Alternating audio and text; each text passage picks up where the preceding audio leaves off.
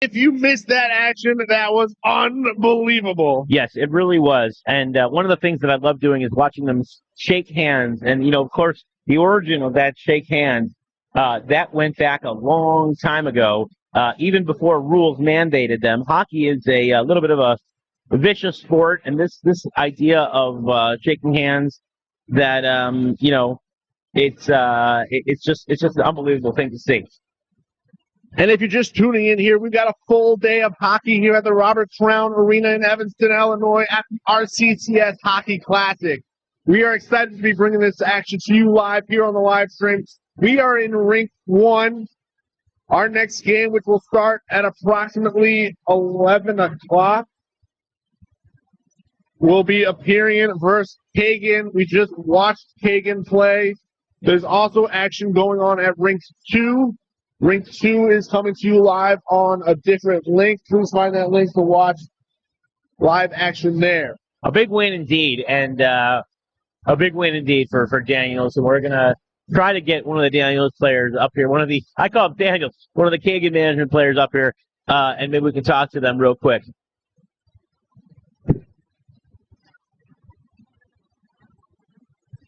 Ladies and gentlemen, we appreciate you joining us here. We're going to be bringing you live player interviews, live player access all day here at the Robert Crown Arena. Championship game coming to you around 4:15 this afternoon. Kagan with an early victory here in game 1, 7-1 against Shy Construction. And ladies and gentlemen, we're going now live to the ice with Moshe Eisenberg standing by with Shlomo Daniels.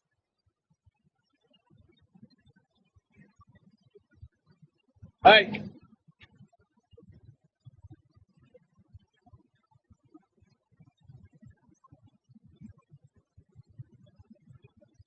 Hello.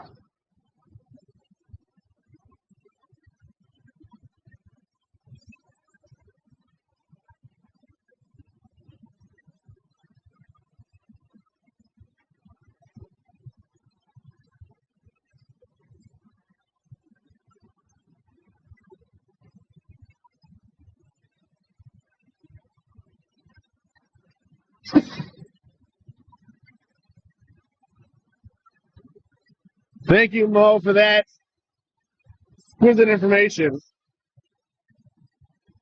We do have any future technical difficulties. We will hopefully have them fixed by next game. We're going to go to a quick commercial break here, and we will see you at the next game. Next game, 11 o'clock, Aperian versus Kagan. Coming to you live from Rink 1.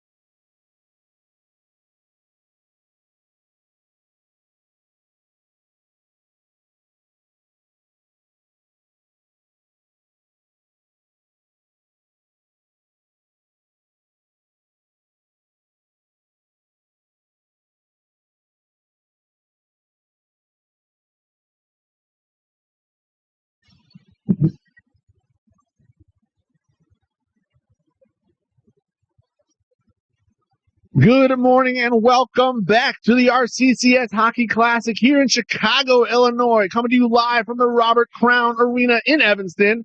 I'm live here with Moshe Eisenberg and Captain Nathan Reber. This is really exciting. I get an opportunity to interview a captain who not only his last name sounds like Bieber, but also he's from New York and he's running a team that I think is a little bit unique. Nathan, how are you? We're going to talk in the mic, David. Right. And tell us, that's awesome. Nathan, tell me, what's so special about your team?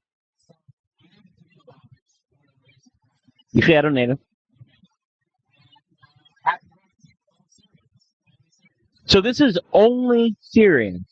Now, what would happen if, say, an Ashkenazi guy slipped into the team? Do Syrians, was that popular ice hockey in Syria? Yeah. Which mic? Hold on. On, and it's not muted.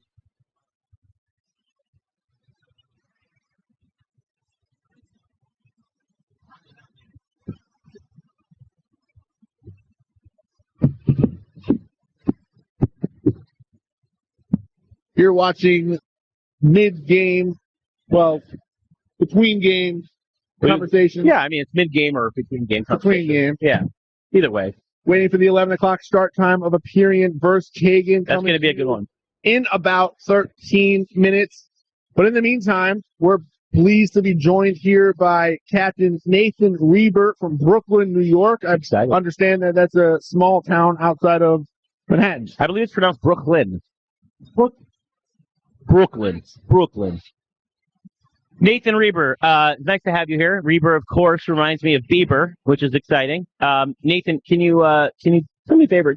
Tell me what's so special about your team at the RCCS Classic. But you're made up of a certain. So yeah. Syrian, right? My understanding is in Syria, ice hockey is very popular. So, are you Syrian? So, how did you manage to recruit a Syrian team?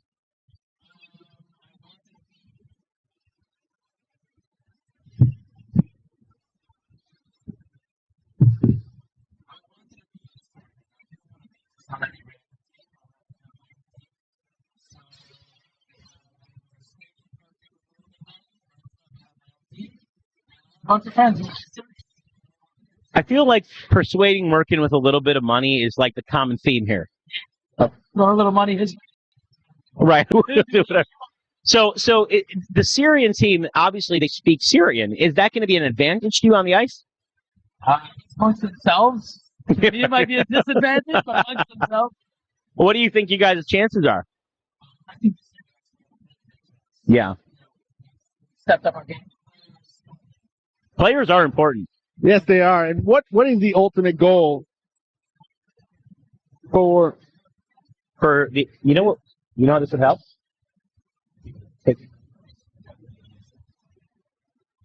That's wonderful.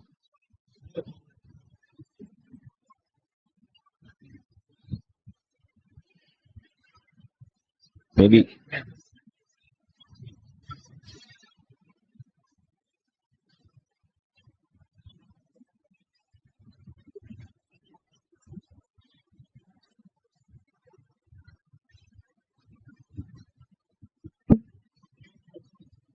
All right, then we'll just share a mic. That's it. We'll share a mic. Where's that wireless? Can we use that wireless mic? If you're watching us live, we appreciate you as we're going through the technical challenges and getting this set up, ideally before game time.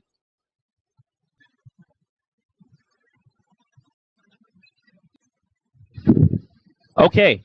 Well, this is great. We're live, and we're talking with Nathan Bieber. I'm sorry, Reber. I keep getting that mixed up. You look so much like Justin Bieber. It's shocking. We were talking before I realized that our microphones weren't working. that you actually have a team made up of a certain demographic of people. Can you tell us about that? So I have a team made up of only Syrians, but I am the only Ashkenaz on the team, and I happen to be the captain. Wow, that's great. So, did you pull the short straw? How did that work? They wouldn't really listen to one another, so they needed somebody, a little bit outside the wire to kind of keep them in place. Yeah, that makes sense. I mean, like I said before, my understanding is that in Syria, in the deserts of Syria, ice hockey was probably a very popular sport, and so I'm sure they're very, very good. Definitely played ice hockey on the sands of Syria.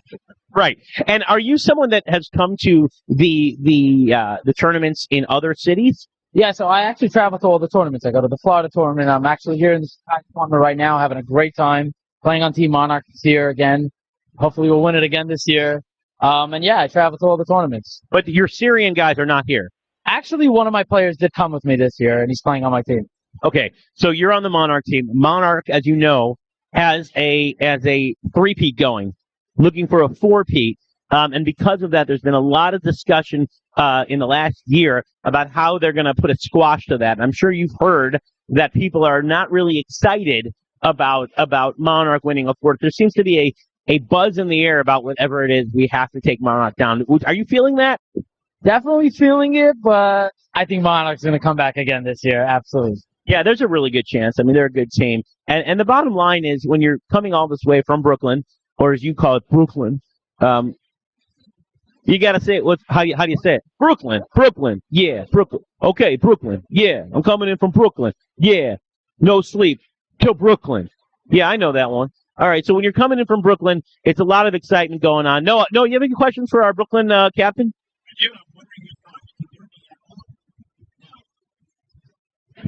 Fantastic.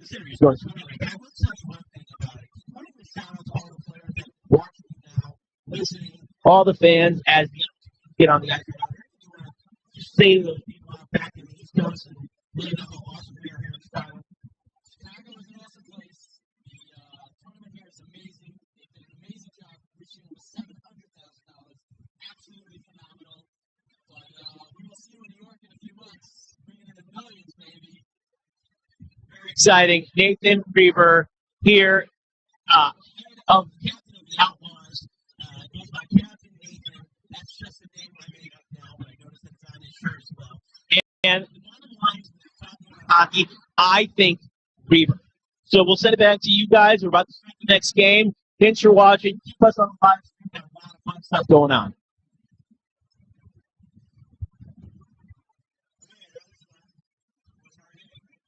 Thank you, Nathan Reber.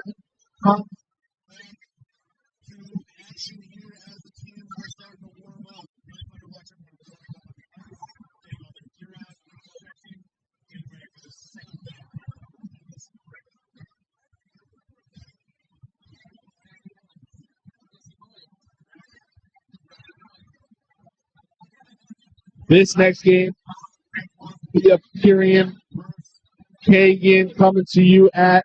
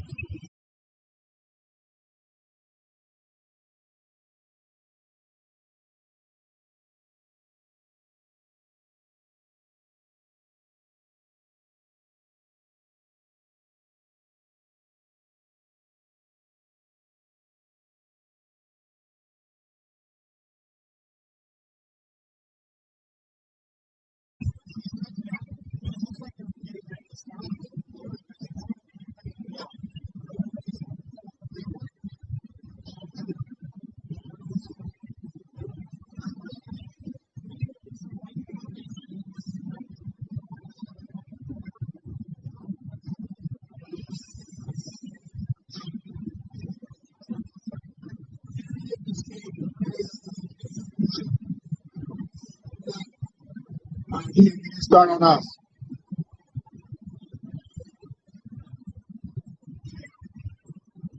Hello.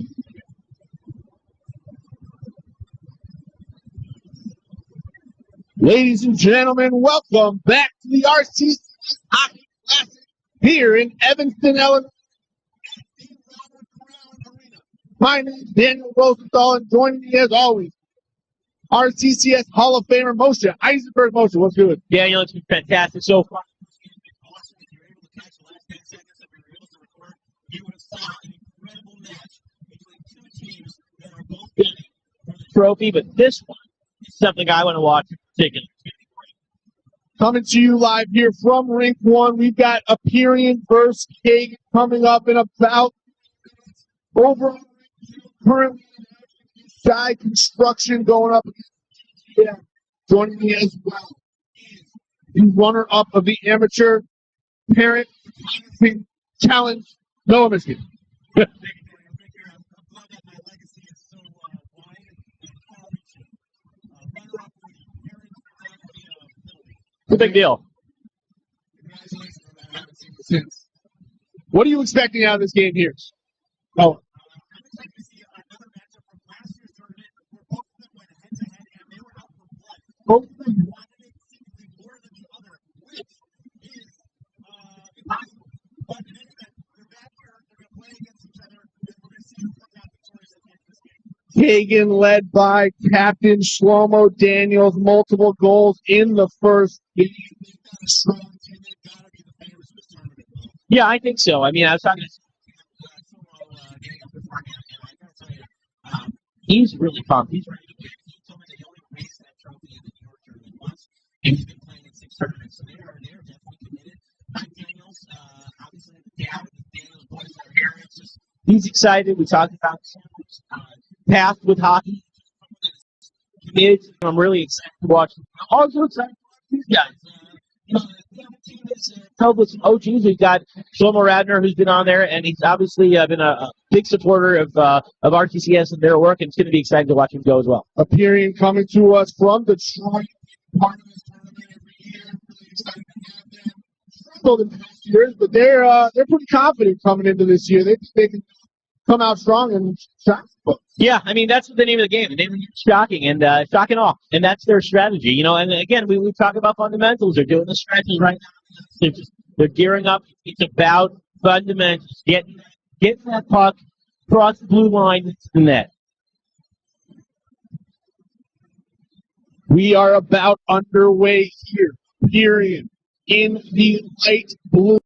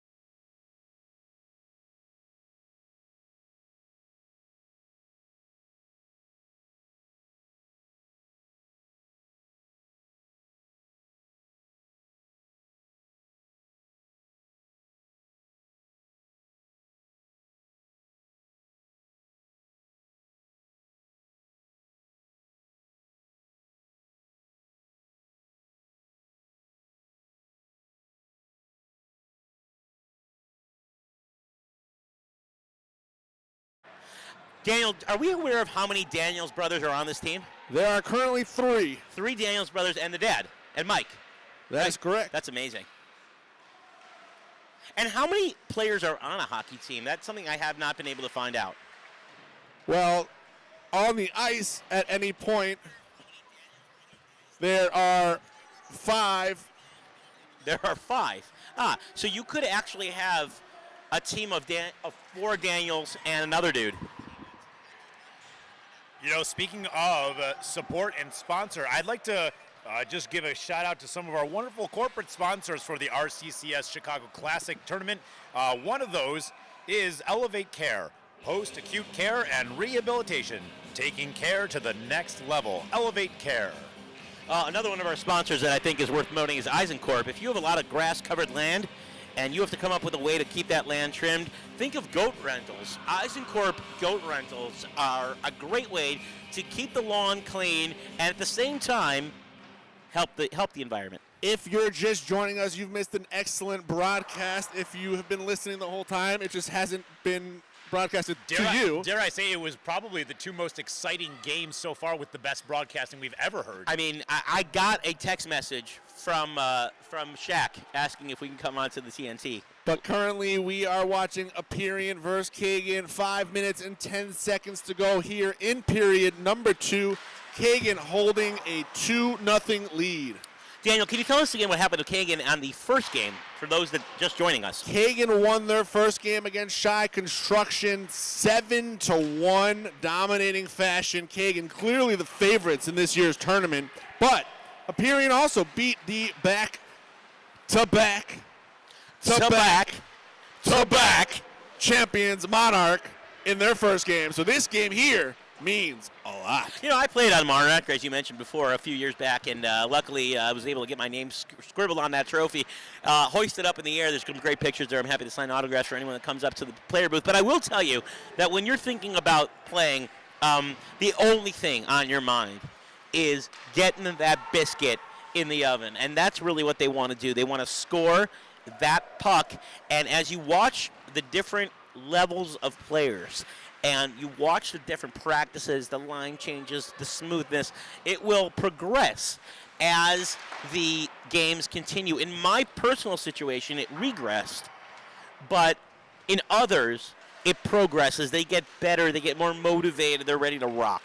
Aperion led by the Radner brothers. Shlomo Radner being the captain there, had a nice shot, and then Moshe Radner as well with an opportunity. Kagan led by Captain Shlomo Daniels. This is the first ever matchup of 2 Shlomo captains. That's interesting. That is definitely worth noting about. What, you know, it's interesting when you think me Shlomo at Shlomo, Locom Shlomo, and here we are, a Shlomo v Shlomo matchup. It's exciting. One of the things I wanted to mention about Aperion is we have this Nathan Lerman, who of course is playing for Aperion, and he's on 81. 81, which represents Marian Hossa, who actually, that's why he picked that number. Marian Hossa was a Blackhawk. He's from originally from South Bend, and he's a financial advisor. And the truth of the matter is, one of the things he likes to do best is avoid chullins. That's some good advice. You know, speaking of this game, Aperion versus Kagan, both are corporate sponsors of the RCCS Classic. And talking just a little bit for a moment about Kagan, one of the corporate sponsors. Kagan, effective property management is about responding to your needs and anticipating them. Kagan Management Group, responsive, proactive, experienced. Isaacson setting up Kagan behind his net, passes it up to Josh Daniels, who gets it over to Rosen, but Rosen decides to let the puck fly to the Aperion team as they now control. Aperion needs a goal here to keep this thing close as we approach 2 minutes to go in the second period. Also worth noting now that the live stream works, that the live stream is sponsored by Eisencorp, and when you're looking for a snake massage to really relieve those tensions and muscles, you should think of Eisencorp snake massages. Eisencorp, the snake massage you need for the time you need it most. Right, you are as finally there it is. Krakow. I've been waiting all day for that. Took 2 games to get that out of here. Seriously, I wasn't going to say anything. Opportunity there for Aperion. it's interesting to know, Daniel, that we've got some Hatsala guys that are here. It's really nice that Hatsala has given of their time. There are about 2 or 3 Hatsala guys here, and the ambulance is outside, I believe. And God forbid we need it, but we have needed it in the past. If anyone remembers the Chips puck to the neck situation. That was the situation. To the throat. Yeah. That was very scary. Of course, he's playing. And there's a goal by Aperian. Loose puck out in the middle of the rink. Salzman able to wrap it up and get that goal. Put some butter on that biscuit. That was unbelievable. You know, you're talking about avoiding Challen is somebody's principle. Hatsala is there should the Challen actually be a problem for you. Super helpful having 5 number 23s on the roster. That goal was actually by Noam Kurz. Number 23 for Aperian. Noam Kurz scores the goal. 40 seconds to go here in period number 2. Kagan up 2-1. These first 2 periods are running clock. Matthew Carl controls for Kagan. Passes it up to Shlomo Daniels. Tries to get it center ice, but stolen by Aperian. Carl controls. So now you sends it up a few lines, which will be icing. Icing's going to bring it all the way back up to the Kagan zone, but with 12 seconds to go here in the period with the running clock, this is going to have to be quick. Daniels controls back to Carl, wraps it around. 3, 2, 1. That's the end of period 2. Love it. Love it. Kagan has the lead 2-1 against Aperian. You know, I'm going to see if I can get down to the bench and talk to some folks now, and we'll hopefully get some thumbs going. It's going to be fun. I like it. Let's make it happen.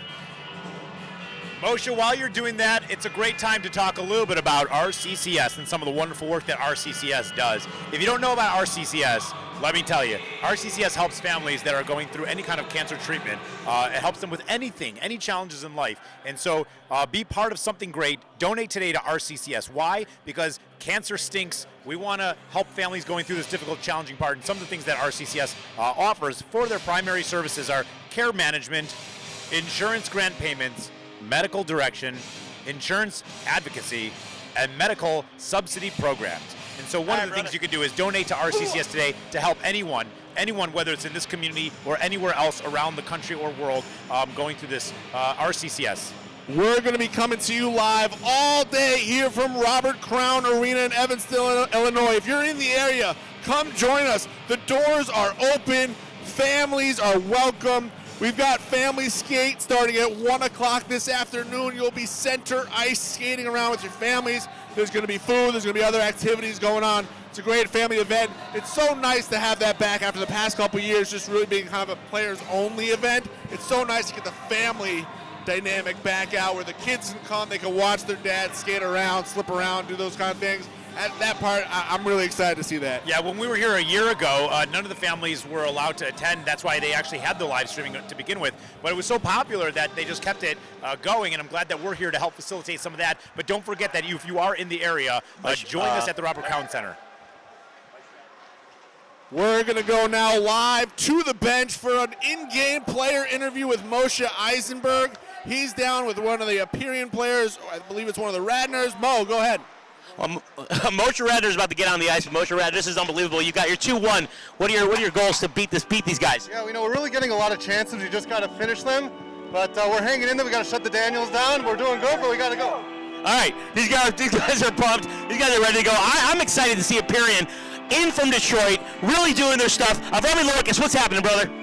We want to crush these guys. What's motivating you to really crush them? I just really like to win. He really likes to win. These are Detroit. These are Detroit guys. They're not playing around. And I gotta tell you, it's unusually cold here when you're down here. I'm gonna try to head over to the Kagan bench real quick. I'm gonna send it right back up to you guys real quick. Kagan in the white jerseys going right to left on your video screens. Aperian in the light blue going left to right. 2-1 here with 11 minutes to go in the third period.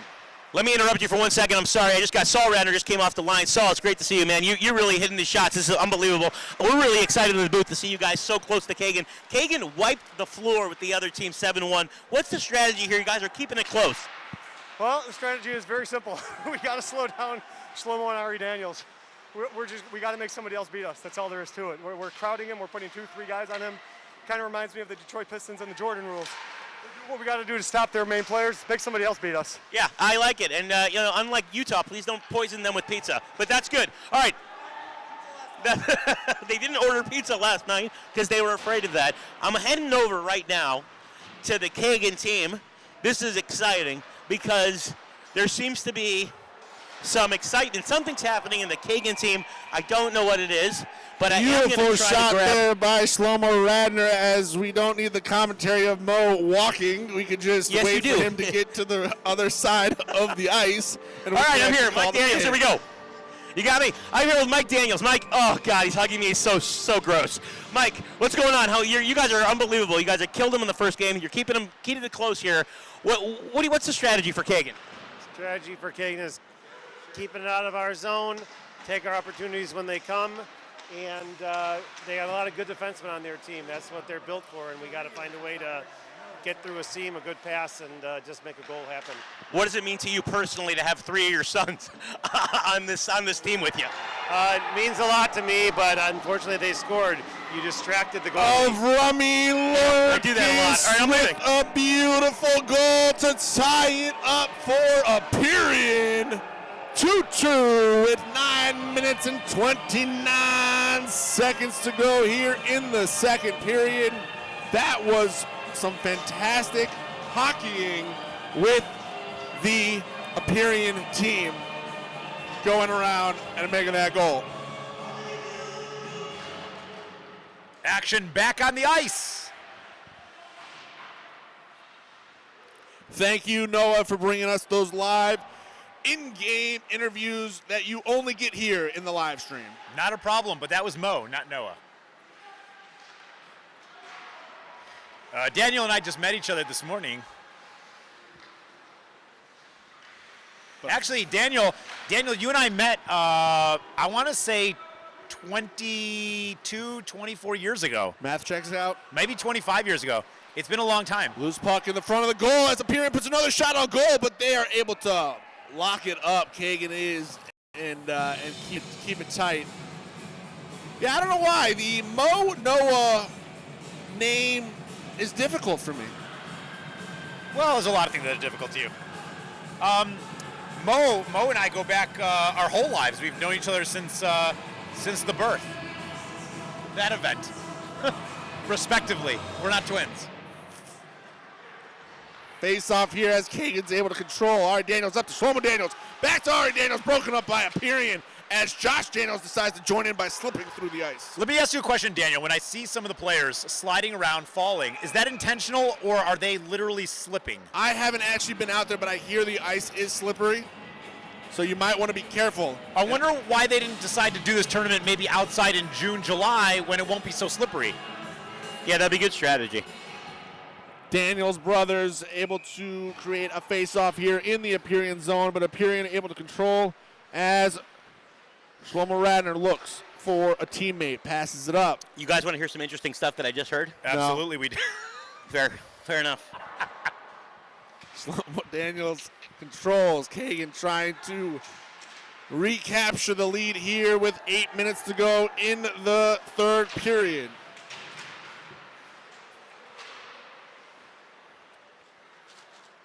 Mo. Yeah. Did you recently hear anything interesting down on the sideline? There seems to be some discrepancy by one fan versus everyone else in this building. One fan claims he has 3 goals on video from Kagan, while everyone else, including the scorers and the referees, think he's wrong. So it's 1 against probably 60. We're going to see what happens. Moshe Radner with an opportunity there, just high. You know, we talked a little bit about some of the sponsorships, and we will in a moment once there's a break in play. But Daniel, tell us what's going on right now. These guys are skating around the ice, holding the stick, chasing after a little black, I believe it's called the puck, and trying to get it into the net. Now, puck, is that a local, regional kind of phrase, or is that universal term for the round ball? Universal. All right, I'm going to take over here because you guys have both gone off the rails. But I will talk about the following thing that you should know if you're talking about sponsorships. And I'm just going to say, if hangovers are no fun, but you can make them a little bit more bearable by utilizing the service of Eisenkorp Hangover Heaven Bus. 6 minutes, 35 seconds to go here in the final period. I feel like Eisenkorp should start with like Acme Eisenkorp Inc. Eisenkorp's involved in many things. One of the other things they're involved in is professional potty training. Don't want to potty train your kids by yourself? You can hire a professional for that. Outsource it. You know, at this time in break in the game, you know, we talked a little bit about both of these teams also being corporate sponsors of the RCCS Classic. We talked about Kagan, and now I'd like to talk a little bit about Aperion Health. Beyond healthcare, there's Aperion Care. At Aperion Care, we provide a deeper level of personal caring because that's who we are. Providing a level of personal caring that goes well beyond providing post-hospital rehabilitation and long-term skilled nursing care. Visit AperionCare.com and search for a location or find the care you need. Major line change here as Isaacson tries to bring it up for Kagan. Centers the puck in the middle, but broken up nicely by the Aperion D. Yes, the Aperion D is also the name of a band that they have. And one of the things about Kagan that I think is so interesting is, again, we talked about Mike Daniels here on the court. Is it a court? Rink. On the rink with 3 of his sons, which is very cool. Very interested in making sure that they go 2-0, and at the same time, Saul Radner likening himself to Detroit versus the Bulls to try to stop MJ. He wants to stop Shlomo Daniels, but as we know, MJ unstoppable. Jonathan Rosenfeld there for Aperion. Had a nice shot on goal. Sailed just wide.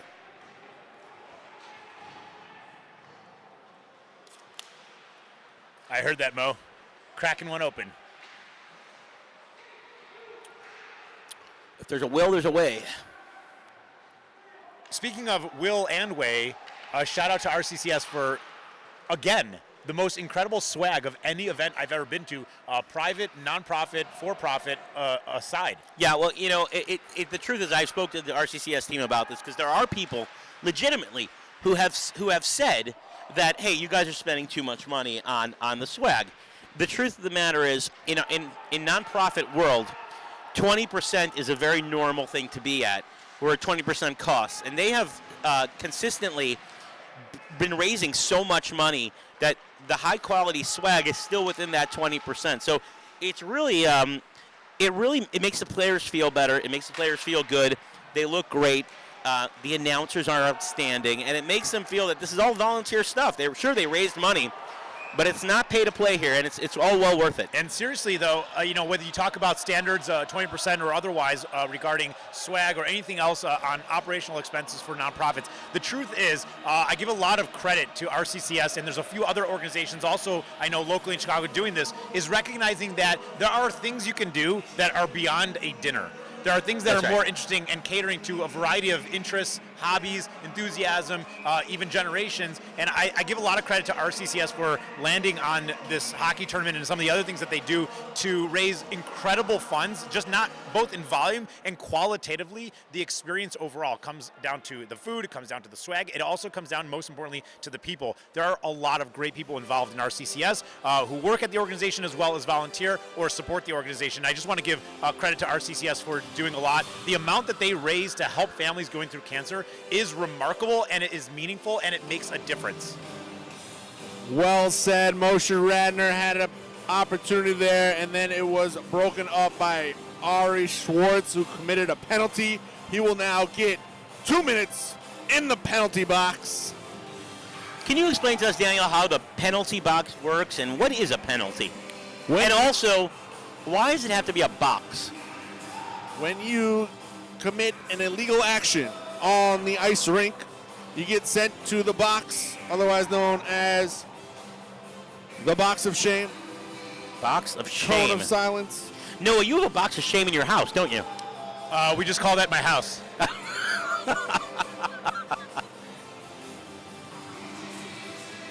Minute 30 on the penalty with 3:50 to go.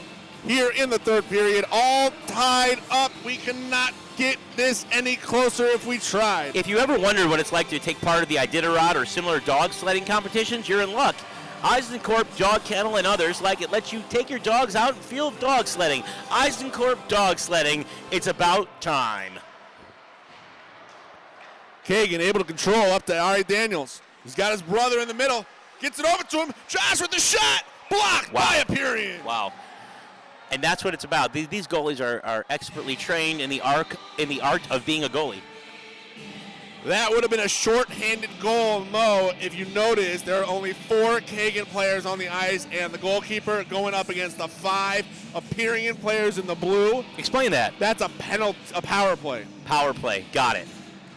And how long is that power play for? Another minute and 4 seconds. Got as it. Aperian controls trying to set up their power play with a huge opportunity here in the final 3 minutes of the match. This would be a big boost of confidence for Aperian, who in their first game needed a big boost of confidence. Right, you are. Is this their first game? Aperian won their first match against Monarch, the back. Wow. To back.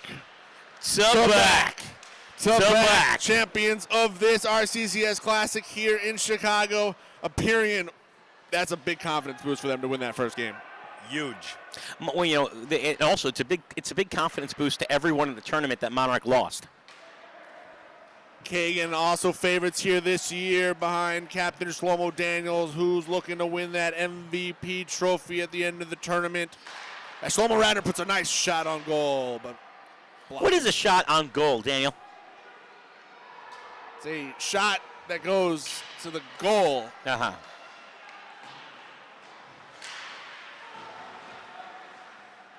Kagan controls. Center ice, backs it out to Matthew Carl. Fun fact about Avichai Zuckerman, player for the Kagan management team, he likes his number because it's Sidney Crosby's number from the Penguins. He actually lived in Pittsburgh until he was 12, then moved to Chicago, and he's in accounting. It's always good to share a lot of good information about these players. They'd spend a lot of time raising money for RCCS, obviously practicing the hockey as well. We'll be bringing those stats to you live throughout the day. We sure will.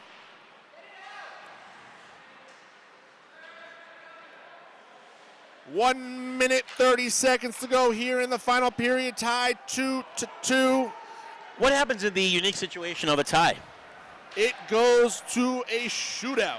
That's going to be fun to watch. That will be fun to watch, actually.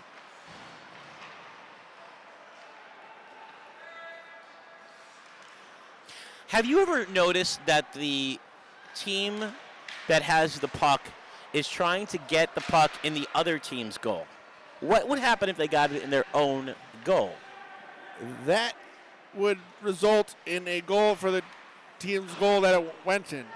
Ah. Can you imagine if they came up with a way for you to detract or take points off the board in some way? Can you do? That's got to be able to be done. We got to figure this out before the day's over. That really changes defense to offense, the ability to take points away. One of the, Icing one called of with 35 seconds to go here, coming back into the Aperian zone.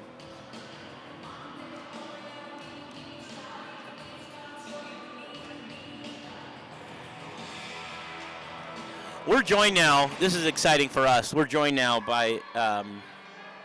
Probably right after the game. 35 seconds to go. We're joined by Moshe Nissenbaum, who is sitting here with us. We're going to get into more conversation with Moshe Nissenbaum right after this game and see what happens. Moshe, it's good to see you, though. Mo, it's great seeing you guys. Appreciate you being here. Nice match going on here. Nice game going on here between Aperian and Kagan. 20 seconds to go. Kagan looking for one last shot here. Up to Shlomo Daniels. Broken up nicely by Radner. Controlled by Kirshner. Up to Carl. Shot on goal. Blocked. 7 seconds to go. Moshe Nissenbaum, head of the tournament, just asked me what happens if there's a tie. So apparently he hasn't read the rules that he actually sent out to everybody. And we have a tie. After 3 periods, we will be going to a penalty shootout. Moshe Nissenbaum, it is great to see you. Fantastic stuff. tell me if you can. Tell me if you can about the RCCS tournament and what this means to be able to do it in Chicago at this point in time. This year, actually, this is our 5th annual tournament this year. Right. And it's pretty incredible to see the feedback from the Chicago community and the Midwest in general. We have raised over $680,000. Wow. These funds are directly impacting local Chicago cancer patients. How many, obviously it's a very personal thing to talk about, but how many families, patients, how much money are we talking in the Midwest? There are currently over 4,600 cancer patients being helped by RCCS. Yeah. Our annual budget is over $19.5 million. Right. Locally, though, And here. Locally, there's about a little under 100 patients Wow. that RCCS is currently helping, about $500,000 just in Chicago this past year. So it really means a lot that we've, so to speak, covered that amount of money. I mean, we always say in Chicago we try to our best. Chicago supports their own. Yeah, That's definitely take care of true. our We own. see that very clearly. And Moshe, I know you were able to spend some time this Shabbos in Chicago and Skokie. What was that experience like for you? Great experience. I got to see Kansas and many other of the hockey players at the Skokie Colo. Got to spend some time with several of the players. It was very nice to see them. First penalty shot by Aperian, no good. Kagan will be up next. Moshe, what are your dreams and hopes for the for this RCCS tournament in next year? Well said. Okay, Moshe, thanks a lot for joining us. Always eloquent in every way. Shlomo Daniels with an opportunity, sails it just right. Is it the first goal that wins at this point? No, typically it's out of 5. Out of 5. So up next is Radner from Aperian. Nice move, but saved by the goalkeeper. Is it just me, or does it feel like they're like tapping them in? It feels very slow. This is all about the trickery. The trickery. You know, this is might be a hot take, but when we were talking earlier to some of the players, we had interviewed Jake Glass on Kagan, and one of the things that he says he loves, get this, pizza. Yeah. Ari Daniels tries to get it past him. Ooh, he's landed on his tailbone. Sails high and goes down hard on the ice. Ari Daniels is down. Ari Moving Daniels around. is down, but hoping that the padding was able to prevent any serious injury. It looked like it stung. Hope he's all right. So far, no goals for either team in this penalty shootout. 2 apiece have gone by as We do have a Hatsala member on the ice just to make sure he's okay. Let me tell you, these Hatsala guys will stop at nothing. They are running, really racing. And they're leave fast. They're their super homes fast. and come hang out at a hockey tournament. And by the time they got there, he's fine. That was Ari all done. Daniels up and skating around. That is great to see. Great to The threat of Hatsala. Let's give a shout out to Hatsala Yay, for Kenny! saving another person. Kenny Landsman. Doing it every day. Up next for Aperian, Svi Unger trying to get this puck into that net. The nice thing about Svi Unger, he's from Oak Park, learned in Near Israel. He's in dentistry. He's actually a dentist. Did you know that he was in 5 football fantasy leagues this past year? I did not, but for a dentist, I would think you got to get some more patience, buddy. Oh, he tries That's a to sneak nice it through, block. but A it was nice blocked block. by the Kagan goaltender. The Kagan goaltender, whose name, of course, is Svi. You know, Svi Unger also, we had asked some of the players about some of their strategies towards airing out or deodorizing some of their gear, as you know. Ooh. Josh Daniels shot on goal, no good. Still no goals in the penalty shootout. And Svi says that what he does is takes his gloves out and air dries them right away because I think he feels that is the sweatiest, grossest part of all of his gear. I think he's wrong. he Oh, Katz! Aaron Katz finally gets one to go in the penalty shootout. Aperian up 1-0. Aaron Katz said his favorite thing about hockey is the penalty shootout. 4 shots down by my count. Next up for Kagan is Matthew Carl. This one's got to go. You know, and Aaron Katz also, one of the fun facts about him, he said he lime to score goals. Blocked by the Aperian goaltender. I have to assume he meant he lives to score goals, but either way, he lime. I mean, yeah, you got to lime and lime hard. Captain Shlomo Radner up next. Radner. If this goes in, Aperian will win. Radner with the. What a move by Shlomo! And Aperian takes down Kagan for their second victory of the tournament. Kagan falls to 1-1. Aperian all of a sudden is the favorite. Wow, an incredible end to that matchup. Neck and neck the entire game. Moshe is going to be going down to do some post-game interviews on the ice with some of those players, many of the winners, maybe even some of the losers. What a game we just witnessed here at the RCCS Classic in Evanston, Illinois, at the Robert Crown Arena versus Kagan. Kagan versus Aperian. That was a great game. Came down to penalties, and Aperian was able to finish it off. And while Moshe makes his way down to the ice, let's talk a little bit about RCCS. A recognized 501c3 organization provides an array of services to cancer patients and their families, enabling them to secure the best possible medical care. Notably, among the myriad services offered by RCCS is medical referrals and support, as well as health insurance premiums and so on. We're going to send it down to Moshe, who's making his way down to the Aperian, what is that called, a box? A bench? The bench. Bench box. It's a bench inside of a box. This is a big win for the OG, man, and it's great to see that Saul Renner's here. He's a man on a mission. I mean, he came to win. He's been trolling me since last tournament. And Radner Law Firm, a big sponsor. Saul, what does this mean to you? I mean, you're 2-0 now. GGM 2-0. You guys really. Aperian, I'm sorry. You guys Aperian. Last year you were GGM, and wasn't a great record.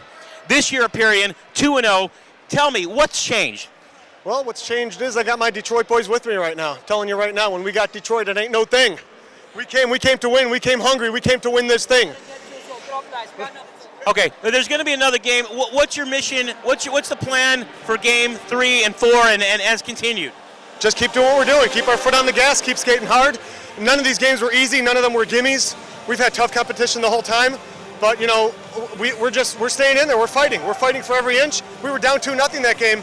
Instead of throwing our hands up and giving up, we put our foot on the pedal and didn't take it off. We kept going the whole game until we won. Best of luck, Saul. Appreciate you seeing it. It's fantastic right here. Back to you guys.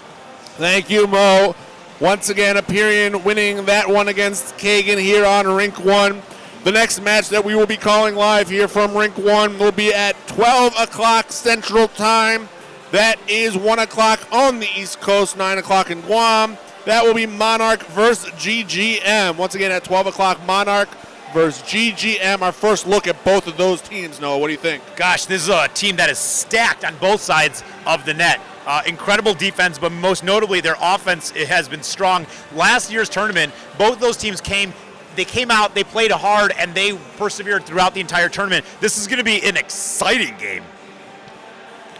There's also a live stream, different link. Find that link for Rink 2. Rink 2, that game is just underway or about to be underway, as that is going to be Aperian versus Shy Construction. Aperian going back to back here right now, so they're going to head over to Rink 2. Going up against Shy Construction. We'll try to bring you updates to those games as they come. We'll be back in just a moment as we will be bringing you Monarch versus GGM here at 12 o'clock. I'm hoping that R.A. Shulitz will come up here and interview him now, but he's like legitimately afraid. Are you going to join in? Who's this? Who's this guy? Hey, Sam, how are you? This is Gornstein, Sam Gornstein. He's Joel's a man. son. What? Joel's son. Oh, awesome.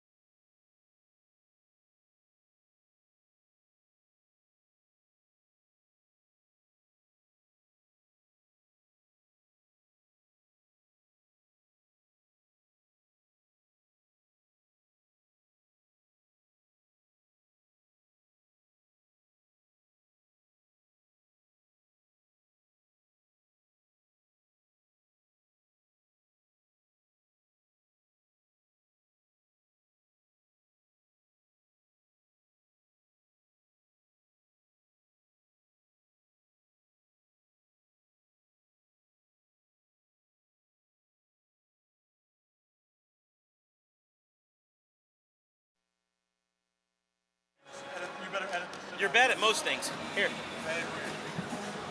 Aaron Maurer. Welcome back, ladies and gentlemen. Coming to you live from the RCCS Hockey Classic here at Rink 1 of the Robert Crown Arena. It's a pleasure to be joined now here by one of the sponsors of the tournament as we will be getting them situated and set up. Well, go ahead. Yeah, we have Aaron Maurer from GGM Accounting, GGM Associates. It's exciting to see you again, Aaron. How the heck are you? You've been a sponsor for a long time already. This is our second year sponsoring. I'm very excited this year. We actually got to really get involved with picking the team this year. Hopefully we'll, our main goal is to beat Monarch, which is the next game that we're playing. Oh, that's it. That's the game. I can leave right after this. Right. Anyone can leave right after this. But let me ask you this question. Tell me a little about GGM. What do you guys do? So I'm guessing accounting. Who would have guessed? Right. So GGM is an accounting firm that mainly focuses on healthcare. We've been doing it for, this is our third year since we started. And thank God, it's been growing steadily since the beginning. I assume that it's tax season now, so you're probably very busy. Yes, the fact that I'm here is actually a miracle. It's a miracle. I was in my office and somebody's like, are you coming to this thing? Right. So, well, who are some of the stars on your team that really know how to skate? I mean, I know that in your heyday you were quite the hockey player. please. If I would get on skates, Hot Solo would have something to do here today. We have some good teams. We have Beitner on the team. Right. We have Gubin really helped put together the team. Oh, that's good. So yeah, he was really instrumental in kind of picking all the players. So Sachs is very good on the team. Yeah. And we've been really kind of excited for the way it's been going. First game was a little rocky on defense, but we're hoping our offense was doing really well. You know, I know you've been involved with this tournament for many years now, and just in general, what does this tournament mean to the city, the community, to everyone involved with it? You know, this organization is a phenomenal organization that truly helps families through really difficult, dark times, and it means a lot to me, especially somebody that had dealt with some of the things that these families have to go through on a personal level, and just to be able to be a part of this is just incredible and amazing. Well, Aaron, we wish GGM best of luck, and listen, you're already doing better than you did last year, so that's good. We made it to the championship last year, so I don't know about that. We got destroyed in the championship. I'm pretty sure. Well, we wish you a lot of luck in beating Monarch, which is your only goal, and that's important. So go get them, Tiger, and thanks very much for being involved. All right, thank you very much for having me. I appreciate you. Thank you very much. I'd now like to bring it over to our guys here and talk about this upcoming game. No, what do we? Right. I don't know who's playing. GGM and Monarch. Monarch. This is it. This is the big game. This is the big game. This is the big game, regardless of where the tournament takes us. This is a repeat of last year's championship. Yeah, it was super intense last year, and I think it took all the entirety of the tournament to the championship game for us to get our own act together. Yeah, but we're here now. We've got families coming in.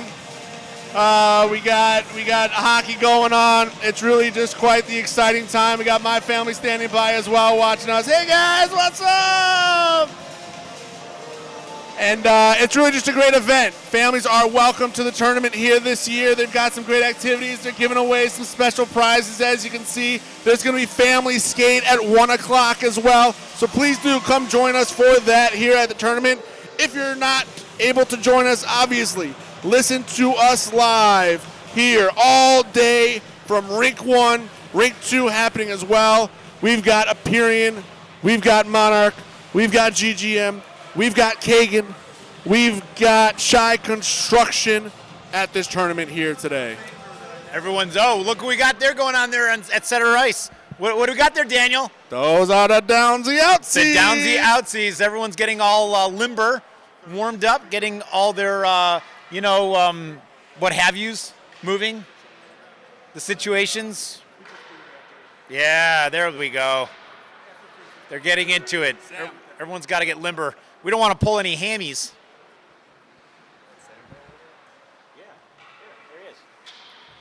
Zamboni has come out and swept the ice.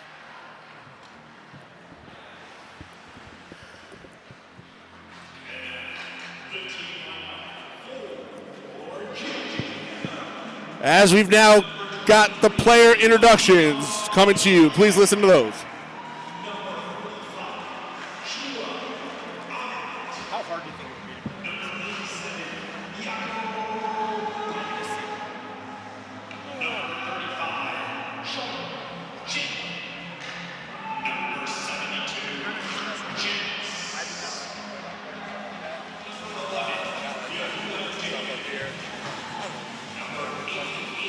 If you want, there's a little mic over there. You can just go call the other one as well. I don't want to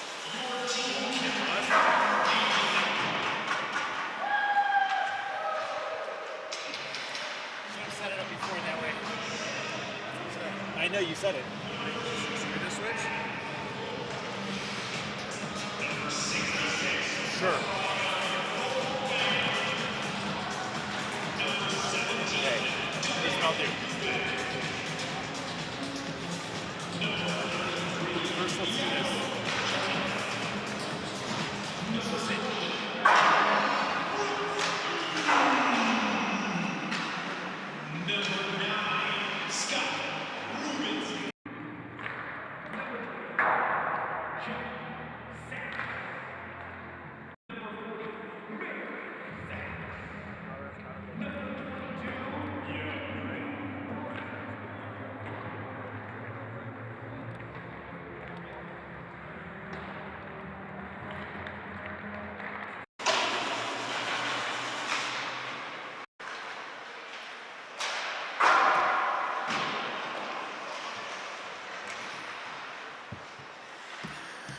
Welcome back, ladies and gentlemen.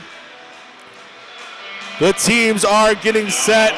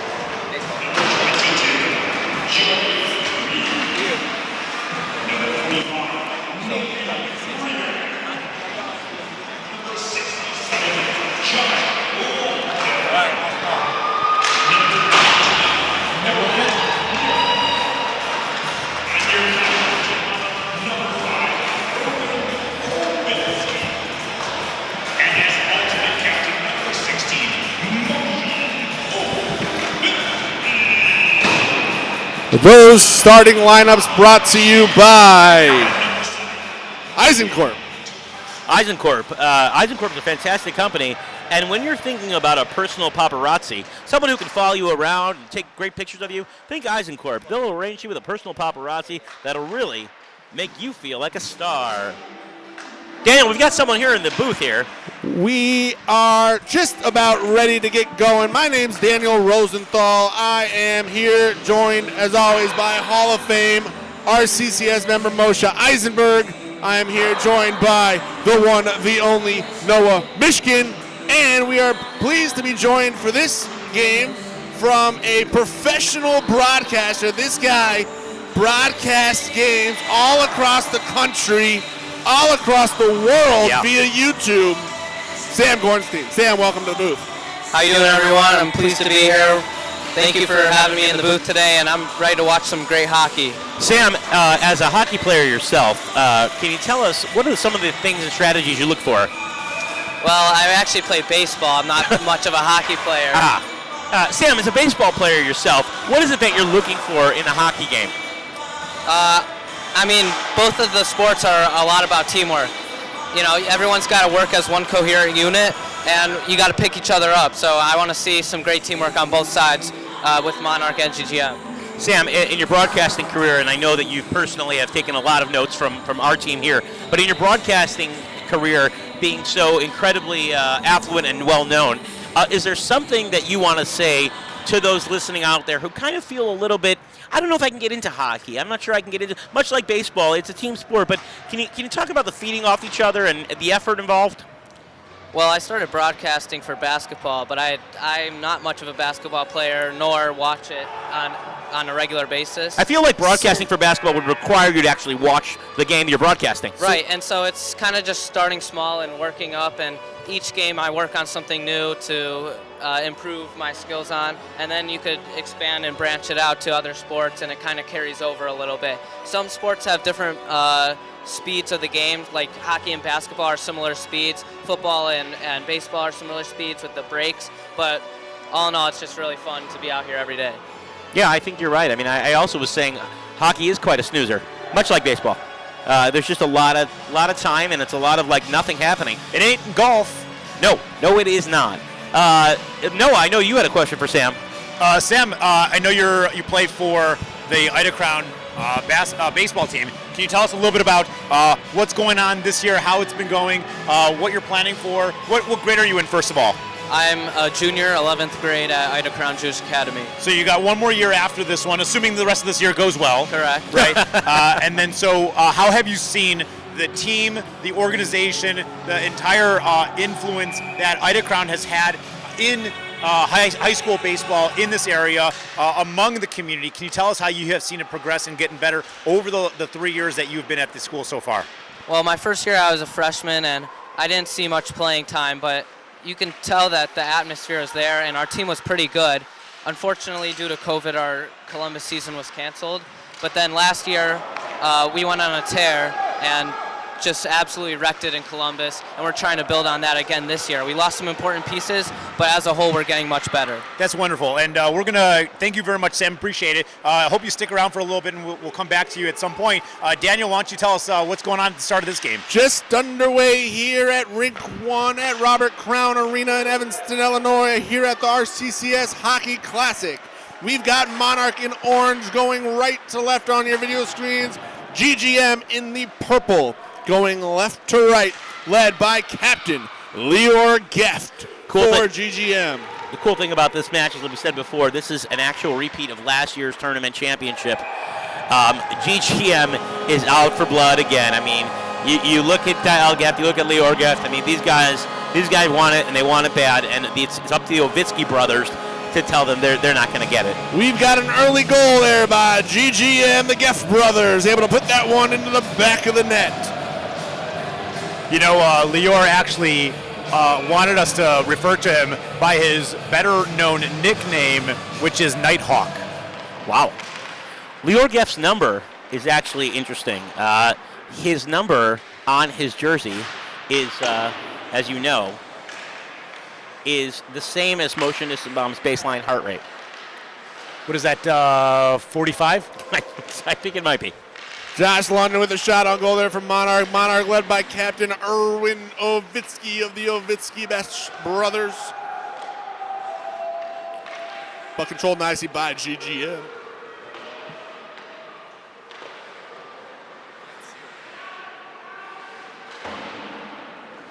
Anyone listening to this live stream, I know lunch is being served. The announcers are kind of hungry.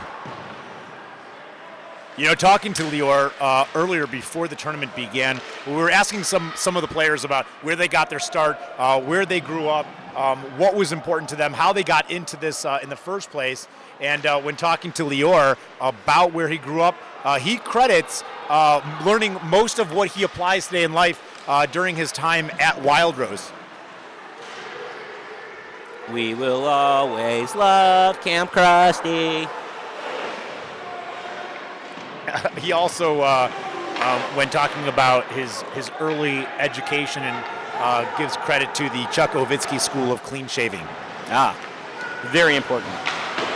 Just under 9 minutes to go here in the first period. GGM with an early 1-0 lead, controlled now by Monarch.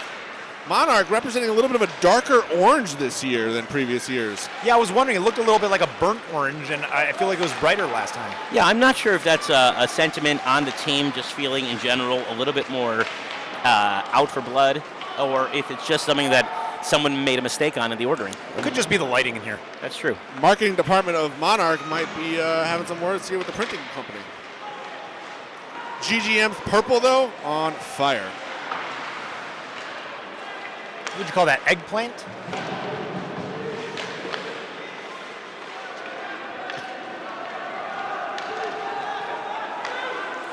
Monarch trying to get something going here. GGM defense knocks it away as we will have an icing penalty. Sam, why don't you explain to us icing?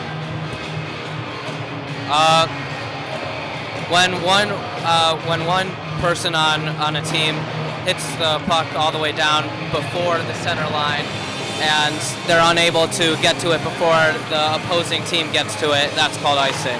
That was incredible. I had no idea actually myself. Sam, talk a little bit about what you're seeing on this. I know hockey is not your primary sport, but if there's anything that you can see just at the beginning of watching this game. But before you do that, we've got another goal by GGM. Yehuda Berman able to get that one into the back of the net. GGM, as Armauer said before the game, their goal is to beat Monarch. They're coming out strong. Now, there's something about all sports. There's a lot of relatability, whether you're good. I mean, if you look at any professional athlete, they often are also good at other sports too. Maybe not good enough to be pro, but they do have a natural athleticism.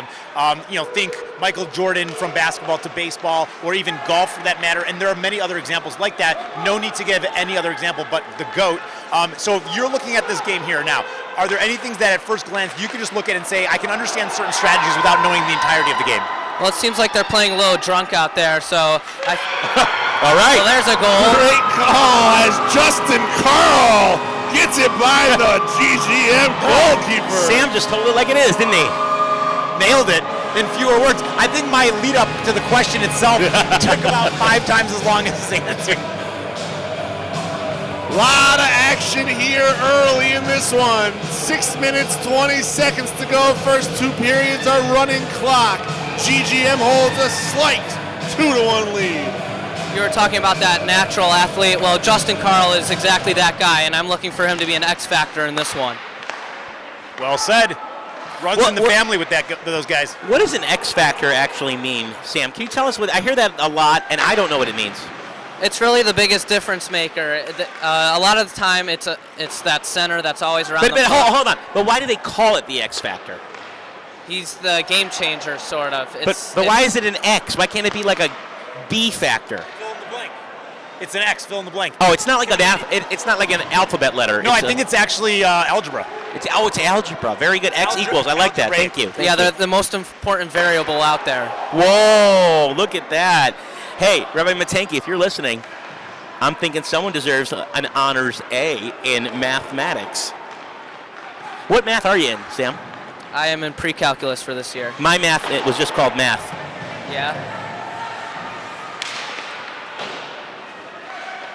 Monarch coming back out. Covered up by the goalkeeper. In the UK, they refer to it as maths with an S at the end. Is that right? Yeah. Well, I'm really hoping that Sam's dad brought us all lunch. He certainly is carrying a lot. That better be for all of us. That's actually for all. That's actually for Joel. For Joel. That's his lunch. Just Joel's lunch. Drinks up here in the booth. Thank you, Brought Joel. to us by Shmulik. If Shmulik's listening, we'd love some Diet Coke. It's not a sponsor. That's just the guy that brings us the drinks. Oh, thank you. Condiments. Nice. When you think Diet Coke, think Sookie. You know, you could tell Sookie's not from Chicago because he brought a lot of he brought a lot of ketchup along with the mustard. I don't know what I would do with ketchup except throw it at players. Are these Romanian hot dogs? Certainly not.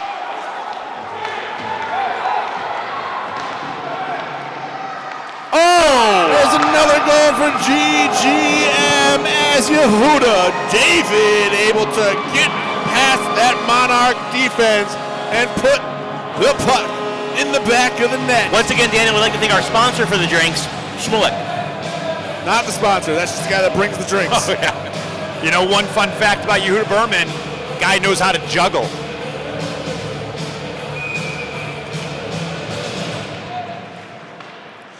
If anyone wants some extra hot dog buns, come up here. I'm only going to be eating the hot dogs. If you're listening to us, and we thank you for that, and you are in the neighborhood, stop by the Robert Crown Arena in Evanston. Come up to the Rink 1 upstage and be interviewed. Mayor Fine with an opportunity there, broken up. A shot sails wide. Monarch usually known for their defense, letting 3 early goals go in the first period here. Josh Legham can't be proud of that. Wow. Josh is probably not listening. Another breakaway. Is that his first save of the game?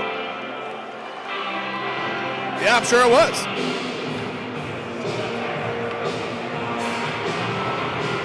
It's nice to have someone up here that actually knows the lingo, and that's Sam. Face off here in the Monarch zone, controlled by GGM, kind of. These guys have been practicing together for hours and days, getting ready for this tournament. This is what it's all about. GGM still in control. And now that the family event is opening up and lunch is being served, you can do that. There's more of a crowd coming up. And we appreciate everybody who is here with us, and then all of you listening live on the live stream. Sorry about that. Mo took a bite right before he started talking. If you're interested in hot dogs, wraps, popcorn, cotton candy, caricatures, or just schmoozing with the Brooklyn RCCS team, I guarantee entertainment all the way around. Sam, what's the proper eating for you before a game? What would you chow down on? I'm actually a pregame faster in a sense. I like to drink something just so I'm slightly full, but I don't like to overeat because then I'll feel weighed down before the game. After the game, though, anything goes. Right. Some nifty stick movement there by Nathan Trukowski. Nifty stick movement, actually the name of a band that I went to go see last night. You know, if you want to send, if you're on GGM and you want to send Mark Halpert a letter of support based on how this game goes, he said that he chose number 31 for his jersey because it's the address for his house. So now you know how to find him. Yes, 31, Chicago, Illinois. Moshe Ovitsky and Avi Shear now into the game for Monarch.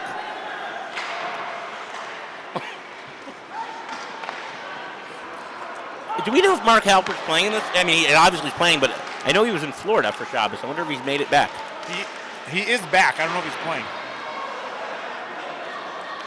Carl bringing it up the left side. Monarch in the orange jerseys. GGM in the purple. You know, Halpert is a year older today than he was at last year's tournament. He might be sitting on the bench. Just under 23 seconds to go here in the first period. 3-1 GGM. First 2 periods are running clocks. You know what GGM stands for? Go get them.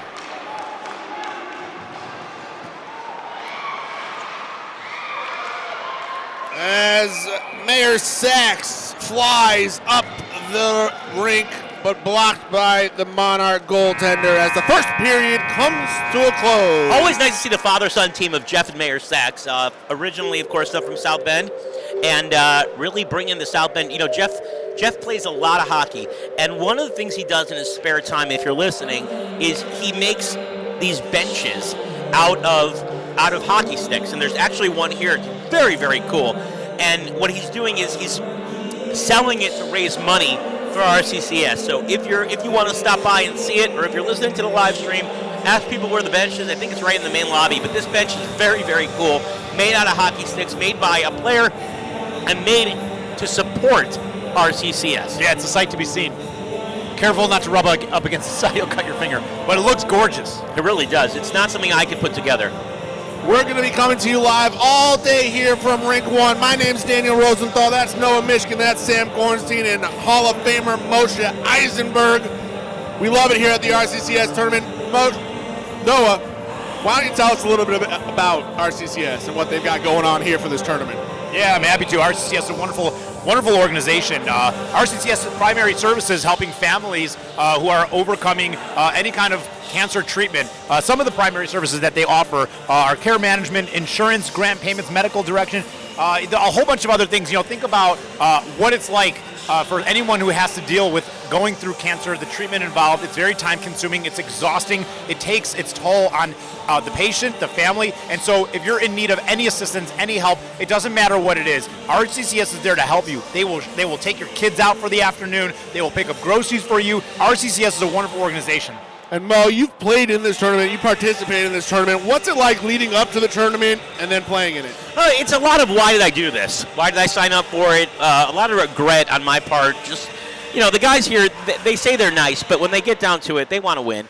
And if you're not, on par with them, I mean, it's true. I'll just tell a dirty secret is that, they just put you on the bench, and that's fine as long as I end up with a trophy. And so, for a guy who's been training for this tournament as much as I've been training, I pretty much get what I pay for. Goldberg bringing it up. Nice pass up to his teammate, but sails just wide of the net. When you say wide of the net, it makes me remember famous saying, if you want to get a goal, you got to get it in the net, not wide of the net. Right you are, as Carl tries to control it from Monarch. 4-on-1 from the defense perspective, but whips it around the back of the net. No good. GGM able to clear. Sam, what do you think? I think that GGM's had a really clean first period, and I think they need to build on that.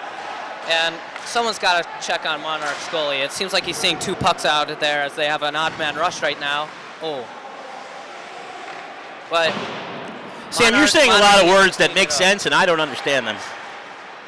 I think there's a little bit of an intelligence gap right here. Are you talking about the broadcast booth, or are you talking about the hockey game? Both. Thank you. Sam Gorenstein coming to you live from the RCCS Hockey Classic. Sam Gorenstein's bringing the heat, and he doesn't care who hears it. Speaking of bringing some heat, any hot sauce packets downstairs would be helpful for some of these wraps. There you go. What do you want? A hot dog? Hot sauce. Oh, a hot sauce packet. Okay. Looking at this game, Monarch versus GGM. Let's talk about some of the sponsorships for today's tournament. GGM Wealth Advisors, one of the players and the teams today playing right now, but also one of the big sponsors for today. GGM, there's a better way to grow your wealth with simplicity, understanding, and security, helping families and businesses manage and grow wealth. GGM. Visit ggmwealthadvisors.com. That is not the GGM that's sponsored. So, way to go, Noah. I just read off the prompter. GGM in the purple jerseys, currently going right to left on your screens. Monarch in the burnt orange, going left to right. 3-1 GGM with 9 minutes 24 seconds to go here in the second period. Has your broadcaster made a mistake? Call Eisencorp Broadcasting Correction Agency. We'll make sure that your broadcaster is out there making the right moves at the right time. Hey, Eisencorp, don't let your broadcaster do what Noah just did. GGM Associates. Saved by the goalkeeper. You were talking earlier about how the orange jerseys are now darker. We were? I think they got tired of all the traffic cone jokes that people were making about them, so they had to make them a little darker. Well said. Sam, when's the next baseball game? Tryouts were today, so... How'd you do? I personally did fine. No, you did fine. What position do you play? I don't think we discussed this. I've had an interesting story. I've kind of changed every year based on what the team needs. And Okay. I just do what I'm told, in a sense. What position are you hoping for this year? I think I'm going to split time between catching and playing outfield. I was catcher at the Yeshiva Baseball League, and I found that catcher really manages the entire team. You know, forget about the signals, but you really have to see, you have to know the batters, you have to know, who's coming at you. It's similar to a goalie, would you say, in that way? Yeah, you have to be ready for everything. You never know if your pitcher's going to make a mistake and bounce it in the dirt, or if he's going to throw it up high. It's the same thing with the goalie. You don't know where he's going to shoot and what location. So a lot of it is the same in protecting behind the plate. Yep. Sachs over to his brother Sachs. That's his father, dude. That's what I said. Okay. Maybe. Puts a shot on goal. Just missed. Monarch trying to clear. And does so successfully. As Novitsky brings it up the rink. This live stream is going to be in trouble when Eisenberg's the one who's taking the most accurate information. I'm telling you right now. We'll take this break in the play to talk about the actual GGM Associates Inc., the trusted partners in unmatched, dedicated, exceptional customer service. They were established with a strong foundation and understanding of healthcare industry's accountability and accounting and business operations. GGM Associates.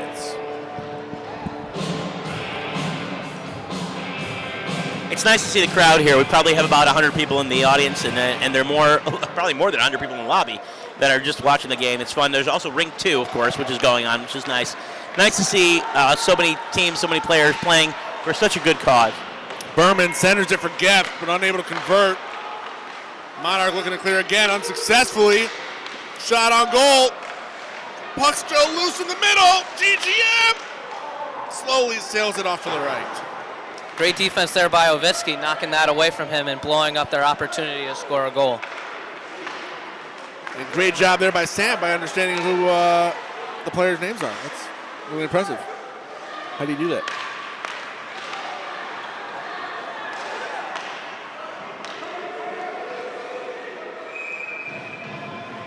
Covered up there by the GGM goaltender. Wow. Yeah. Good song when you're talking about ice and snow. That's right.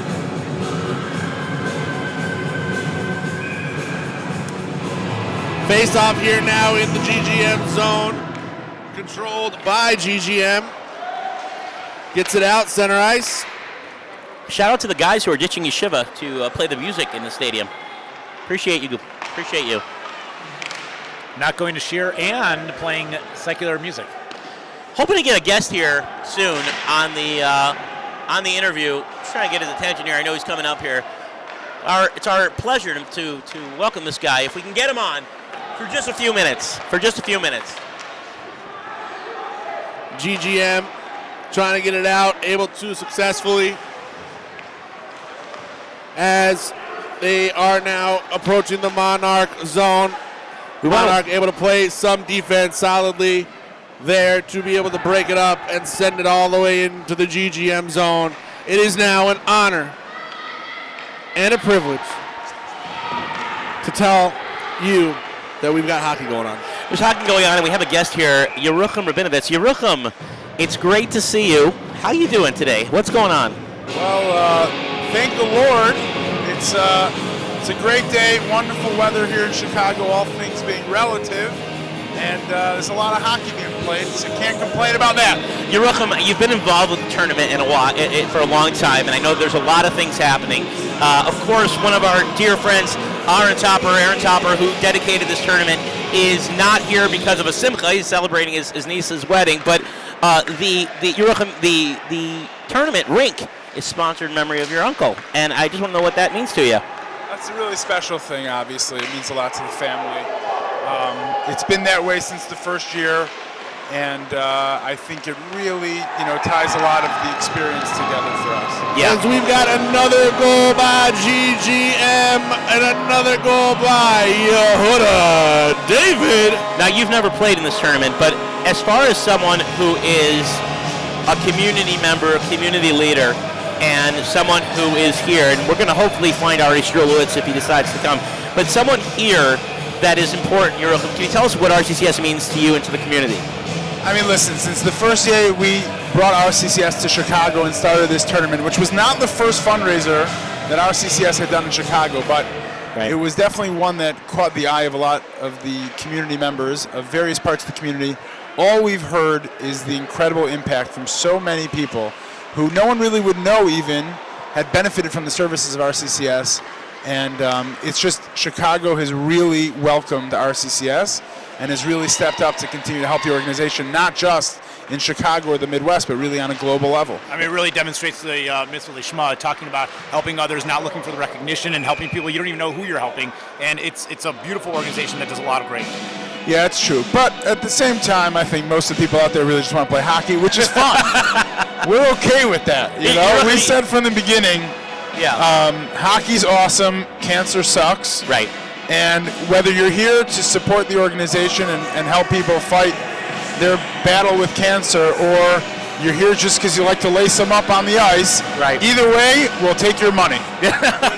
And you yourself are a hockey player, and I guess my question... I dabbled. I guess my question to you is, who would have thought, I mean, I wouldn't have thought, who would have thought that so many Jewish folks, Orthodox folks, non-Orthodox, but Jewish folks in general are into hockey? Is that historically a Jewish sport? You know, it's definitely not, but as you know, Klal Yisrael really likes to push the envelope. So currently, this is a nice stat that I was just discussing with someone over Shabbos. There is a Lakewood hockey WhatsApp chat of residents of the fine township of Lakewood, New Jersey, and they just passed, I think they now have over 250 people in the chat that are playing hockey regularly there. There are 3 different Jewish teams in different leagues, and Matzah Shabbos has several Jewish games. In Chicago, we only have one, and honestly, oh man. Yeah, you got to work off that shoulder. Oh man, it's hard to watch this, I'll be honest. Why do you say that? Because you played on Monarch. So, you know, as you might recall, I've suited up in the orange sweater once or twice, and it's really hard to watch Monarch lose so bad. I mean, the truth is, it's not so hard because they're kind of due for a loss. You know, Mike Daniels is due for a win, right? And Monarch is due for a loss. But I'd rather no one know that I said that. Yeah, so, I mean, Yocheved? Yerucham. I was going to ask you about that and make sure that, you know, get your understanding of what you're seeing out here compared to previous years. I mean, listen, it's how the mighty have fallen. You know, Monarch has literally dominated the tournament in Chicago year after year, ad nauseum. The one year they didn't win was the COVID year, which was arguably of all. By the way, and they all cried. Talk about a stat that I have to share with you guys in a minute. I just feel bad for the Gorenstein kid. He looks like he's good. He was on for a while. He's good. Anyway, so the COVID year was when we did the outdoor tournament, and we knew there wasn't really going to be a winner. It was a 3-on-3. We weren't really going to keep score or anything. It was just a lot of outdoor hockey, but. We made every jersey an orange jersey, which I feel does not mean that Monarch won the tournament, but obviously Mark Halpert would beg to differ. So there is some discrepancy. Monarch has not lost, and this might be a breath of fresh air, as they say. 5 seconds to go here in the second period. GGM holding on to a 5-1 lead. This is incredible. As the second period I'm proud of comes GGM. to a close. Sorry, Al.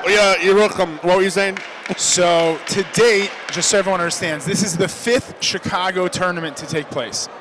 The New York or New Jersey tournament, which was moved to Philly, has also had, this year will also be its 5th because they missed during COVID. So that's 4 in New Jersey. We can still call it the New Jersey tournament. 5 in Chicago, and then you've got 2 in Florida.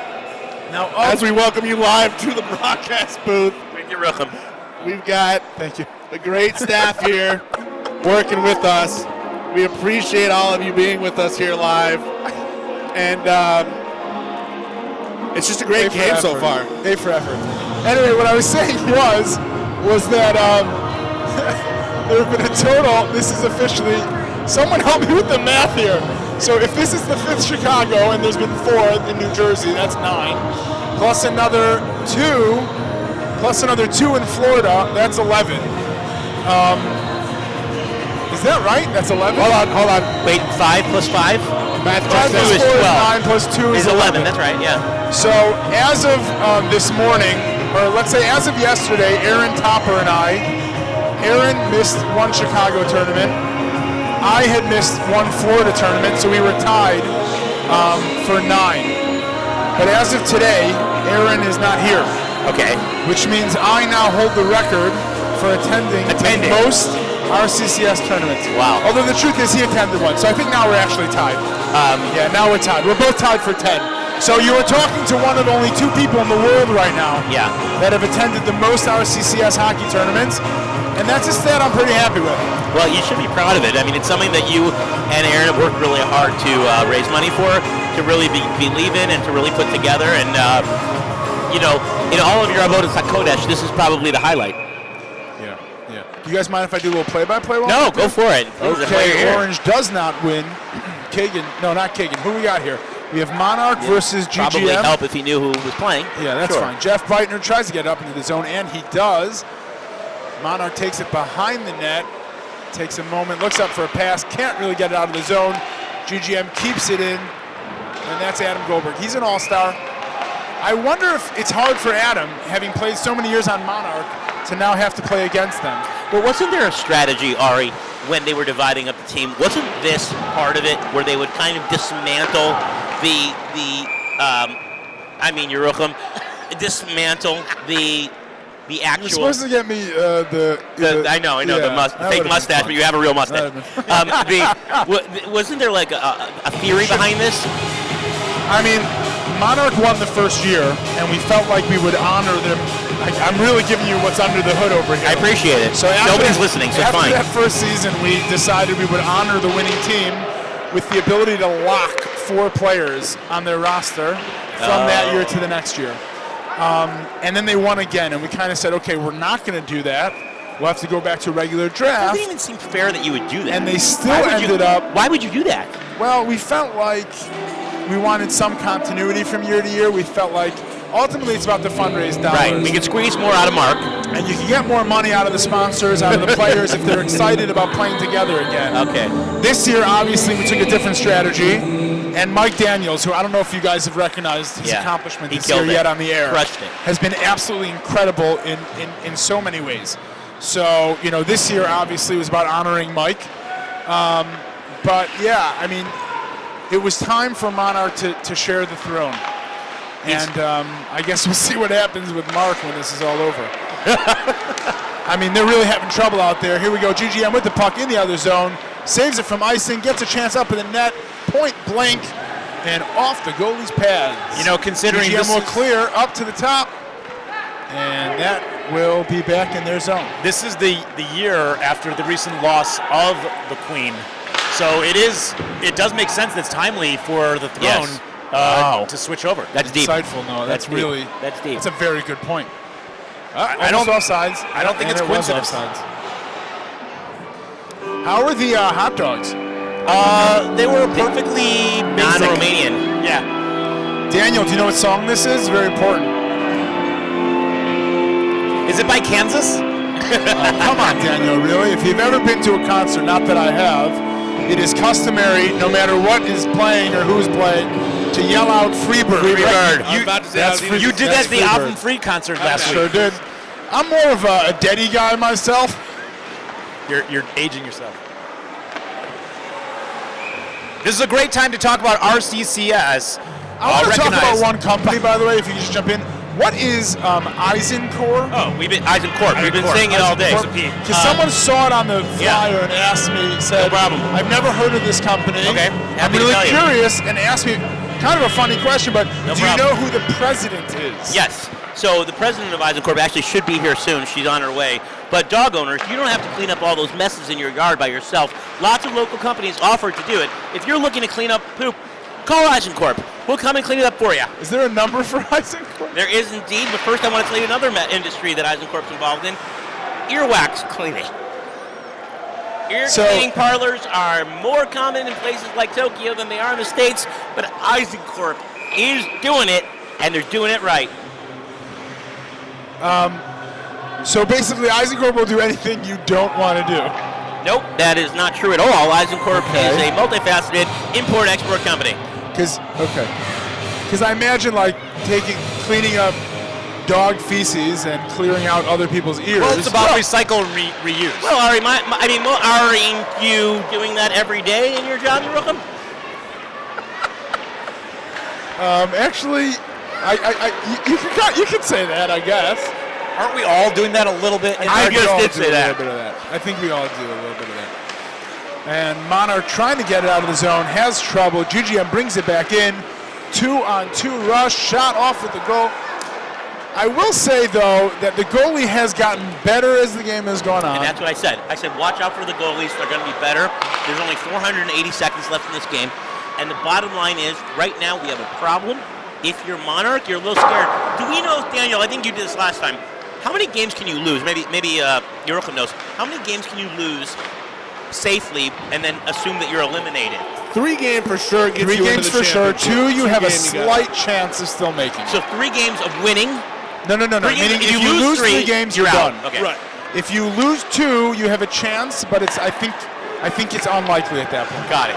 Especially with the way the top teams are playing right now. Yeah, and we have no idea what's happening in Ring 2. So This is so GGM is the Geft team. the Geft boys. Oh, good play. Oh, good chance. Justin Carl just goes wide. Is that goal regulation size or what? Do we know? Is it? I don't know. It's time to give Gorenstein back the mic. Yerucham, it's always a pleasure to see you. Thank you for your time. Thank you for everything you do for RCCS. If you need help. Ari, great to see you, bro. Ari and Q, glad he joined us. RCCS is a recognized 501c3 organization, provides an array of services to cancer patients and their families, enabling them to secure the best possible medical care. Notably, among the myriad services offered by RCCS is medical referrals and support, as well as health insurance premiums, medical subsidies, which provides patients with broader access to global oncologists and leaders in the cancer treatment field. For more about that, visit rccscancer.org. RCCS Hockey Classic. Play, fight, heal. 7 minutes, 15 seconds to go here in the third period. GGM holding a dominating lead of 5-1 over Monarch. Monarch in the orange jerseys, GGM in the purple.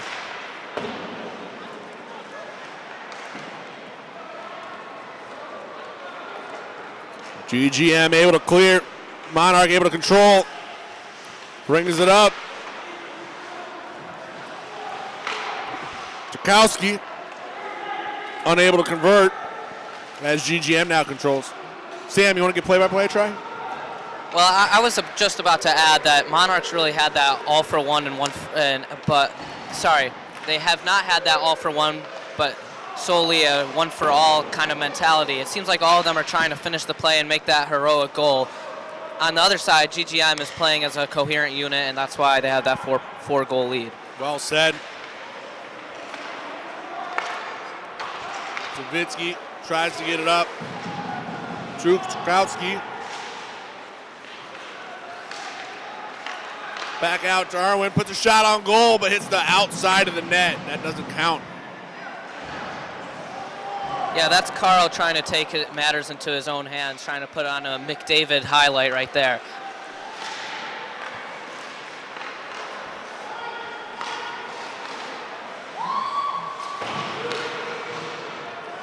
You know, the puck is on the left side of the rink right now, but I'm seeing some action on the right.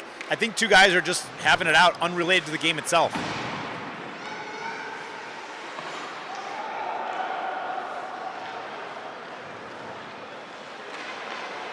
Oh.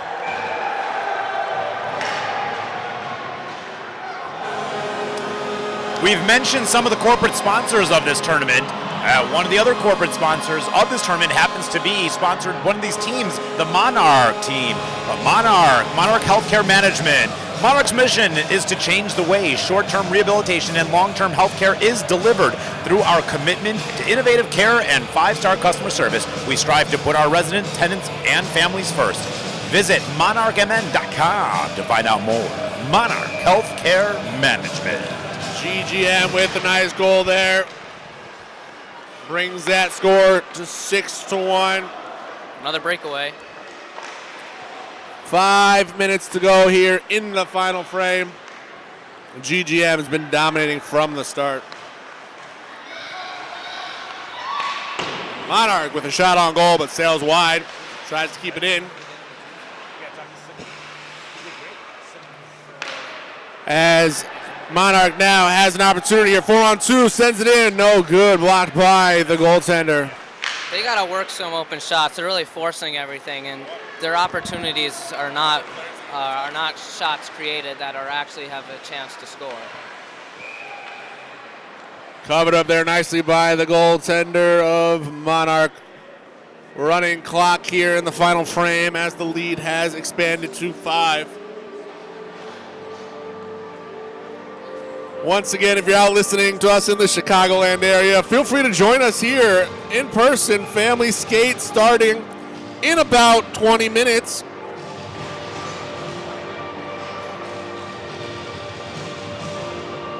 following this game, there will be Family Skate, but there's some great events going on, and we're going to go now live to the GGM bench with Moshe Eisenberg joining us down there. Go ahead, Mo.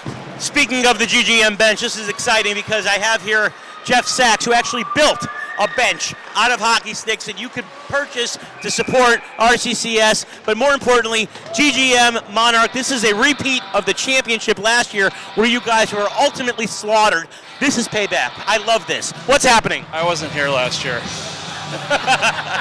Jeff, what does it mean to you to play not only with your son Mayor, but also to be here representing South Bend together with Akiva?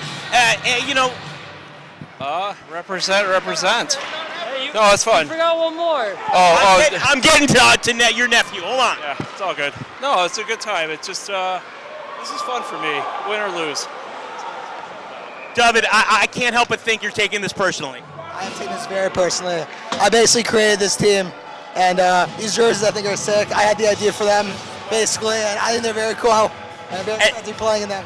And your thoughts on, this is it. This is a slaughtering. I mean, Monarch loses one more game, and because this will make it 0-2. Monarch loses one more game, they're out of the championship. Oh, man, they're toast. We're winning it all. I told my dad, if we don't win, then what's the point of even playing? That's it, Moish. If you're listening, you heard it here from David. That's it. All right. Yo, Jeff, talk to me, baby. It's been a busy couple of weeks for you, huh? It's a beautiful day. What can I say? We're all here to support a wonderful cause. And we got the best MC in the house, the best two MCs in the house. It's always great to see you. Still know or chilling somewhere. That's it. They're up there having a good time, but this is a big win for you guys. It's a huge win. Yeah. There's still 2 minutes left. Yeah, it isn't happening. Okay. That's it. Brandon's the man. And here we have Chips. We were just talking about you. Chips, how you feeling today? Amazing. Back of your jersey. Let's see what it says. I hold 72. Hilarious. I hold 72. That is just funny. That is funny stuff. Chips, always good to see you, baby. How was the ride over, the plane over? Yeah, no equipment this time, just regular clothes. Regular clothes, bummer. All right, Charlie, everything good? Oh, thank God, everything's amazing. We have the best team in the entire RCCS tournament, and go GGM! Back to you guys. Thank you for that astute observation. 1:30 left in this one as GGM keeps control 6-1. Gosh, the incredible insight that Mo is getting from the bench. I don't know if we would know as much about this game if we didn't have him down there. Oh. It's a nice save.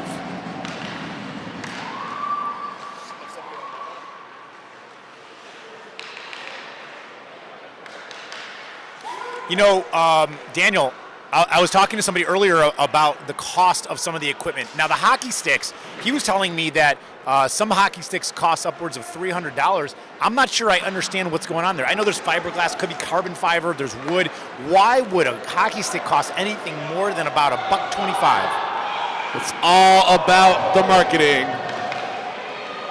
It doesn't have to if you don't care about what brand it is on there, but once they put those 4 letters or whatever, however long that brand name is, then, it's going to go in the hundreds. You might be right. I will say the one thing that does not follow those principles is 3-ply TP. This one's just about to come to a close as GGM has done what they said they were going to come and do. Daniel, 7 seconds left. Any chance they can come back from a 6-1 deficit? I would not put money on it as GGM closes out Monarch. Monarch now with at least 2 losses here today. Their championship aspirations are dwindling. So if they're allowed to play 3 games before they're excluded from the next round, how many more games can they lose? They are in must-win situations throughout the rest. Understood. Not enough games, but GGM puts out a statement here, beating the team they came here to beat, putting them in prime position to have a championship opportunity. This is humbling for Monarch, but also this is what I like to see at the end of the game. They come together, the teams give a fist bump, a high five, maybe a pat on the rear, just to say, I support you, I love you, we're here for the real reasons. Well, as the teams wrap up their handshakes, Moshe was able to get some interviews with the GGM guys. I believe he's now going to try to grab one of the Monarch players to give them an opportunity. All right, here we go. We're going to try to get some interviews. I love how the Monarch goalie skated past me like he's the man. I mean, does he not see the score? But all right, fine. Hang on a second. Let's try to get, oh, here he is. Moshe Ovitsky, the guy I was looking for. Moshe, heck of a record, you guys. 0-2 now. This is fantastic. Bringing back memories.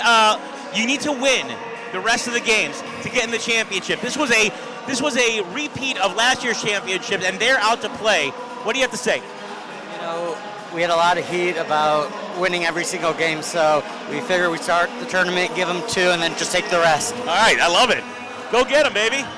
This has been fantastic. Ovitsky basically saying he's going to win the rest. I'm going the other way on the bet. I'm taking the under, but all right, maybe that'll happen. Thank you, Moshe. Thank you, Sam, for joining us here as well as he stuffs his face with the wrap. Sam, what was that experience like for you? The wrap? Yeah. Oh, the wrap? The wrap's amazing. You guys got to come and try one. Do you know who's catering today? Daniel? No. But Well- Sam, what was the experience? What's this experience been like for you calling this hockey game? It was a pleasure to be here. I've enjoyed my time here, and it was really fun. Maybe I'll see you guys later. For sure. No, absolutely. Welcome back anytime as the Zambonis coming out. These 2 games have wrapped up. Coming up next here on Rink 1, we've got families skate. The families that are here, they're going to be able to get out on the ice and skate around quite a bit. That's going to last for about an hour. And then at 2 o'clock, 2:15, here on Rink 1, we've got Shy Construction going up against Monarch. 2 must-win games for both teams. Noah, what do you think? Well, you know, I got to be honest. For the drama, I'd like to see Monarch win only so that way it builds up the anticipation of the rest of the tournament for the day. But ethically speaking, I wouldn't mind seeing Monarch lose. That said, the next hour is going to be really important. The Family Skate gives an opportunity for everybody in the community who's present here supporting the teams and the organization to come out here, have a little fun, but also to give the players the much-needed break that they deserve after playing the first few games of today's tournament. Right, you are. Once again, if you're in the area, please come join us here at Robert Crown in Evanston, Illinois for the RCCS Hockey Classic. We've got 2 more games here on this rink before the championship. Rink 2's got 2 as well. You can watch them live on the live stream. We'll be bringing them to you throughout the day, building up to the championship. But if you're in the area, come on, stop by. They got food, they got activities, they've got Family Skate going on. The donation tab is still live and active. Please make sure to keep clicking that. Let me ask you, Daniel. I know the tournament is already in progress. Can people still give money to RCCS? Absolutely, year-round. That is an opportunity for people to take part of because that's the reason we're here. That's what we're doing. And just because there isn't an active campaign going on doesn't mean you can't match anybody else's donation. So feel free to reach out to RCCS if you'd like to be a matching donor on their next campaign or just any time. I want to say thank you to Sam again, Gorenstein, for being here, adding such great color and commentary to today's game. We hope to see you back here later. We hope to see y'all back here at the next game at this tournament. Come on down to Robert Crown. We'll see you guys at about 2:10, 2:15 for the next match. Again, that's going to be Shy Construction versus Monarch here on Rink 1. At 2 o'clock, it's going to be Kagan versus GGM on Rink 2. We'll see you back here on the live stream.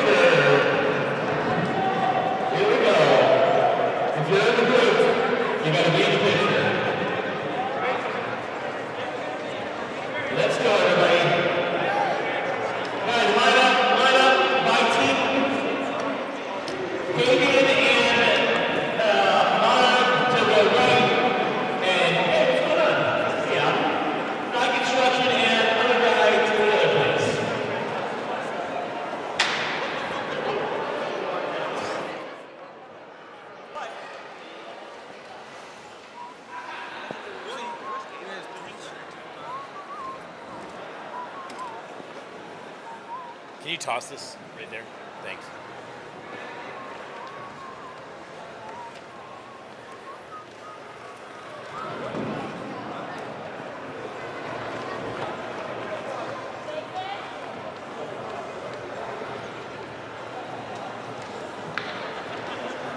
Okay, if you're part of the team, or any team. Welcome back, ladies and gentlemen, to the RCCS Hockey Classic here at the Robert Crown Arena in Evanston, Illinois. It's great to be joined here by all of you listening to us and all the participants live here as well.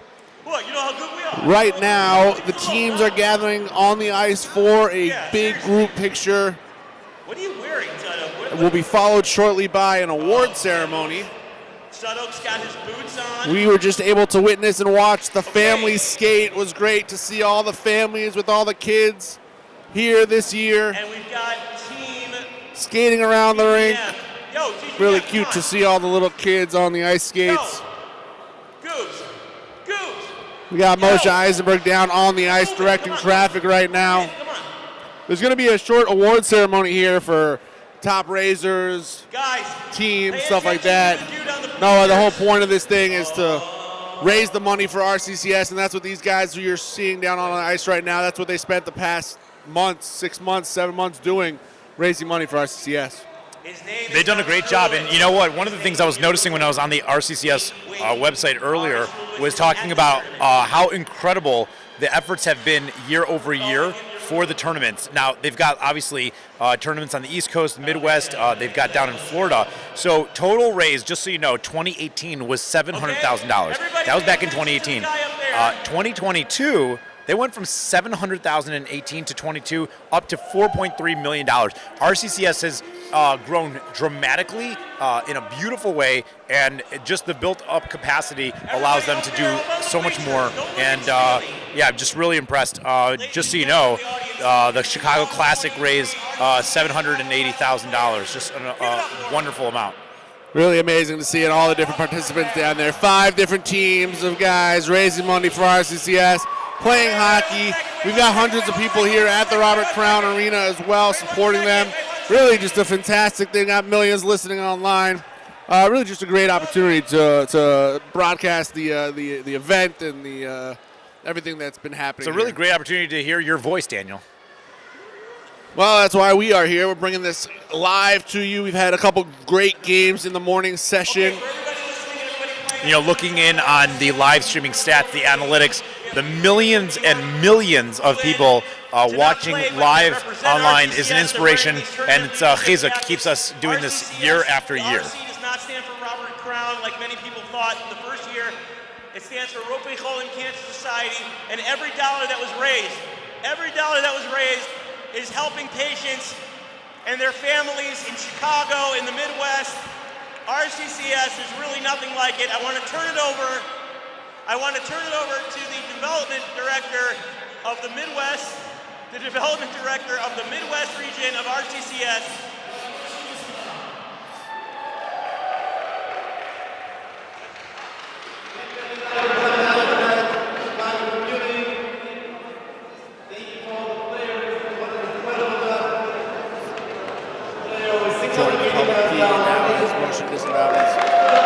Presenting some awards and stuff to the players.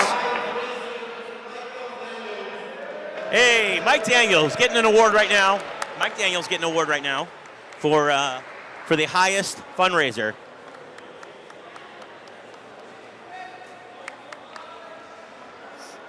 Mikey, say it again so that people know what it's for.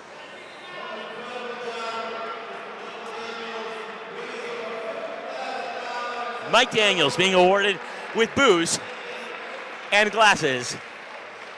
Being presented an award, Mike Daniels, a wonderful shot glass in the shape of hockey pucks and goals and masks for the biggest raiser, captain of Kagan Management, Mike Daniels.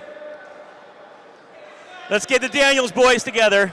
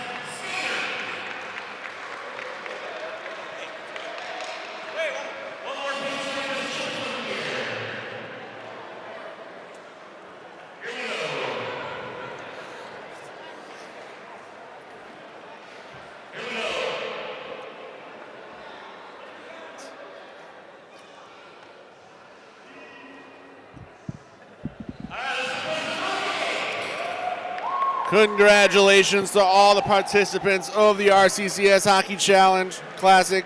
Michael Daniels raising the most money of all the participants this year. Just a tremendous tribute to everybody. It's really great to see.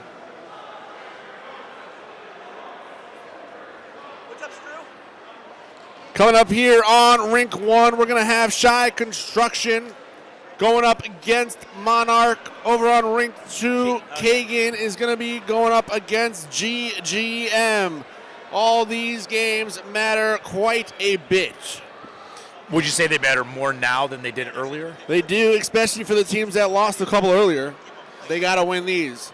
For Kagan, and Aperian, both on some winning streaks, they are pretty comfortable right now. But with only 4 games throughout the day, these teams have to win as many as they can. You know, looking at the Monarch team about to join the ice for their 3rd and hopefully not final game of the day, talking to some of the players before the game, asking them about the significance perhaps of the number that they chose for their jerseys. Erwin Ovitsky chose number 5 because he said he met his wife in 2005. Oh, very nice. It's a wonderful tribute to his beautiful wife, wonderful family, and the Ovitskys are just such a wonderful staple in the Skokie and Chicagoland community, doing great things, just great people. There are no better people to hang out with than an Ovitsky. Except maybe you, Daniel. I'm right here, guys. Oh, hey, Mo.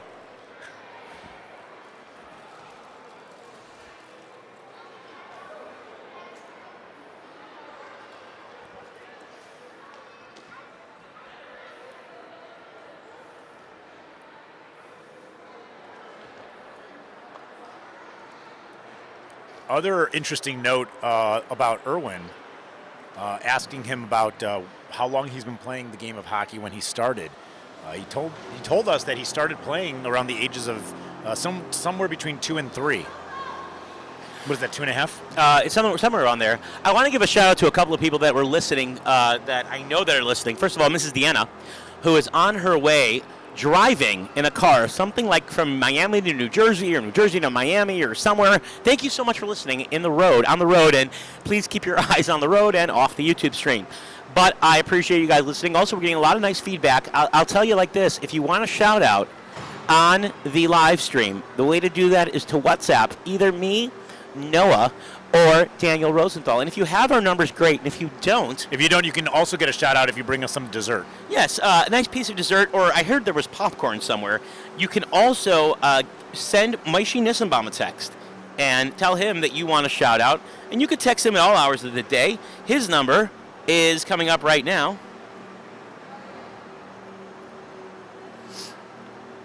Again, Maishi Nissenbaum, 216-832-7123. Go ahead and send a WhatsApp to 216-832-7123, and Maishi Nissenbaum will be happy to bring us the message. I'm sure he appreciates you broadcasting his number to the millions. And millions and millions and millions. Live on the live stream. Noah, I think there's too much of your family here. No offense. Notice how he gets himself in the picture. Ian, want to shout out to Ian, our cameraman. Ian's doing a great job.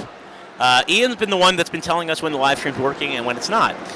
To be honest, you could do without us talking. You cannot do without Ian's work here. Talented cameraman operating Rink number 1, making sure that you guys see every play, all the action, or at least the ones that matter. Ian, putting the Ian in Are You Seeing This? If you spell seeing differently. This time I think we should probably a good time to talk about some of our sponsors we haven't spoken about in a while. And that, of course, sponsoring the live stream only when it's working, is Eisenkorp. Eisenkorp, if you're looking for sheep herders who can herd your sheep and at the same time prepare wool for clothing, seek out Eisenkorp, professional sheep herding since 1978.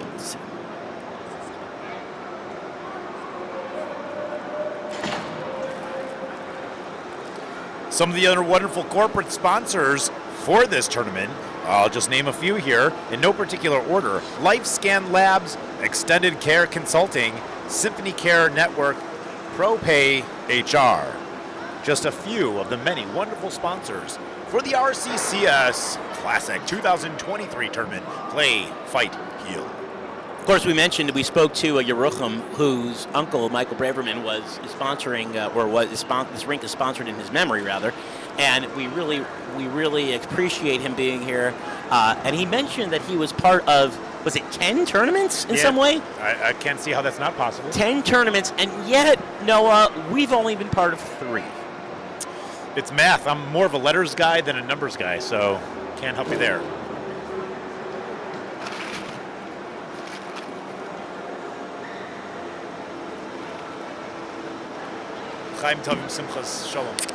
Daniel, let me ask you a question. You're holding up nicely. You look like you're about to pass out. What did you do last night? Actually, there was a great event with Pumpadisa.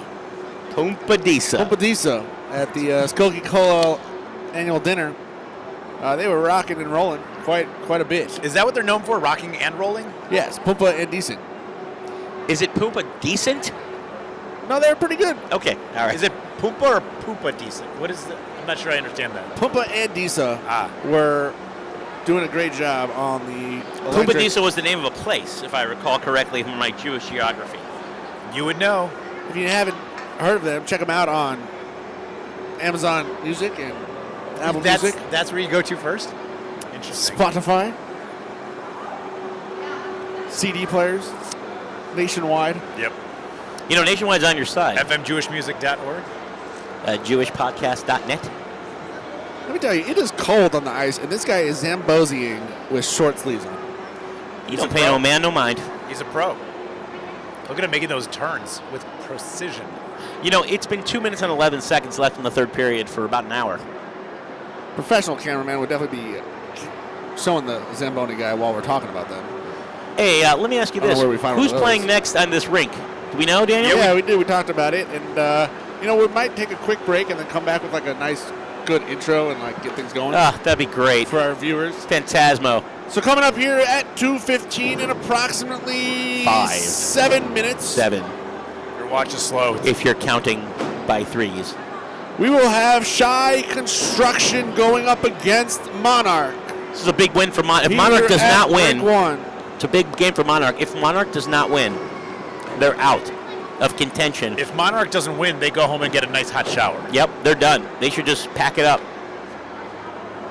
So we'll take a quick break, and then we'll bring it back up live on the broadcast. Stay with us here on the live stream, as we've got the next match in our Rink 2. If you're looking for Rink 2, those games are going to be Kagan versus GGM. Kagan playing GGM. Aperian's got a bit of a break here. Aperian's next game will be at 3:15 here on Rink 1. So we've got Rink 1, 2:15, Shy Construction versus Monarch. Rink 2 starting momentarily, Kagan and GGM. Followed by another slate of games, Aperian versus GGM on Rink 1, and Monarch and Kagan on Rink 2, followed by the championship game. We'll see you all here in just a few minutes.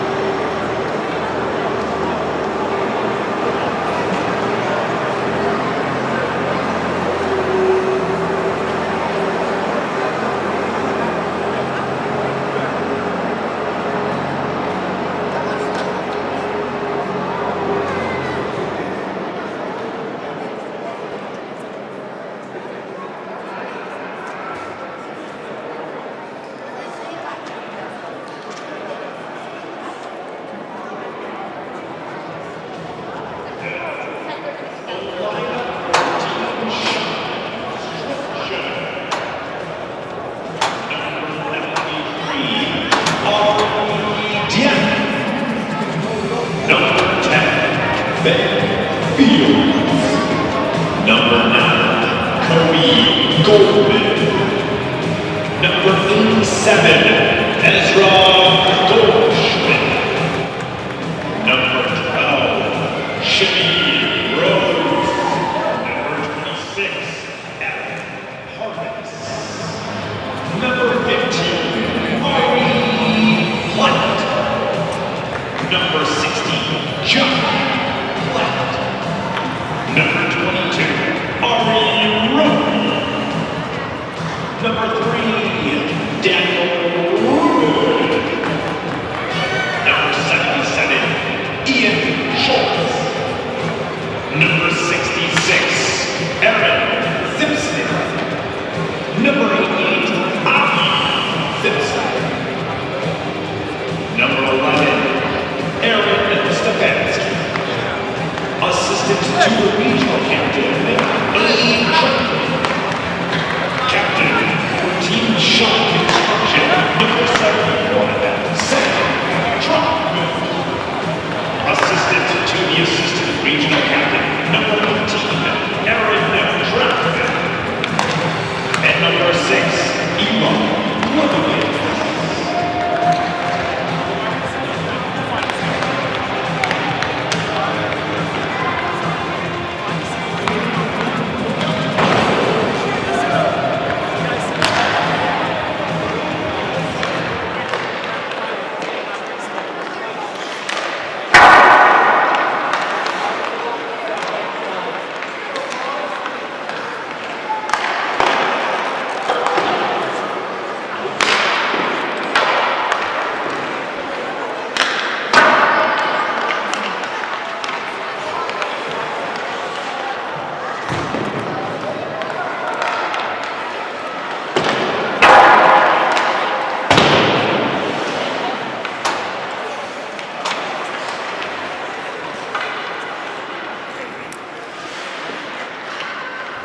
Ladies and gentlemen, welcome back to the RCCS Hockey Classic here at the Robert Crown Arena in Evanston, Illinois. My name's Daniel Rosenthal, and it's a pleasure as always to be joined by Hall of Famer Moshe Eisenberg, third fastest guy on his block, Noah Mishkin, and right now lucky enough to be joined by Rabbi Merkin. Rabbi, how you doing?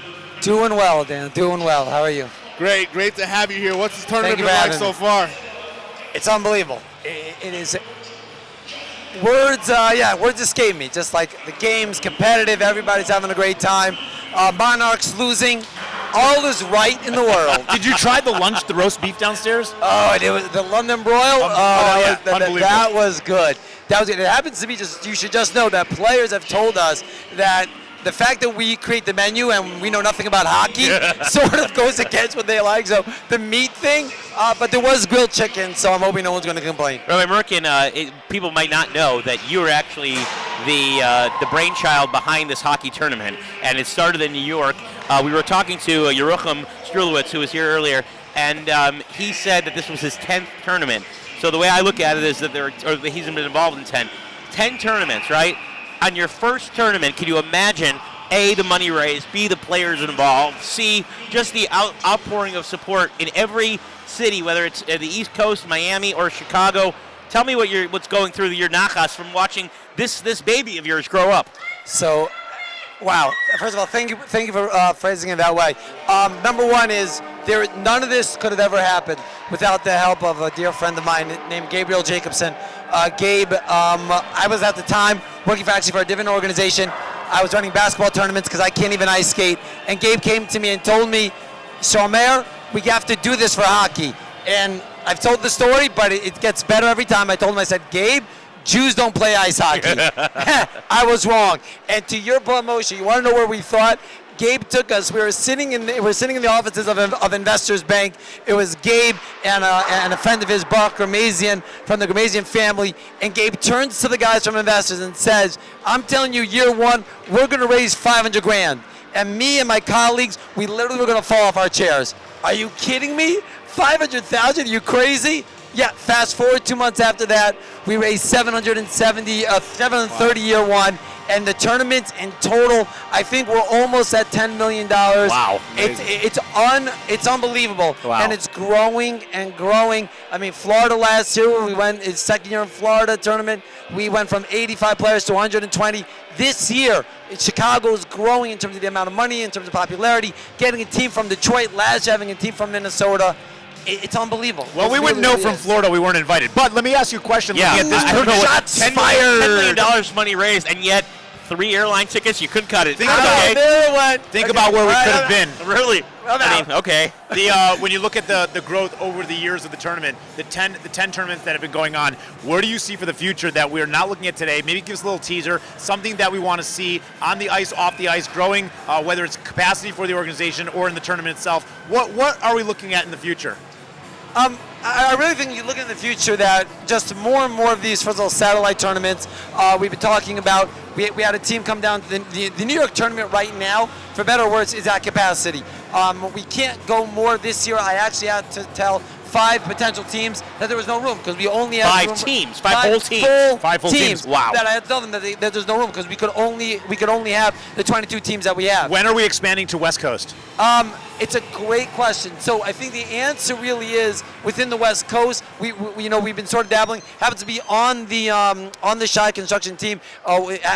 He's actually not playing goal right now. But if you look at number 60, Josh Platt, if he falls on his face, it's not his fault. He happens to be normally a goalie. He lives out in LA, and we've been trying to figure out, how to better grow the tournament in that capacity. I gotta stop you right now because of course there's one person who's really ultimately, also responsible for this tournament, and he's joining us now. Ian, can we get a quick shot right over here, Ian, in 1 second, of this guy right here on my phone? It's Aaron Topper. If you're watching the live stream, Aaron Topper, who is away at a chasana. I don't know if are you supposed to be dressed like that for the wedding? Does your wife know you're wearing that to the wedding? Show the camera. Wow. Good. Holy.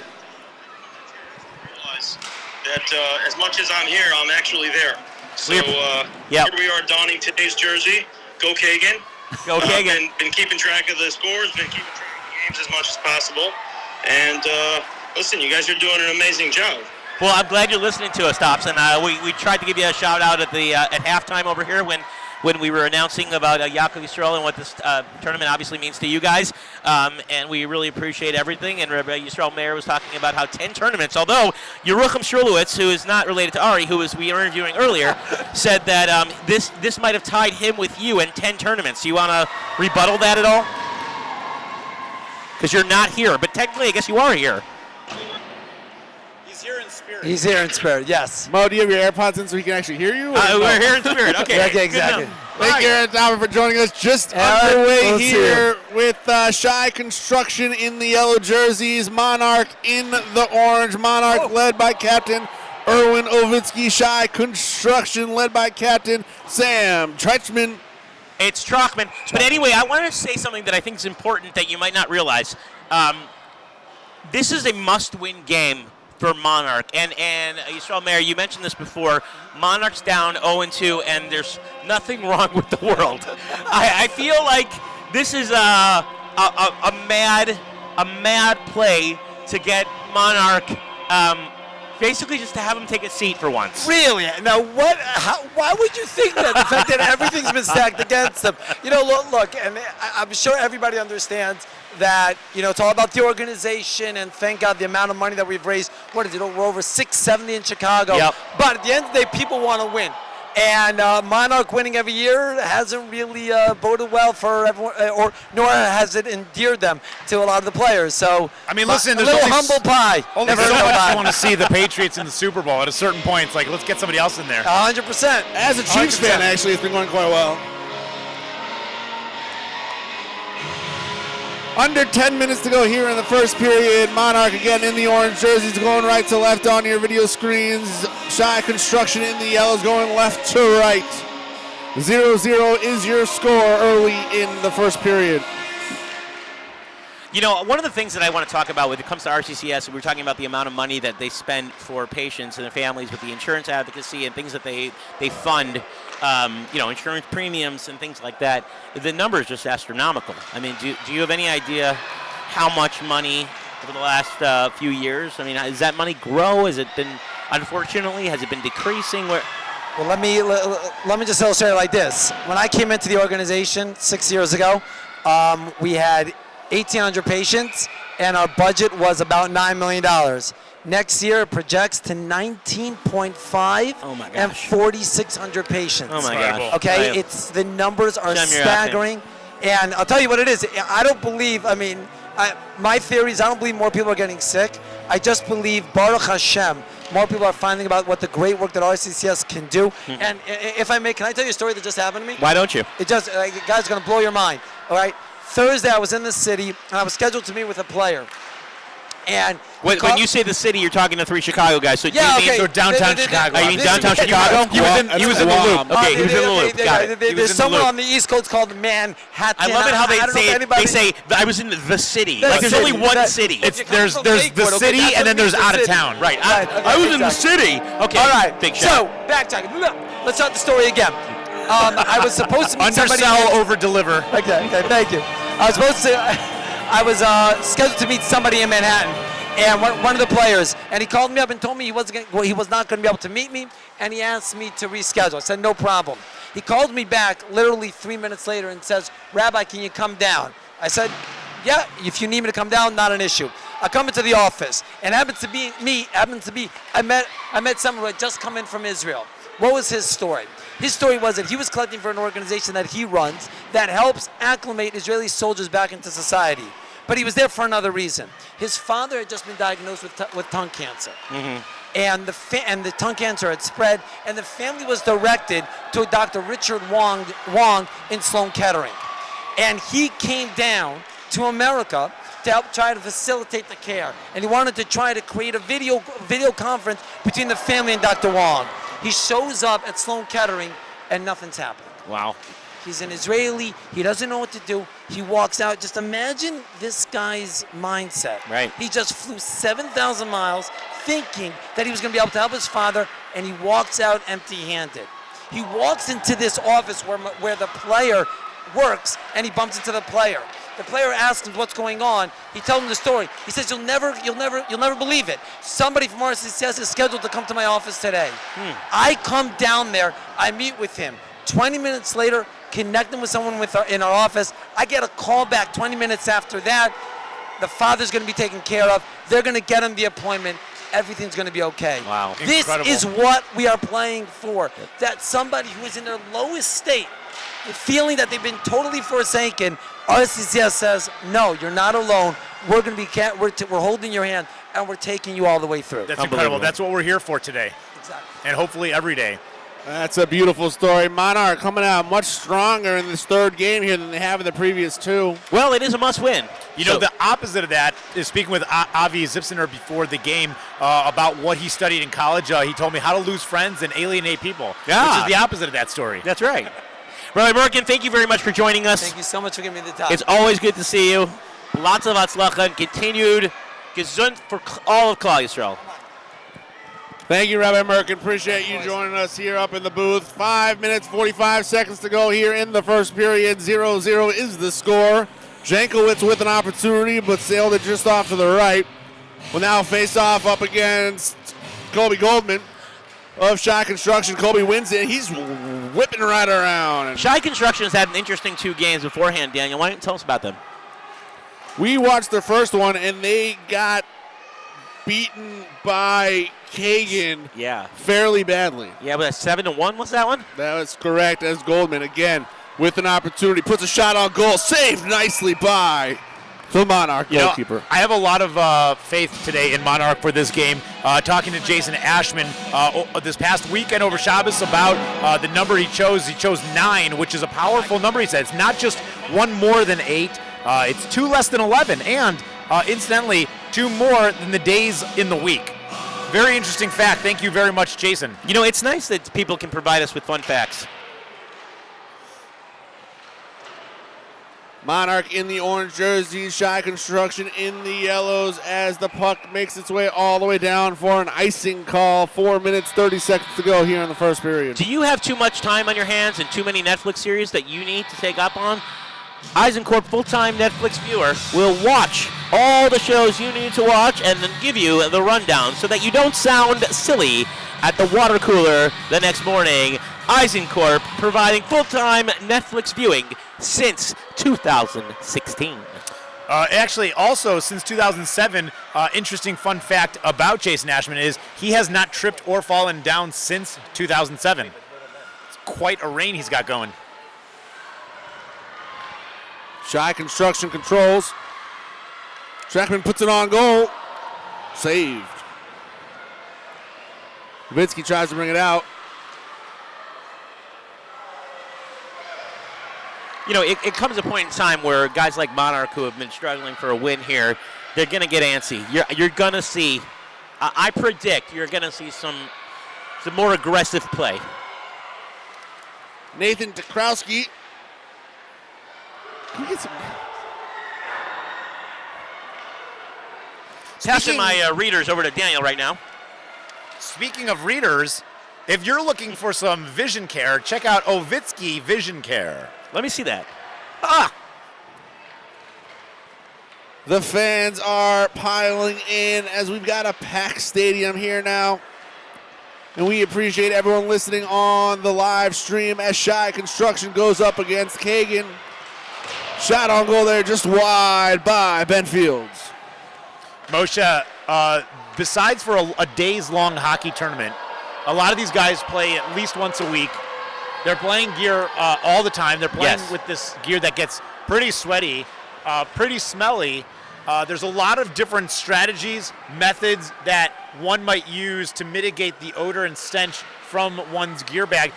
Give me some suggestions how people are taking care of their gear and keeping the stench down. Absolutely, Noah. Thank you so much for thinking of me when you think of stenchiness.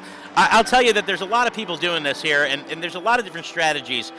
Taking your gloves out and air dry them right away. Always air out your gear, and after every skate, and wash the socks. Some people just keep buying new gear. Some people hang it in the garage. A lot of Febreze, dryer sheets. Some people feel it's bad luck to wash your gear.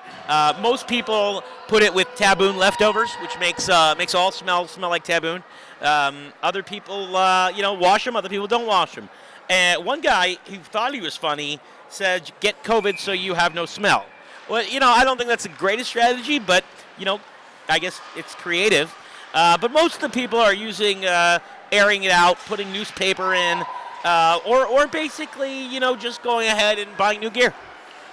Monarch currently on a power play as Shy Construction has their captain Sam in the penalty box. Monarch with an opportunity here to take an early lead, but gets destroyed by the Shy Construction defense. They're getting destroyed, but they got to keep their spirits up.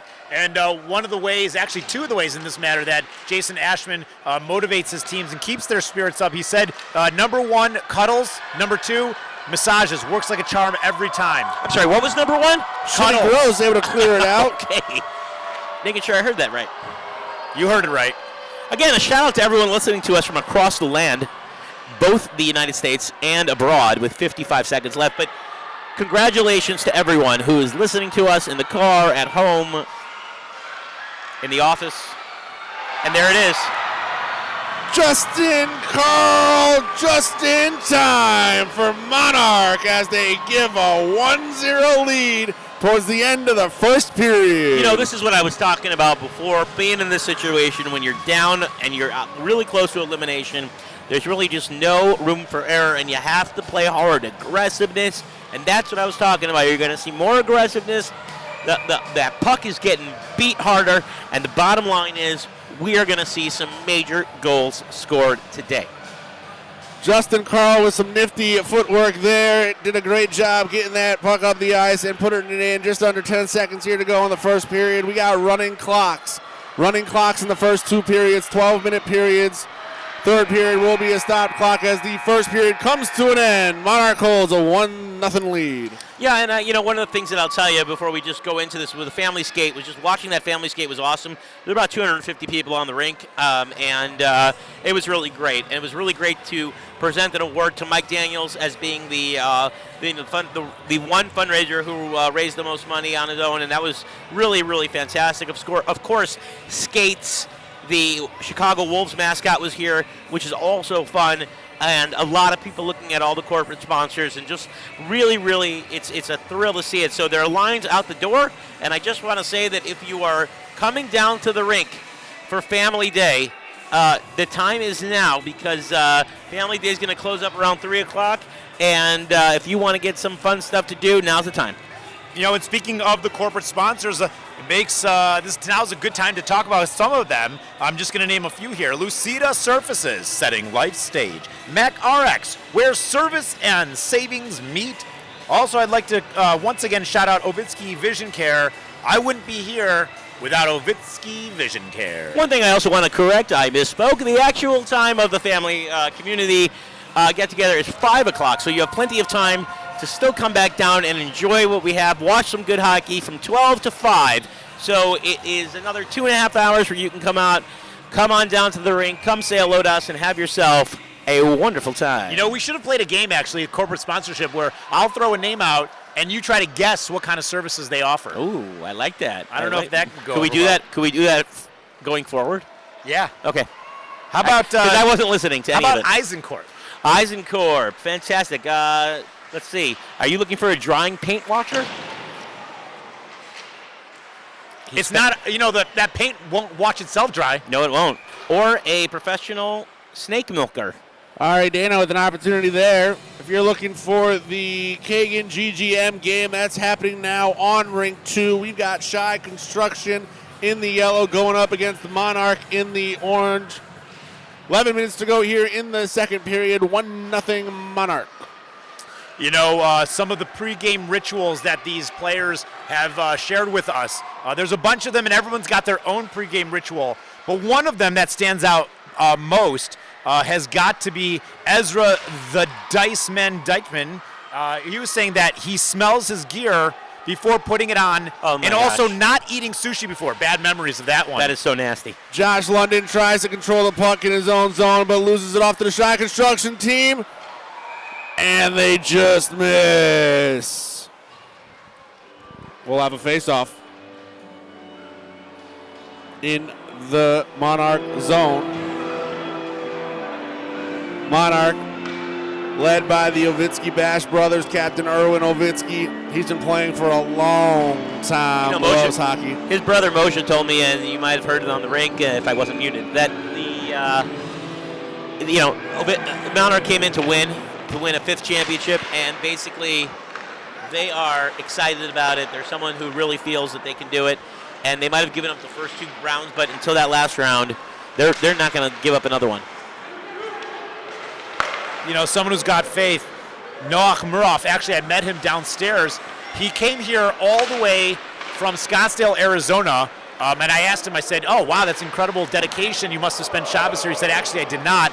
As soon as Shabbos was over, raced to the airport, took the red eye, is in today's tournament, is going back tonight on the red eye, and going basically straight from the airport to the school where he teaches. He's also a rabbi, an assistant rabbi at one of the shuls there. Such a great guy, but one of his pregame rituals, which he said it never fails, daven that I don't get hurt. Amen. Interesting strategy. We'll see if it works out for him as Shy Construction controls the puck in their zone. Trying to even up this score here as Ari Platt hits the Monarch player hard up against the board. No checking allowed in this tournament.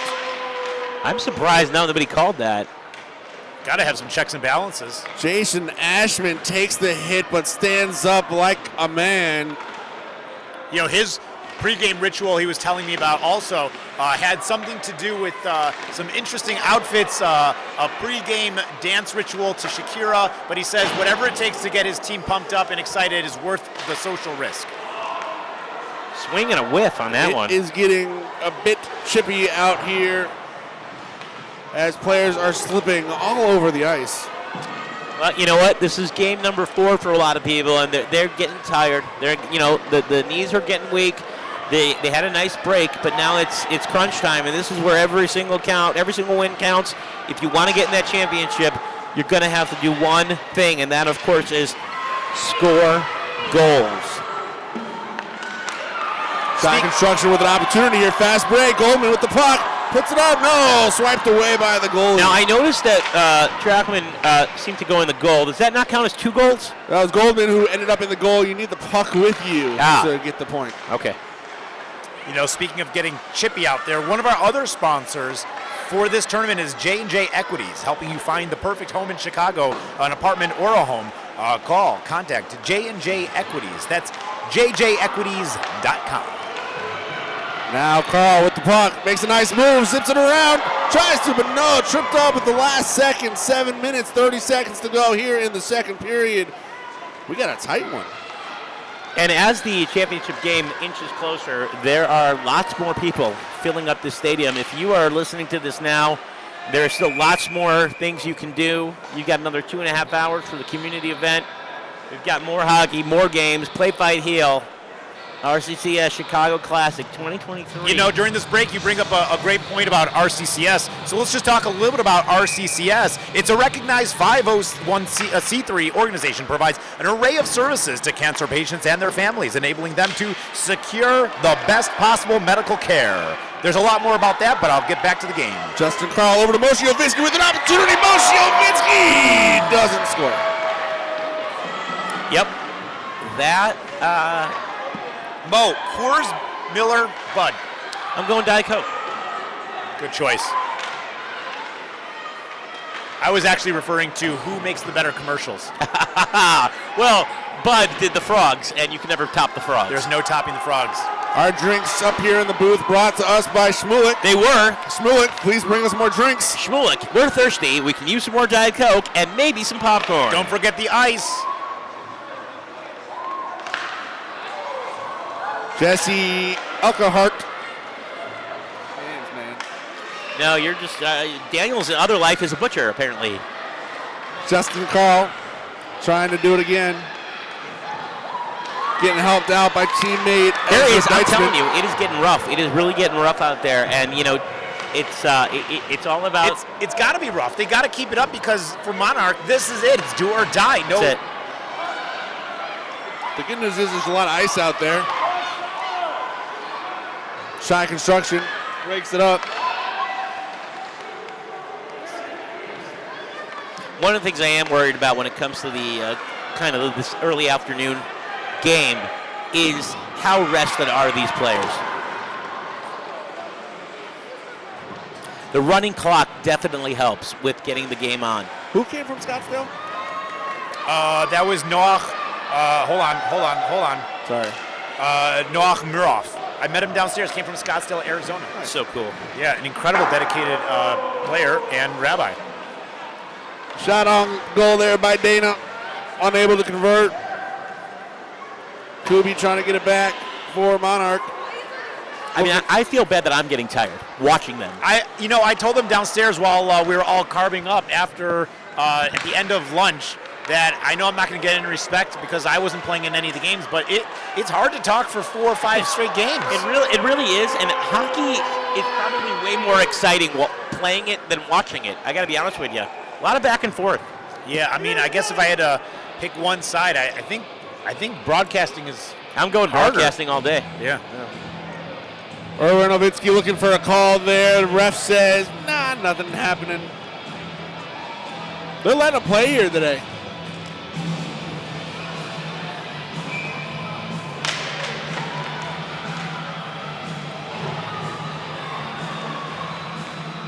Four minutes to go here in the second period. Monarch holding on to a 1-0 lead. If you're just joining us, Shy Construction in the yellow jersey out to Ari Platt. Monarch in the orange jersey, broken up on defense there.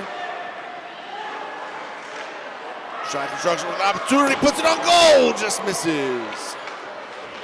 As the second period winds down with 3 minutes and 37 seconds left, we start thinking about the end of this game or the end of the tournament in general and different players' approaches to the post-game wind down and how they have any kind of ritual or what they do to relax, take one off. And there's the ibuprofen, there's stretching. One of the guys says Slurpee and 7-Eleven. Who is that? That is Noah Friedman. Yeah, Noah Friedman's known for that. I'll join you there. one of the things I wanted to mention was, when you talk about all the different strategies that people had, and it was nice that we were able to put that questionnaire together. Noah, kudos to you for doing that. Thank you.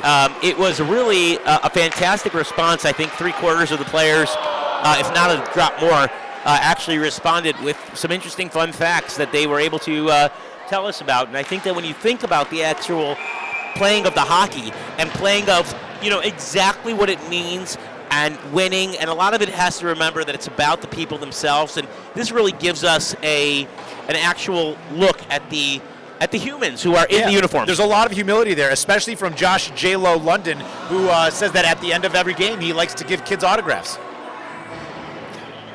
He likes to autograph kids. He autograph. That's weird. That is weird. Tattoos for everyone. Yeah, that's weird.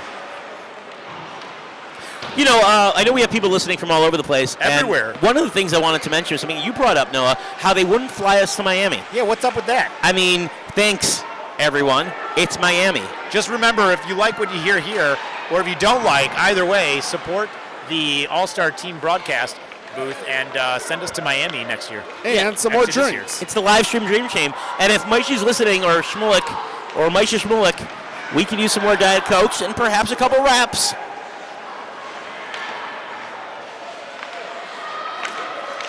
Monarch D's been stepping up nicely now as Shimmy Gross puts a shot on goal, blocked by the goalie. 1 minute, 27 seconds to go here in the second period. 1-0 Monarch. This is interesting, Daniel. Did you think this is how it was going to turn out? This is exactly how I thought it was going to turn out. Yeah, that's what I thought. Yeah. Also one of my favorite post-game rituals. There it is. There it is. Very nice. Shy Construction able to tie it up as Avi Simpsoner puts a shot on goal. I'm sorry, I think that might have been Abe. Let's talk about Abe. That was a nice little shot there. That was a nice shot. Nice job, Abe. Abe's a good man. I don't know. Would have been even better if you filled out the survey. 66 and 86 look the same, so it might have been Avi Simpsoner. Let's give it to Avi. Why not? Why not? Ezra Goldschmidt may have one of my favorite answers of the entire survey when asking what his post-game ritual. He said this: "Don't have any." That's very good. Very helpful. If you talk about game rituals, I always like to point out my uncle who's sitting here, whose game ritual is to let his beard grow, and he is doing a great job of that. He's never not done it. That's right. He is Dan Rubin's father-in-law, here to watch Dan play. Just about at the end of the second period for Monarch and Shy Construction, all tied up at 1, I believe, even though the scoreboard says 5-0. We'll get that fixed eventually. That's the end of the second period. Nice game we got going on here. This is fun. I wish the score was correct, but still fun. It's certainly not 5-0. Well, I mean, it is now. Numbers don't lie. It should be 1-1. But that's okay. Again, joined here in booth by my uncle, who is here watching his son-in-law, Dan Rubin, play. Not a member of ZZ Top, although I know you guys were thinking he was. I was getting kind of excited. Rabbi Eisenberg, can I ask you a question? When you're you sat here, dude. When you are this is on you. When you're buying a new or used or certified pre-owned vehicle, do you opt to get the extended warranty? Yes. Excellent. Interestingly enough, one of our players on Shy Construction, Yossi Schultz, said, "My company sells those." Joke's on you. What does it mean to you to have your nephew, my cousin-in-law, your nephew and myself be the broadcaster? It's an honor. Well said. Well said. Your brother said something similar. Always great to get one-word answers from our guests. Really helps the broadcast. And, Moshe, as a Hall of Fame hockey player, participant of RCCS, right, going into the final period with the score most likely tied, what's the mindset on the bench? Well, the mindset on the bench is to keep me on the bench. That's basically most of the mindset. You want to keep me seated, trying to rally the troops, but most likely stay out of the way. The captains, I can tell you right now, are really trying to energize those players, let them know that the game is tied despite what the scoreboard says, and to really get things going so that they can finish strong. Super important to finish strong as always. Just underway here in the third period. Monarch in the orange jerseys, Shy Construction in the yellow. Must-win game for both these players as Carl brings it up the ice. I got to tell you, I really wish that score was fixed. Kind of bugs me. He'll be just fine. Stolen away by the Shy Construction team as Dana's bringing it up the ice.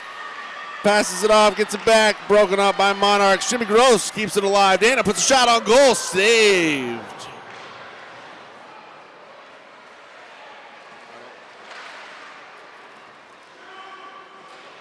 One of the things I think we should mention is of all the sponsors that have sponsored the RCCS tournament.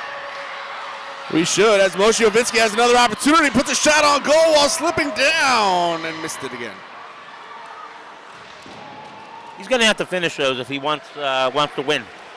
Right you are. Deichman right back at it. Josh Platt now trying to break that one up. As Carl gets it behind the net, puts it up. Wide open, Moshe Ovitsky. Saved again by the goalie. Svi, that goalie, is really outstanding. The goalie, Svi, and he's been fantastic. I think all the goalies are wearing the same number. Am I correct? That's 40, yeah. They're all wearing 40, and we've named them all Svi.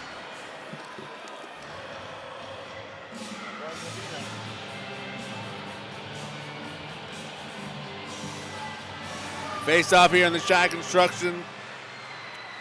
We're joined here now by Chucky. Chucky, come on, we're going to talk to you for a little bit. Oh, pushed in the back there. No call, though. Your daughter's eating the cord. Oh, that's fine.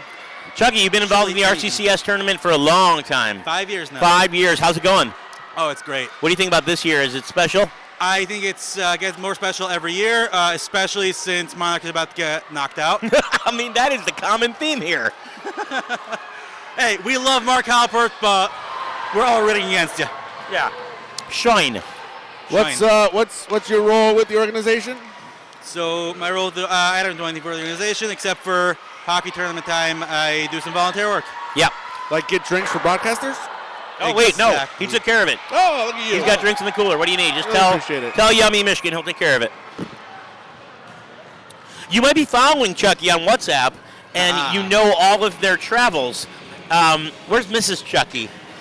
Mrs. Chucky, is it weird that everybody knows where you've been because of your husband's WhatsApp posts? You know, kind of weird? Yes, that's what I thought that as well. But we like it. We like it. Uh-oh. Microphone. Uh-oh. Oh, you just eat the mic. And the microphone has been eaten. How old is this child? She is 6 months old. 6 months old. Yeah. And Future hockey player. I don't think so. No, I don't think Future world traveler. There you go. Already been to 7 states and 4 countries. Fantastic. 9 minutes to go here in the third period. 1-1 is the score. Monarch versus Shy Construction. A must-win for Monarch and a must-win for Shy Construction if they want to knock out Monarch. Stolen away and then given away, but Shy Construction keeps the puck. I can't help but think we're going very slowly here. Pretty good skating, though, for a bunch of construction workers. Yeah. I mean, you would think that they'd be better at hammers and nails, but they're okay on the ice. I wonder if they could build snowmen.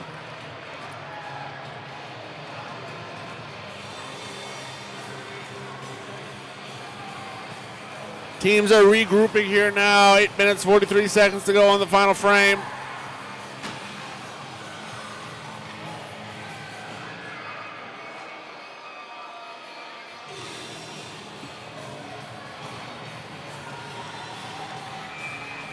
At the end of the day, you're either the puck or the windshield, and in this case, Monarch's trying to be the windshield. That is how it goes, isn't it? Yes, it is. Chessman with an opportunity there, but sails it off to the side. And now Carl with a breakaway, trying to get the puck, puts on the brakes.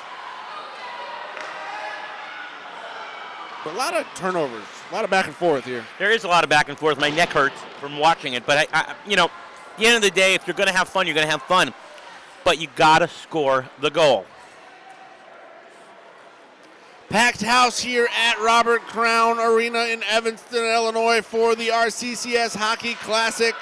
We've got Shy Construction going up against Monarch. We appreciate the millions and millions of you listening live on the live stream.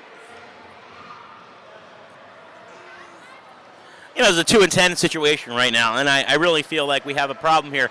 When you're in the attacking zone, and whether you're back checking or best on best, either way, at the end of the day, we're looking at a cage match between the captains. They changed on the fly. There's a check to the head, clipping. And the other day is, if you're going to have a dasher, you got to be in the defensive zone so you can deke and then dump a chase.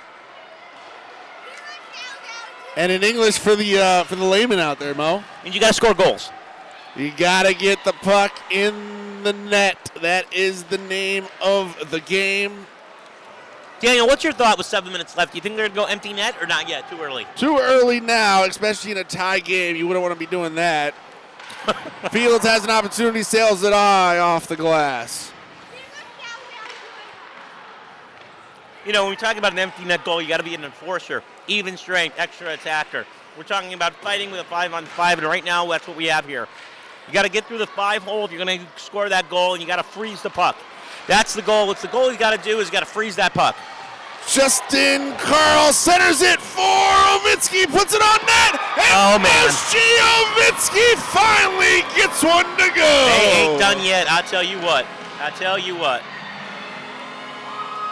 Moshe Ovitsky camping out there in center ice, waiting for that puck literally all day. He has not moved.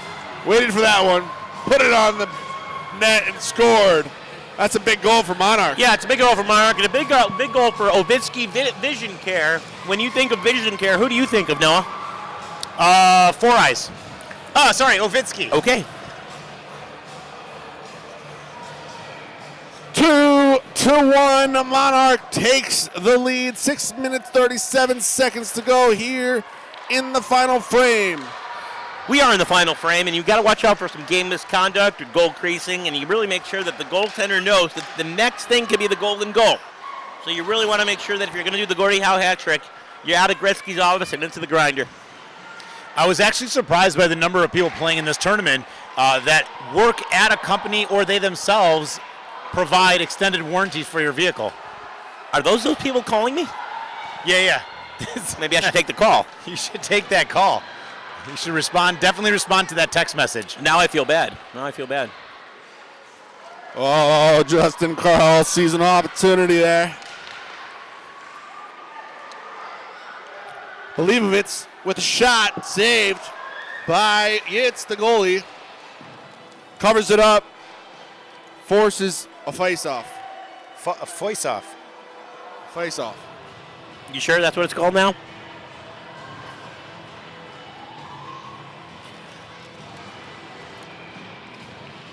This is big now. 5 minutes, 40 seconds, 2-1. What dreams are made of right here. If you dream about this sort of thing, I guess. Cover it up again. We're going to do that again.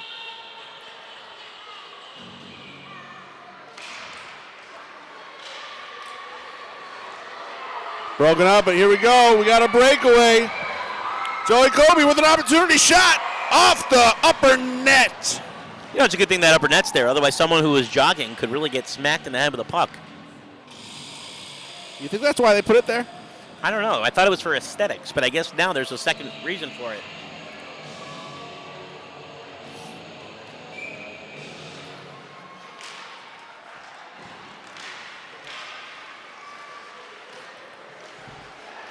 We're going to see if they can deploy the Iron Cross strategy right here. Shimmy Gross. That did not work. Shimmy Gross with an opportunity. I know Shimmy. I did not realize he knew how to skate. Well, what they're trying to do here is provide a left wing lock so that they can shift that line and prevent the line brawl. The line change with linesmen, either way, you got to make sure that it's not a long change, otherwise you're going to be in trouble. Appreciate the insight by Hall of Fame hockey player Moshe Eisenberg. That's right. Oh, Yerucham is back. joined as well by Noah Michigan. Feel free to join the broadcast. Yerucham, hold on a minute, Yerucham. Let me just, hold on, Yerucham. Hang on a second. All of a sudden, Yerucham is Mr. Mike Grabby. You know, Yerucham just came from Rink 2. Yerucham, what do you got for us?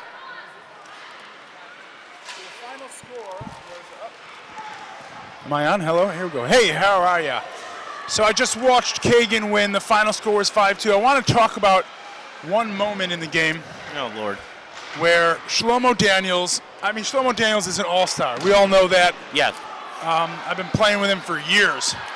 He did one of the dirtiest things you could ever do as a hockey player.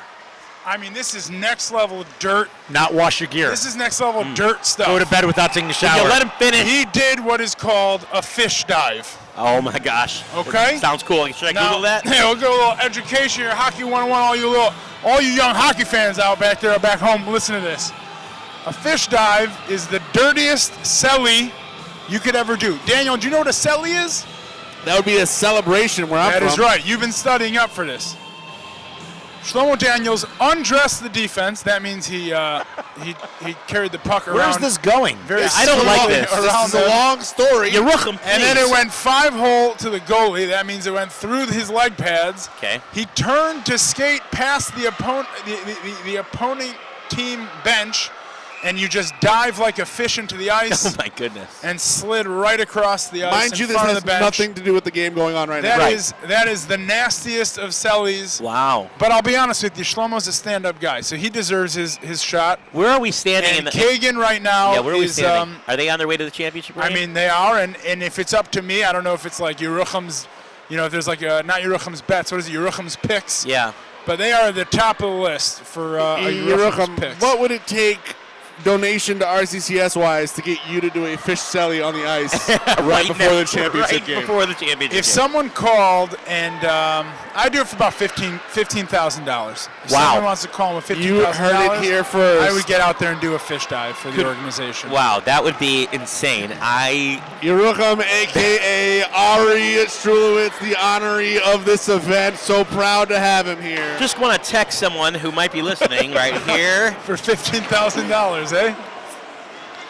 You know, talking about stats. I just can't rip my suit. Stats that do matter when quantifying the number of players in this league. We're talking about many people who did not fill out the survey and qualifying some of their answers to characterize themselves. Are you a hunter or a gatherer? That's right. Interestingly enough, 36 people here characterize themselves as a hunter, with only 14 of our surveyors, surveyees? Right. Surveyees. Saying that they are a gatherer.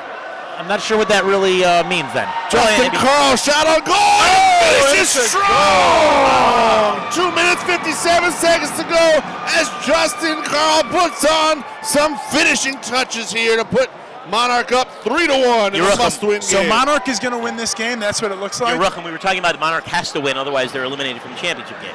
Okay, but if they do win, has Shy Construction won a game yet? Yes, they have. So that means everyone's... Are we sure? Everyone? No, we're not. All right, we should get an update on the standings. Well, you know, Justin Carl, who just scored that goal, he characterized himself as a hunter. He really hunted that goal. Do we know if Right, you are. Shy Construction won the last And that game only puts him in 14% of the 14... Quick math. You're doing great. Okay, here we go. And Shy Construction takes into the zone out in the corner by the post. Up. I guess I'm done. Kicks off the middle, and it pops around. Keeps it in the zone. Gross Don't worry. in the corner. He'll leave once the video camera turns on him. Exactly. Here we go. Rummy Trachman in the corner on the side. Can Monarch get it out of the zone? They cannot. Good diving save by 77. No, I do. That guy is Monarch with another chance to clear the zone, and they do. That's clearly Ian Schultz. Oh, and a good pick around. Is that Ezra Deichmann? Oh, almost had a chance, and Shy Construction takes it into the neutral zone. Number 12, Gross. Around, can't get a move around, and Monarch will clear it yet again. Oh, I don't like the sound of that. Nice collision there at center. That's a delayed penalty. Up, and penalty will be called on. Shimmy Looks like number 12 for tripping. That's the tripping sign, Daniel. I was about to say that once I got an opportunity to say anything, honestly. Okay, You're well said, Daniel. Well said. Mike Hogg. You know, fun fact about Eli Lebovics, he actually loves to surf on Lake Michigan during the winter months. An incredible surfer, just an all-around, all-season athlete. All right, Daniel, you can go back to your Slight play-by-play. disadvantage here for Shy Construction with under 2 minutes to go. Monarch will now be on a power play, meaning they got one extra person skating around the ice. Have we determined what the colors are for the Monarch jersey? I mean, I know they're orange and green. We calling them burnt red. Yeah, the shoulders are green. I'm just not sure if that's like an actual team jersey. We think it might be a mistake. Okay. I thought it was the lighting. Dana bringing it up, passes it off to Leibovitz, unable to control, tries to get it back, trips over a skate. You're looking from an odds player. Oh, here we go. Justin Carl with a breakaway. Can he make it happen? Denied. Long deke, and he is shut down. You're looking, what's the strategy? What are the odds here that Monarch can pull a championship game out of this one? The odds are low. Okay. I am officially, I'm not a betting man, and I. The concierge at Rivers would disagree, but go ahead. If I was a betting man, I would not bet on Monarch. Fast break! Unsuccessful as he goes crashing into the boards. I'll be honest, a lot of people were talking about how the game on Rink 2 was much more exciting, and it was an exciting game, but these last couple minutes here have been absolutely thrilling. Riveting. Justin Call putting that defender on skates. Fun fact about Yossi Schultz, who grew up in Skokie, went to Skokie Yeshiva. He was the dorm room barber at the Yeshiva and in college. Are you familiar with what his English name is? I am not. Is it Joe? I think it's like Ivan or something. Can we get a fact check on that? I believe Yossi Schultz's English name is Ivan. 43 seconds to go here in the final frame. Monarch holding on to a 3-1 lead. Coming up next on Rink 1, we will have Aperion versus GGM. That's going to be a pretty good battle. That is going to be a good battle. Good battle, and it's going to be a battle of the Jinx, uncontested, unchallenged teams. You know, Avi Sipsoner asking him about some fun facts about himself. He opted to go with what he can't do, a handstand. Fun fact, cannot do a handstand. That's too bad. Does that mean he can do everything else? I think so. In other words, there is nothing he can't do except for a handstand. Rule of exclusion. Okay, well, I would love to see that guy do a backflip. So on skates, nonetheless. So hopefully we'll see that a little bit later. Jankowicz getting ready to face off here for Monarch. Shy Construction able to control, bringing it up the left side of the rink. I really appreciate Shy Construction's effort here, knowing that there is no way they can win, and I'm comfortable in saying there's no way. And at the end of the day, at least they're giving it their all. They're skating their hardest. They're changing lines. They're doing what they need to do to just keep the team spirit up. Well, let's see if they're going to pull their goalie here, because that would show a sign of life out of them. And there goes the goalie, 6-man on the ice. Can they make it happen? Uh-oh. Kobe Goldman with a shot, glove save, and a beauty there by the Monarch goalie. You know, Romy Trackman also, one of his fun facts is he really loves softly baked Brussels sprouts. I really hope he's washing them 500 times as instructed. Who doesn't? Did he say baked or softly baked? Baked. Okay. Empty net here for the final 10 Usually it's like 10 softly seconds. steamed. I've never heard of softly baked, but... You're welcome. Don't you have a meeting to go to? Shy Construction. You guys want me out of here? Oh, he did it! And he got one! Got it. That's it. They should be putting 2.1 on the clock. I don't know if they're listening to this, but they should put 2.1 back up on the clock. Give him a chance. He knows. That's what the ref says. The ref looks like it's happening. That Let's see. They're going to review this one in Toronto. There are many folks at home that really do appreciate that goal. Yes, there are. Well, it's good for the stat sheets, you know. It makes it look like it wasn't a blowout. Oh, and they're calling off the goal. Oh, come on. Well, are you allowed to kick it with your skate? What's that? Are you allowed to kick it with your skate? If it bounces off your skate and your skate is moving with your body, then it can still be considered a goal. It but if sounds like you know what you're talking about, but it also looks like you're making it up. Yeah. But if your skate is moving independently of your body, then it's considered kicking, and the goal would be called off. Can the cameraman hear me? Because he's nodding his head like I do know what I'm talking about. Yes. And in fact, I do know what I'm talking about. What happens if you take your skate off and throw it at the puck? Ian is a proud father of a hockey son. Oh, fantastic. So this blue team here is Detroit. Do you guys want me out of here? I will leave. Well, normally we would do a post-game interview Why with don't one you of go the do players. the post-game interview? Yeah, why don't you get down there? You want me to go down Yeah, there? go do it. You You're take that awesome. mic, go do it. Go grab a Monarch player real quick. Wait, I got to call you? Don't worry, just talk. Yeah, what point? While you're going down there to do a post-game interview, interesting fact about Noah Khmirov said he once found $98,000 in a desk. Wait a minute. That guy's here? Yeah, he's here. Not the $98,000. He's here. That's a famous story. That's the guy? I mean, if this is true, a lot of people lied on their survey. No. I assume this is true. If this is, I'm going to look it up. If this is the guy. I think I read about this in the news. Yeah. This is a big story. I think I heard about this. It was a huge Kiddush Hashem. I remember people sharing the news article. Wow, it really was. That's awesome. In a Craigslist, that was that guy. Oh my yes, God. I remember this. Wow. All right, we got to get Noach up here. Good news, his team lost, so he's out of it, right? No. Nope, his Not out team of it. won. Did Monarch just win? Monarch just won. Oh, good news. All right, so we got to get Noach up here to the booth so he can tell a little story about finding $98,000 in a Craigslist desk. That's crazy. Monarch with the victory there. All right. All right, we're going to the ice. And we're live down here on the ice at the RCCS Hockey Tournament 2023 in Chicago. Rink 1 after Monarch just beat Shy Construction 3-1. I am standing here with Eli Lebovics, a veteran of the tournament, a legend, not just in his mind, but in all Chicago hockey players. Eli, what do you have to say to us about that game there? Well, it's always tough playing the Ovitskis. They really bring it all. They lay it all on the ice, especially Moshi. A couple cheap shots here and there, but and he missed one real wide to the right. I'll remember that one for a while.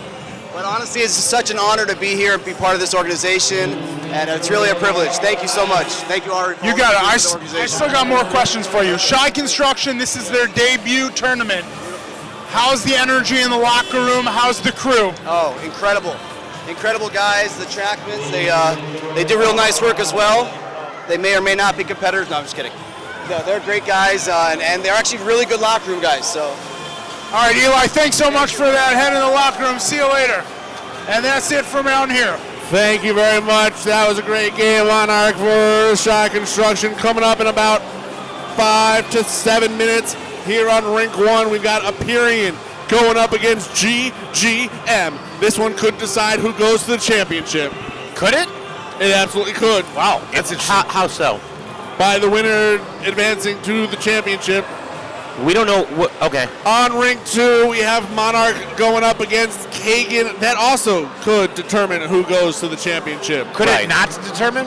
None of these games could not determine, as they all matter a lot. So keep paying attention. At this point, I think if Kagan wins and Aperion wins, Kagan wins and Aperion wins, they're going to be in the championship. Which That's means what I think. that the result of both of these games matter as to who goes to the championship. That's certainly what it seems like. We're going to take a quick break. Quick break.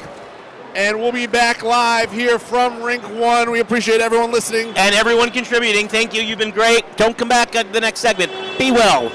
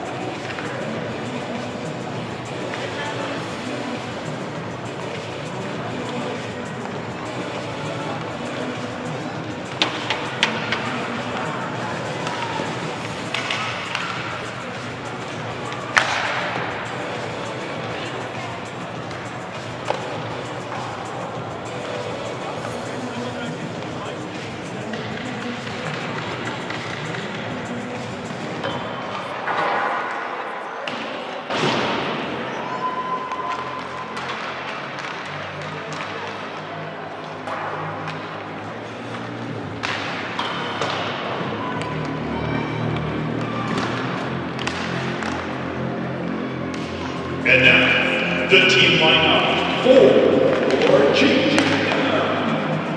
Number 23, Joshua Abraham. Number 45, Shua Ahmed. Number 87, Yago Baker. Number 35, Sean Chin. Number 72, James.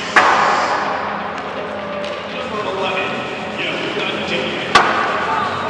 Number 88, Maynard. Number 10, Donald Hitt. Your team captain for GGM, number 21, Leor Hitt. With the assist for Hitt, number 2, Adam Gould. Number 66, Brian Goldman. Number 17, David Rink. Number 33, Yago Giant. Number 20, Kenny Number 9, Scott Rubens. Number 25, Jim Sachs. Number 40, Merrick Sachs. Number 22, Yehuda.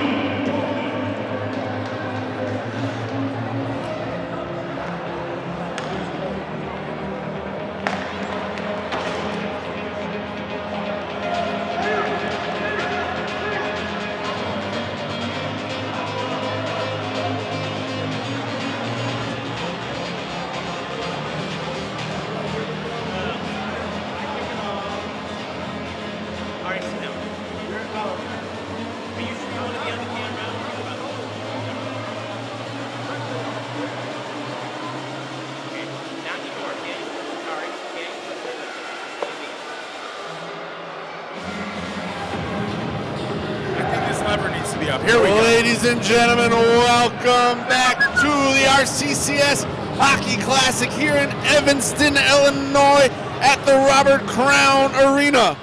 We've got an epic game about to be played here on Rink 1. We've got Aperion going up against GGM. Winner goes to the championship game. I'm Daniel Rosenthal, joined as always by Hall of Fame RCCS participant Moshe Eisenberg, and joined here in the booth by the honoree of this whole tournament, the one, the only, Ari Strulowitz. Welcome to the booth, bro. Thank you so much. Really a pleasure and an honor to be here. You know, this is fantastic, Daniel. You'll be able to see that whoever's going to win this has come down to this penultimate game here, where whoever's going to be able to win, whether it's Team Detroit, because let's just call it what it is, or Team GGM, someone's going to take home that big prize and get to the championship game. GGM in the purple jerseys, going right to left on your screen, led by Captain Leor Geft. Aperion in the light blue, led by Captain Shlomo Radner. Am I to understand that indeed whoever wins this game is going to the championship game? Until I'm told otherwise, that's how I understand it. Fantastic. Can you spell penultimate, please? Sure, P-E-N ultimate. Well done. And GGM takes it into the zone of Aperion, and looks like the defense will have broken that one up. Saul Radner himself, the big Capitan. And fighting forward in the corner, GGM trying to take it, make something happen with it, throws it in front of the net, and a shot by Dal Geft, and it goes wide. Aperion getting control, and they're going to try and skate out of the zone, and they do. Chaim Seligson takes it across the line, looks for the pass up the middle, as the rest of the team gets a good change off.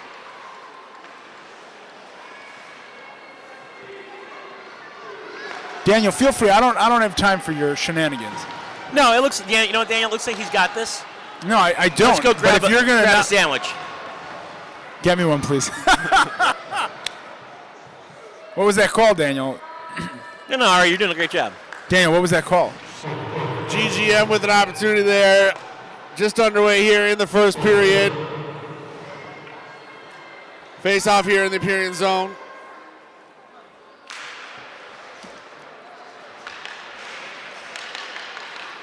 Brought out nicely by Rami Lorcas. Thank you.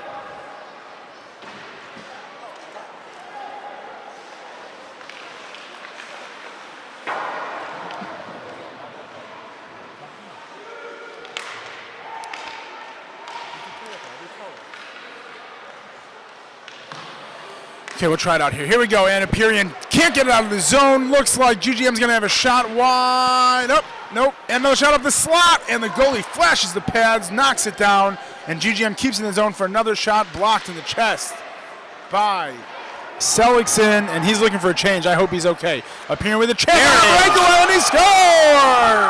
Nice breakaway there, goal there by Lorcas, able to get out. Empyrean out to an early 1-0 lead. This is what Empyrean was looking for. They were looking for an early goal, let them know they're here to play, they're here to win, and they came all the way from Detroit to leave with a trophy. You know, in hockey talk, they talk about the first goal as being the first to draw blood.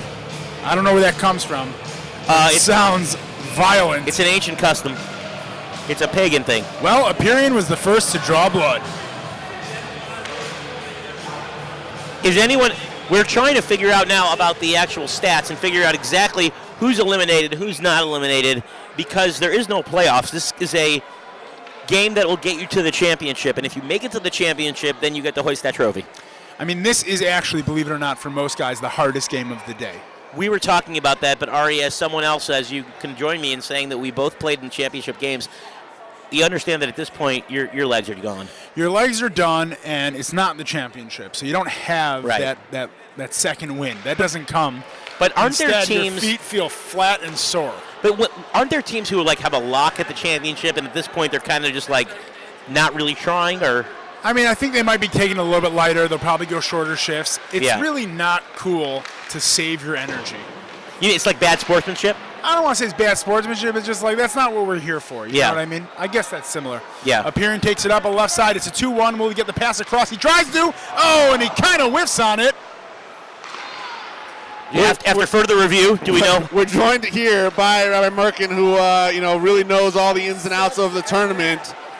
We've got three teams. We've got 3 teams that potentially could get 5 points in the tournament, and that's going to cause some confusion. So, Rabbi, what's taking place? Who do we need to lose? What's taking place here over these 2 games on Rink 1 and 2? Okay, so right now I guess the scenario is as follows. If right now Kagan's playing Monarch. Kagan beats Monarch, they're automatically in. Okay, wait, you got to talk slow. If Kagan beats Monarch, Kagan beats Monarch right now, they would then be 3-on-1 rush. Empyrean has a chance. 3-0-1. And they score, making it happen. Points. There you go. Okay, so if Kagan beats Monarch, they're in. Now, if Kagan loses to Monarch, and GGM beats Empyrean, which right now is unlikely, in an overtime. Oh my God, in an overtime, okay. Then Kagan would be out. Other than that, wow. Other than that, Kagan's in, and then it's the winner of Empyrean versus GGM who gets in. Right now, it just looks like it's going to be Empyrean, but if GGM were to beat Empyrean in the regular season, Kagan wins. Right. They're in. And Monarch wins. No. If Kagan wins, they're on. Kagan wins, they're in, and then the winner of this. You know what, Rabbi Merkin, why don't you take a minute over there? Go figure it out and come back when you've got it. So really not that confusing. Kagan wins and they're in. Right. Kagan loses and these 2 teams. No, so even if Kagan were to lose, okay, the only way that they would be out is if these 2 teams go to overtime and GGM wins. Then Empyrean would be the second team in the championship. Got it. You know what? Stop listening as soon as you gave them the mic. What's the strategy here? Do these teams know that, and is that the play? Ari, tell us about that. I'll be honest, I wasn't listening. Usually when Yisrael is talking, I kind of tune it out. But the question was, do you think the players are aware? Wonderful relationship. Based on the start of this game, it doesn't seem like I've had to put up with you for years. Ari, do you think the players are aware of the scenario? I don't think the players are. You know, I will offend myself when I say this. They're hockey guys. They're just here to play hockey. And they'll look at the scoreboard later, you know what I mean? After speaking to Radner, Slomo before the game, they just want to do one thing, beat GGM. That's all they care about. See, that's the kind of thing I'm talking about. That's it. I really appreciate the fact that both these teams that we're watching now, Empyrean and GGM, are packed with players who have not really advanced. and now either one could be in the championship. Bottom line is the winner of this game is going to the championship. That's right. Yes. That's right. That is true. So, And so they there's a must lot know on the that. line here. Then there is a lot on the line. Similar to the next game, really. It's Monarchs playing for their life, or is Pride. Monarch out Pride. anyway? Just Pride. Right, just Pride. Monarch's done. My Monarch is on. Well, then I think as far as we're concerned, the tournament's over. I mean, Well, no, because you have the championship. Well, just to be no, clear. but Monarch's done. No, but I just I hear what you're saying. I just want to point out. I just want to point out that Empyrean is the only team today to beat Kagan, and if they win here, they may have a chance to do that again in the championship, which means Kagan is not a shoo-in. So for all you folks back home watching, it's probably worth staying tuned in. Astute observation. Oh, and Empyrean takes another one. I am very excited about what I'm seeing. I'm excited. I think we should just get to the championship game, Empyrean versus Kagan. I would love to see that, and I honestly, I'm torn of who I would go for, but I think as impartial as I'm supposed to be, I got to go for Kagan, just because they're the hometown heroes. Hometown heroes, and again, by far and away, fundraise the most amount of money, and that's got to count for something. That absolutely right. You know what's not absolutely right? Having to deal with cancer on your own, and that's why RCCS is here supporting cancer, people that have cancer, the families, and the patients themselves with insurance advocacy, medical advocacy, and referrals. RCCS, Play, Fight, Heal, helping cancer patients so that they're not alone. Empyrean takes it behind their own net, tries to make something happen with a long pass up the side, and GGM's got it. Little back and forth in the neutral zone. I am unfamiliar with the two play-by-play broadcasting scenario. Daniel, are you? How does that work? No, we've got it going on. Ari's fantastic. He's he's got it going. And then we'll provide color as we go. Ari, I want to point out that there's a lot of signs up here about you actually being honored. Just one, but it's really big. And it's really, I think that's touching, considering you're not playing for various reasons, many of whom I disagree with, but the underlying theme. Speaking of reasons, I think I just pulled my hamstring up here in the booth. Right, exactly. I'm not kidding. Well, the idea is, you know, that's it? All right. Well, Noah's here, so thanks, Ari, for joining us. 2 minutes, 40 seconds to go here in the first period. Empyrean came out strong, 3 goals up already. Okay, Noah, Ari's really in pain. I don't know if there's a solid guy listening, but Ari Strulowitz needs some help.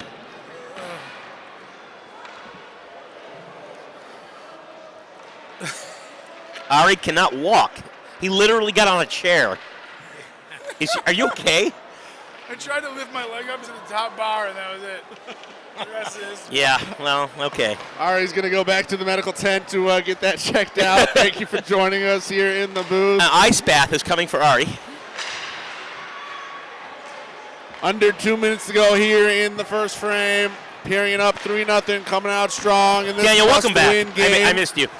Seriously, bro.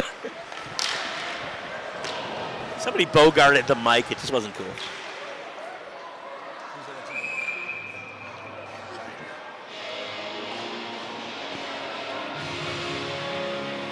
Empyrean in the light blue jerseys, GGM in the purples.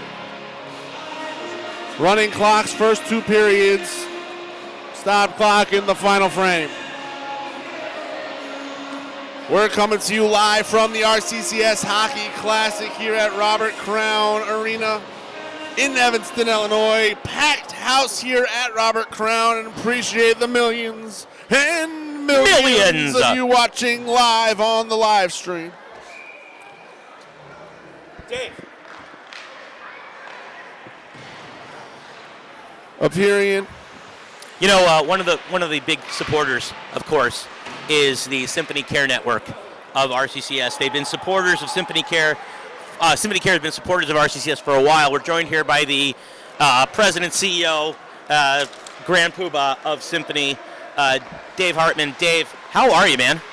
Grand Poobah, I kind of like that one. It's yours. That's a fun one. It's yours. How are you, buddy? Thank God, can't complain. Get to enjoy the game today. Yeah, it's exciting. Sitting here with my grandkids, it's kind of fun. You're an old man. Yeah, I'm an old man. I love it. I'm an old man. I love it. But this is amazing what they got going on here. I mean, you walk in here and it's just overwhelming. Yeah. You see the size of the crowd and the whole community coming out. It's amazing. Is this your first RCCS tournament? It's my first one indoors. Right. We did the one out. Oh, you were there at camp. Yeah. Okay, cool. That was fun. Yeah. Dave, a lot of what RCCS does is really important. I know that you and your family are very supportive of what they do, specifically in helping to pay insurance premiums for cancer patients and medical advocacy and things like that. Is there something that really speaks to you about RCCS in particular? I think the genuine quality of what they do is really incredible. To see that does make a difference. Who it is, who they're taking care of. They're there for everybody. Yeah. It's a big difference. We're part of the community, and that's what's amazing about the organization. They really.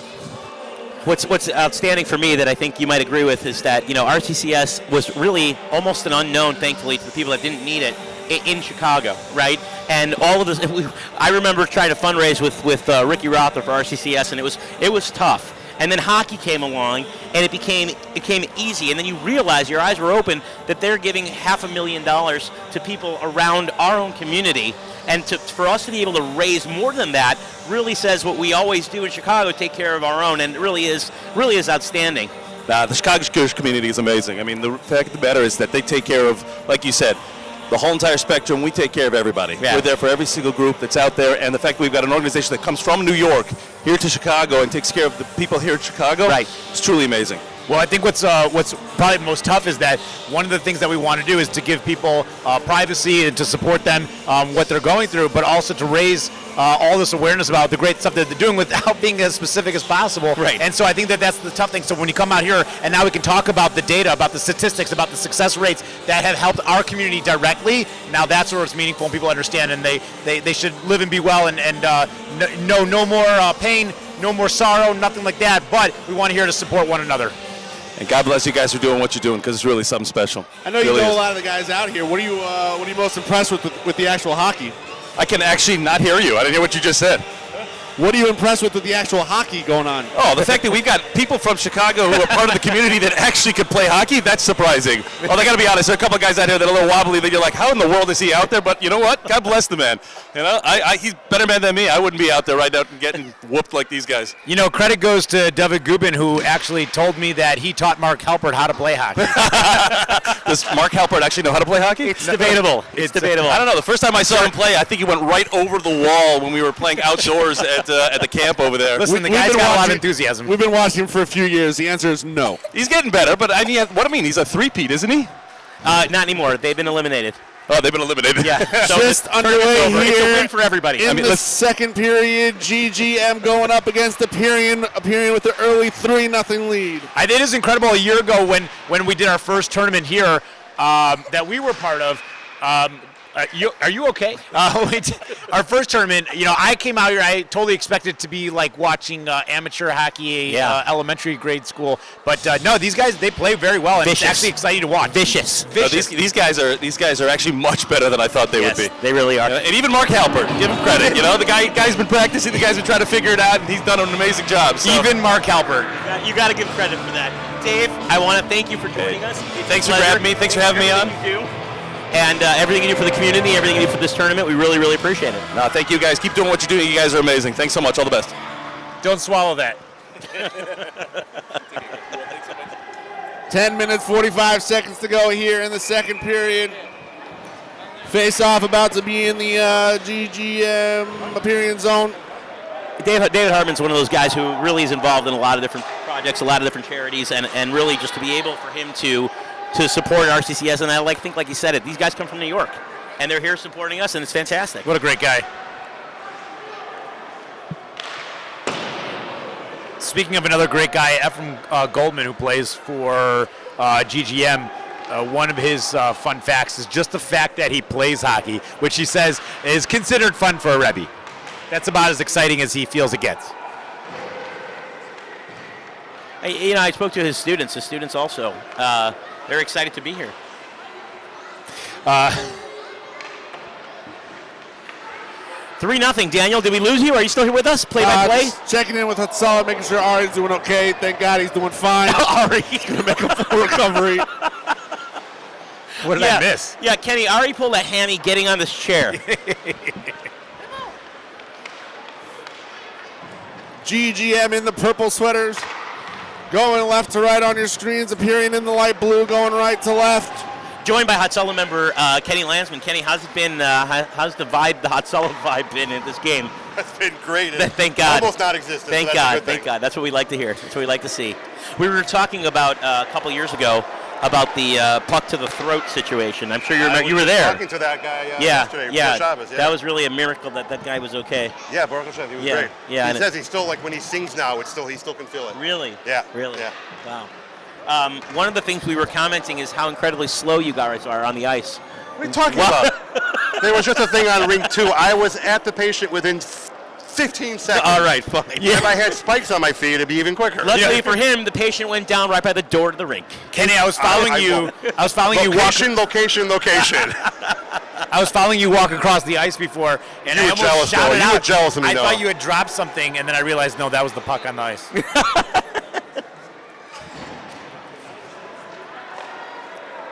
Well, this is an exciting game, Kenny. I don't know if you realize. I know that you're a big hockey fan. Huge. But I'll tell you, whoever wins this is going to the championship. GGM gets on the board. I'm hoping Detroit does because there's a certain member on Detroit, number 3. I'm kind of partial to him. Number 3 on Detroit. We know who that is, don't we? Yeah, we do. I think Brian Goldman with the goal there. Landsman. I think we all know. Is that a cousin? No, not related to me at all. Okay, all right. But lived around the block from my cousins. Fantastic. The first time I met one of them, I'm like, are we related? No, we're not? Okay. So that's about Solomon Radner, when asking him one of his special tricks for taking care of the odor of his gear, he says herring juice and cat litter. That's disgusting. Well, whatever works.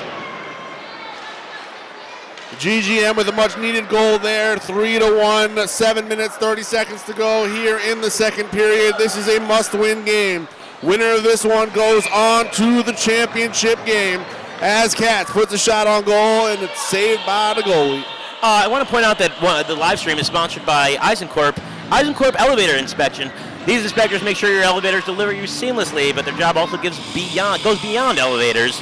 The inspectors examine and maintain all lifting and conveying devices. When you think of elevator maintenance, think Eisenkorp. You know, I think it's worth pointing out when one of the players actually responds with a serious answer, asking them how they motivate their team. Well, Yehuda David said, well, keep them confident. Everyone makes mistakes, so it's important to tell someone when they've done something right. That's a Very moment nice. right there. That's a moment. That's a moment. Appearing on a break here. Contrary to that, with the goal by Aperian, Yaakov Beitner. That was Moshe Radner with a fantastic goal. Yes, that was not Yaakov But let's Beitner. not forget Yaakov Beitner, also a great guy. Let's not forget about him. He's fun. He's fun. Actually, kudos to Yaakov Beitner, who actually was with the company he works for, Strawberry Fields, this week, or last week rather, when they went public on the New York Stock Exchange, and Yaakov Beitner was up there and got to ring that bell. Yeah. Fantastic. Pretty awesome. Yeah. Moshe Radner with an epic goal there for Aperian to get one back here. 4-1 Aperian with 6 minutes to go in the second period. Putting the rad in Radner. Goldman now with GGM trying to come right back. Unsuccessful. Shot on goal wide. But you know what? It's 4-1, and there's 5 minutes left to play in the second quarter. There's the second half. There's second period. There's still plenty of time. You know, if you want to on another motivate break. them, talking about giving people confidence, opposed to that, Mayor Fine says he just yells at them loudly.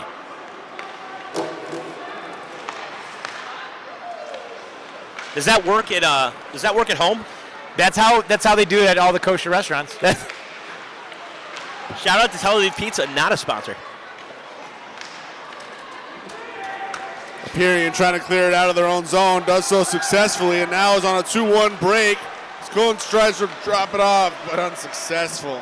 You know, one of the things we were talking about earlier, guys, when we were prepping for this, if you can call it prepping, one of the things we were talking about was what happens to the hockey equipment when a person hangs up the equipment and they're done.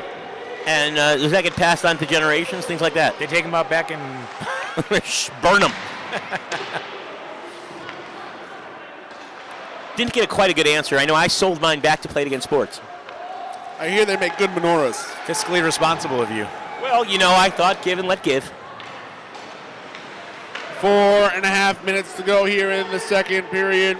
Do you think Blade Against Sports washes the gear before putting it up for sale? I am certain they do not.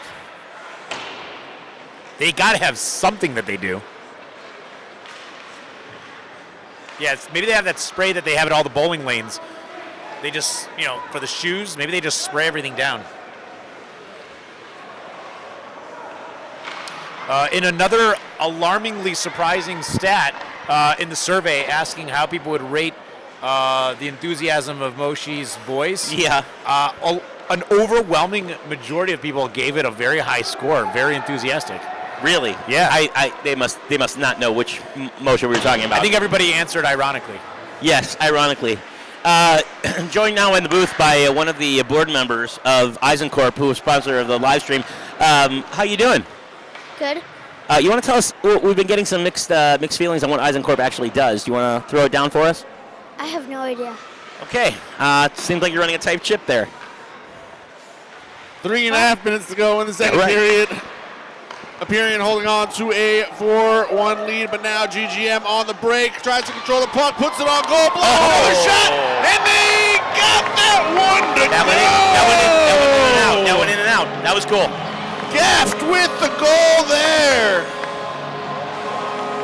They're making this into a game. They're not done. They're not done. They're saying Ad Khan, Hakaf Aleph. They're not done.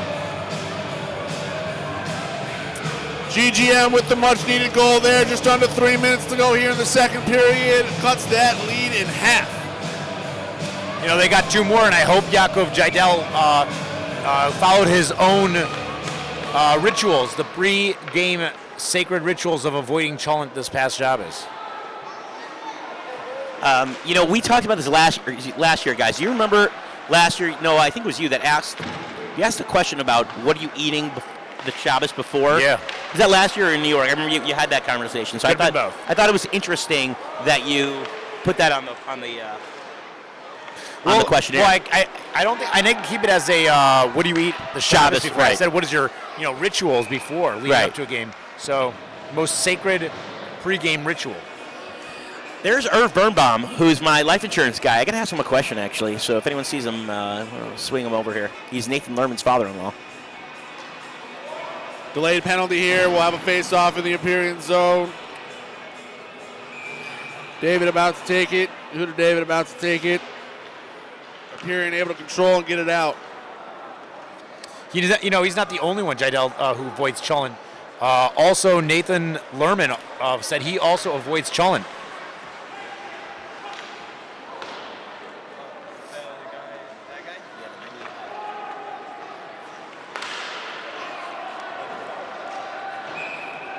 Icing is going to get called here. Minute 20 seconds to go here in the second period. 4-2 Aperian in this must-win game. Winner goes on to the championship. Monarch and Kagan playing over on Ring 2. Assuming Kagan wins, they're in the championship as well. Lior Geft asking about how he pumps up his team in his pregame ritual and stuff.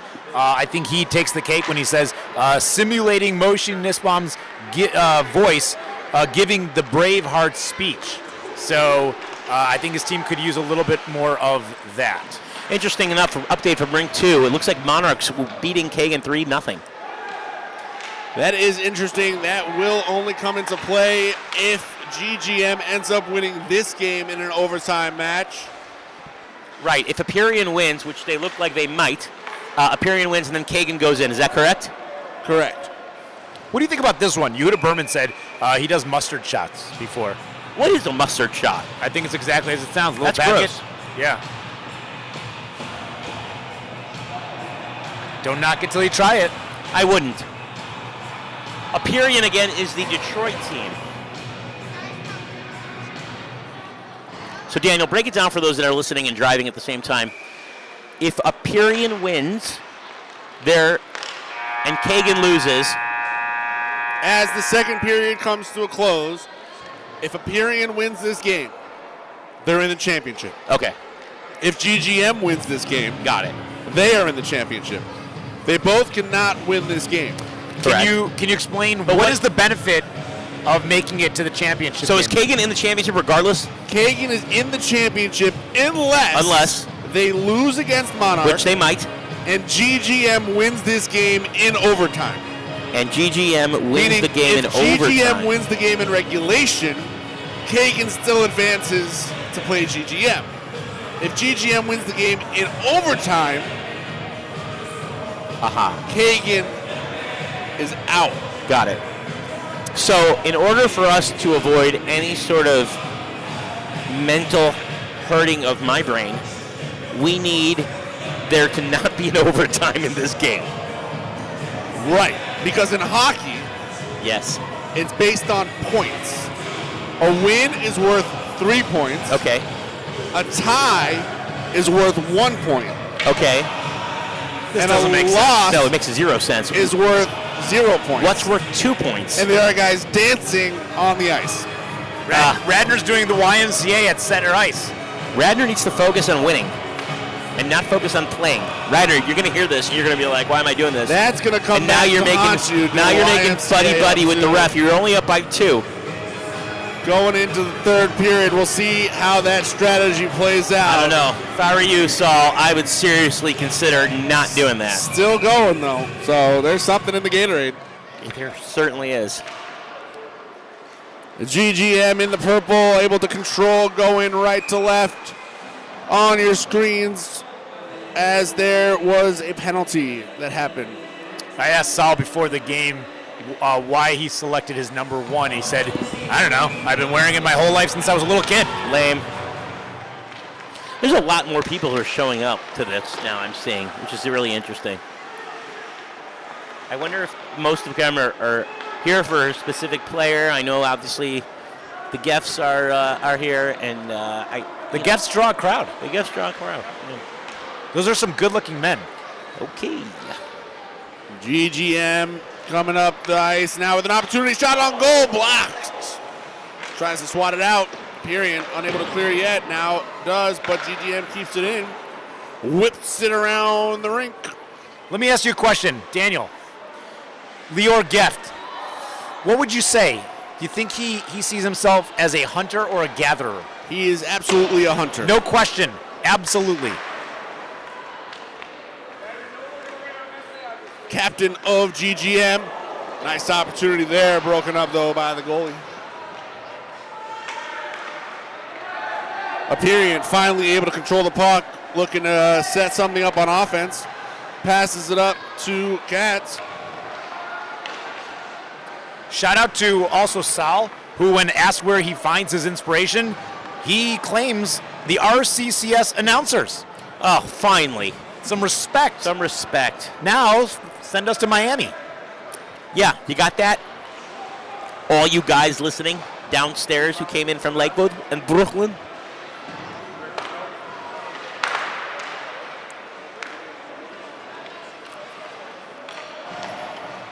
If you see an RCCS guy walking around, send him up. We'd like to interview him.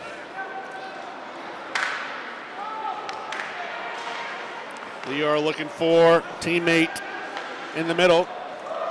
GGM looking for another opportunity. Passes off to Lear. Puck sitting right in the middle. Covered up by the goalie. So the clock is no longer running in the third period. Is that correct? That is correct. And then let me ask you this question because I'm just now understanding things. It's about time. The puck is the black thing that they're hitting. Right, you are. Gotcha. You're confused. Thank you. Okay. Right. Understood. I'm actually surprised with how much the puck actually bounces. I wonder if there's some sort of spring mechanism in there. Aperian now on the break. Shmuel Amet with an opportunity. Covered up by the goalie.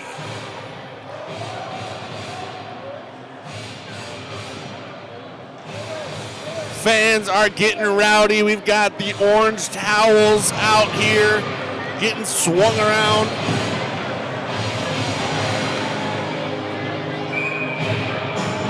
As they cheer on Aperian and GGM in this final regular season match of the day. Yes, yes indeed.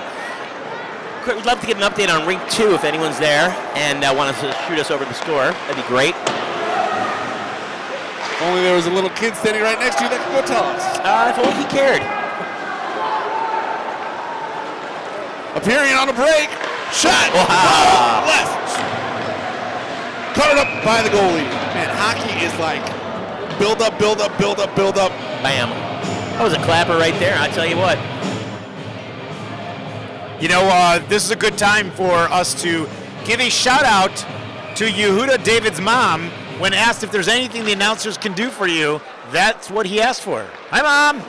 There you go. There you go. Happy to abide. GGM goalie keeps covering up that puck with his glove. He doesn't want to give any second chance opportunities. The dude abides.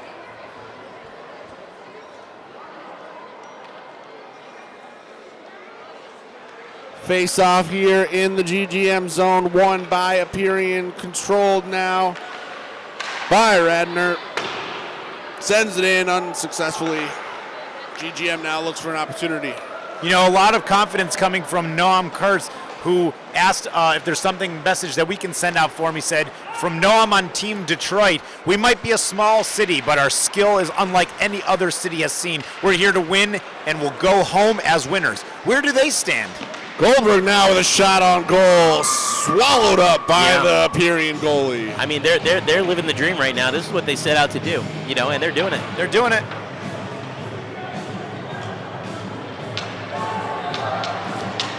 Eight minutes, 19 seconds to go here in the third period.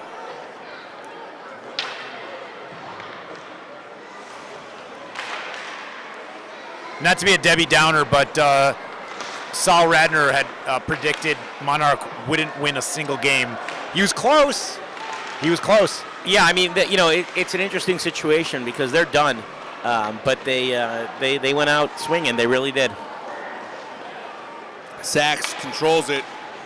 Nice spin move. Anybody that's delayed penalty coming here. Anybody that's on the Monarch team or any other team that has finished playing and wants to go ahead and give us a shout out or come on over to the broadcast booth, we'd love to have you on. Yeah, we'd love to hear some insight about how the games went for you, what was different this year. If you can tell us a little bit about the feelings, the energy on the ice. It's a beautiful tribute. Our own Katz from Aperian said that all his goals are in honor of Yitzi Rosenblum. Wow, that is nice. This is like reading the Liku Tape shot team. Yeah, that's right. Hey, Moshe, speaking of Liku Tape shot team, yes. Why don't we plug one of the other things that you're working on right now that you're heavily involved in? Talk a little bit about the interviews that you're doing outside of the RCCS tournament. Well, outside the RCCS tournament, I appreciate you bringing it up. HCC, Hebrew Theological College, is turning 100 this year, and they are doing a podcast right now that I am hosting together with David Friedman, and you can catch that at hdc100.edu, and you'll be able to see all the different podcasts. We're really hearing a lot of history, a lot of stories about Skokie Yeshiva, and it's incredible to be able to talk to some of the students that have gone there, yourself included, Noah, but also some of the faculty, Rabban, and to hear the stories of yesteryear, where there were so many people from the old country, so to speak, from Europe, that have actually been able to learn there, teach there, and the Gedolei Hador that really shaped the world, that started there, that ended up there. Beautiful. Great work. Over in Rink 2, Monarch is beating up on Kagan 4-0. Kagan knows that the only chance they don't go to the championship is if this game ends in a tie and GGM wins in overtime. I'd love to find out what the score of Kagan is and what's going on over there. Like I said, it's 4-0 Monarch. I'm not really listening, but maybe you can get us some of the Monarch guys. We'd love to talk to that guy with the Craigslist. Thanks. Just wait until the game's over and then get him. No, bring him here. Right here in Rink 1, we've got Aperian going up against GGM. A winner goes on to the championship game. Aperian in the light blue jerseys, leading 4-2 with 6 minutes, 25 seconds to go in the third period. GGM in the purple, needing a couple goals to get themselves back in here as the puck ends up in the Aperian bench. You know, interesting kind of back and forth here with GGM. On the one hand, GGM really made it to the championship game last year. On the other hand, I believe they're playing better this year than they were last year, despite possibly not making it to the championship game. I just think that they were a better, more cohesive team, and I think what David Gubin did by building his team around a few people and picking those players, I think was a successful move. Right you are, as the Imperial goalie is able to put a glove on it. 6 minutes, 5 seconds to go here in the third period. GGM controls it. Nope, turns it over to Imperial. We're going to be joined in just a few seconds here by one of the members of the Shy Construction team. Ari Deanna is going to be joining us on the. He played for Shy Construction. Ari, have a seat. We're going to mic you up here a little bit. Big collision here at center ice. I hold is on the ground. I hold 72 is actually Chips. That's Chips. Paul Chipper, the guy who took the puck to the throat years ago. We're here with Ari Deanna. Ari, a Lincolnwood native. Am I correct in saying that? Peterson Park native. I love it. Love it. My own neighborhood. Why don't you ever come over, dude? I'm seriously like your neighbor. I think we're the only Peterson Park members in this. I think you might be right. Where do you live? What near what? Don't give me the address, but near where? Near what street? Lawndale? St. Louis. St. Louis. Oh, we should really get together. That'd be fun. We should. So, all right, talk to me about what it is exactly that you, how you feel the tournament went, and how you think things are going, and things like that. Thank God we're raising money for charity because that's all that went well for us today. We did do pretty well on that end. As far as hockey goes, we won 1 of 4. That's not bad. That's more than we won here. What's going on down there? Well, Chips had a slight injury with his knee. He's up and moving around. Team gathering around. But Ari, let's go back to what it meant for Shy Construction. This was their first year having a team, I believe. Yeah, that's correct. Do you think Trachman learned his lesson, or do you think he's going to go at it again? I know him for a couple years now. He'll be back every year. I believe it. I believe it. I know him too. I believe it. He's unbelievable. Anybody you want to give a shout out to? My mother, if she's listening. She's listening. She's on a long drive right now. Okay. I hope I'm entertaining you and making you proud. I'm sure you are. Ari, it's always a pleasure to see you, and I hope that when we get down to it, you guys realize that at the player dinner that what we're doing this for, like you said, we raised a lot of money, helped a lot of people, and call a kavod to you for the money you raised and for putting together a fantastic tournament. Thanks. Chips is up, getting some help skating off the ice. It's rough. Looks like it hurts. Good news is the ice is right there.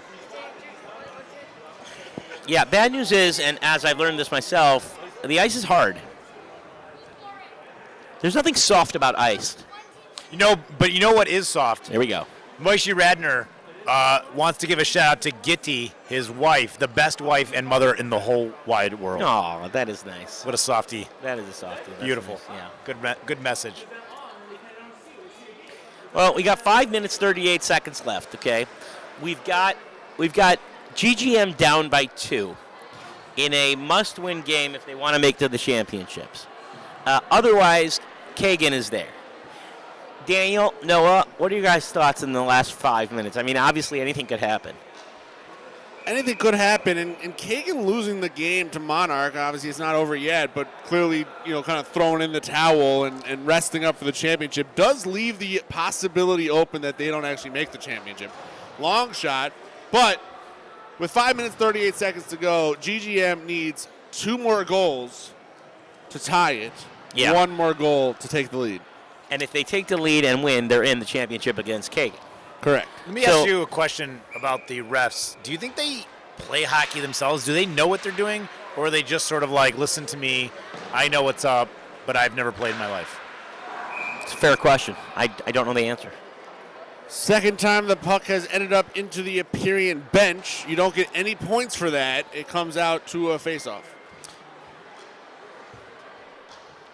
Benji Weinrob would like to give a shout-out to his kids who couldn't be at the tournament because they unfortunately, or fortunately, depending on how you look at it, had school activities back home in Detroit. So that's nice.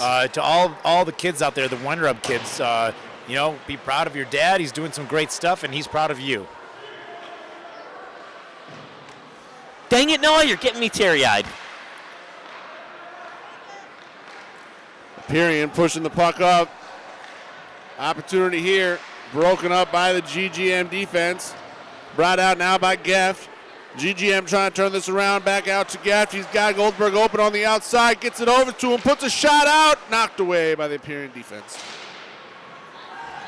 Being in this situation before, I'll tell you right now, the idea that you want to do is you really want to just play your hardest. I mean, I know it's not the championship game, but like I always say, if you don't win, you're not in the championship game. So, you gotta give it all your effort now, because otherwise, you got no other game to play. And Mo, you would know better than me, because unlike me, I've never really played any team sports. You have. Yes. I haven't. Now, technically, I played baseball for a bunch of years when I was little, but I was really in my own game in my own head in right field. Right. So I don't really have this experience. I certainly have never made it to any kind of significant championship game. So you know what's going through their heads. You know how they're feeling out there. I'm just witnessing. Yeah, I mean, I think that it's all, hockey is 99% mental and 1% unmental. I wanted to tell that to Chips down there, who was hobbling off the ice to, get back in the game, because it's 90% mental, buddy. 99. 99. Yeah. Not even 10. No. No, but, the bottom line is if you're going to win the game, and I've said this the whole tournament long, what do you have to do? Score goals. You got to score goals. You got to put the biscuit in the oven. That's right. Biscuit in the oven, hot dog in the bun. 3 minutes, 30 seconds to go here in the final frame. Shawarma on the spit. Aperian holding on to a 4-2 lead, trying to extend it. GGM looking to get a couple goals to equalize it. The great equalizer. The great equalizer is all these wonderful parents out here supporting their families. Yes. Whether they're on the ice or in the stands or at home. As an example, just wanted to give a shout out to the Seligson family, who are both here in person as well as missing. They, your husband, your father wants to give a shout out to his grandparents, parents, siblings, cousins that are in Detroit who couldn't make it out here, but also a shout out to the family that made it all the way down here for this tournament today. So Seligson, thanks for being here. Were you guys here for Shabbos? No, you just came today? Wow. Last night. Wow. All right. Cool. That's a Motzei Shabbos drive if ever I've seen one. That is a rough one. Golden. Well, you know what? It might be worth it, because in 2.5 minutes, these guys might be in the championship. Scheidel with it's a shot. win-win. Golden with a shot. They're either in the championship or they can get home before dinner. That's right. Well, maybe not. And Romanian's closed, so what are you going to do? I wanted to say earlier when we were talking about the city versus out of town, I'm going to make an assumption here without any data, and I'm pretty sure it's right, is that the biggest consumers and buyers outside of Chicago who are importing all of that Romanian beef and sausage is got to be from, quote-unquote, the city in New York. Yeah. We like to show some respect to our hometown, Chicago. We are anything but the second city, regardless of that title. That's correct. Minute 45 here to go. GGM's got to get something happening. Talking to the bench about possibly pulling the goalie, getting an extra skater on the ice. Let's see if that happens, because we've got 1.5 minutes, and they need 2 more goals to tie. And if they do tie and it's a shootout, that will be something interesting. One thing that's really different about this year than last year, we spoke a little bit about the pandemic, and we had the live stream as a response to not being able to have that many spectators as last year's. We got an empty net, but Aperian's got a little break. No goalie in the net. GGM does a nice job breaking it up. They're working hard. 1:10 left. They're trying to make something happen here. No goalie in the net. Now GGM finally gets the puck. That was a close one. Broke it up nicely by Shlomo Radner. No call. No tripping there. Interesting. Sends it up. If that puck goes in the net, it's going to be ridiculous. I can't believe we just saw that. Wow. Puts the finishing touches on this one. Empty net goal. Shlomo Radner able to lift it up over the GGM players. Well, Radner, man. That turkey has been basted. It is ready. He is never, if you think Monarch was bad, Detroit's never going to let up if they win this championship. I'm telling you right now. That will just about do it. Under a minute to go here. 5-2 appearing from Detroit. What's the strategy to put the goalie back in, Daniel? Well, you don't want that to happen again, especially on a face-off, because that would have been a goal. True, I guess. As we wind down with 40 seconds left, I think it's a nice shot out. This is a big one. This is a good mazel. This is worth a Gala Deluxe Kiddush. This is a shout out from Benji Weinrub, wanting to give a big mazel tov to Akiva on his, what does it say here? Oh, Haslachas Rashi event. Mazel tov on, to Tova on your school Bas Mitzvah event. Wow, two nice historical, memorable events for their kids. Rite of passages. Very nice. Mazel tov to both of you. Gala Kiddush.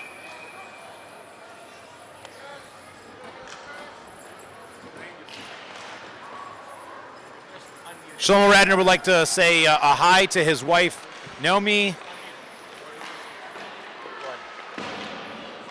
I'm going to forego reading the rest of that message.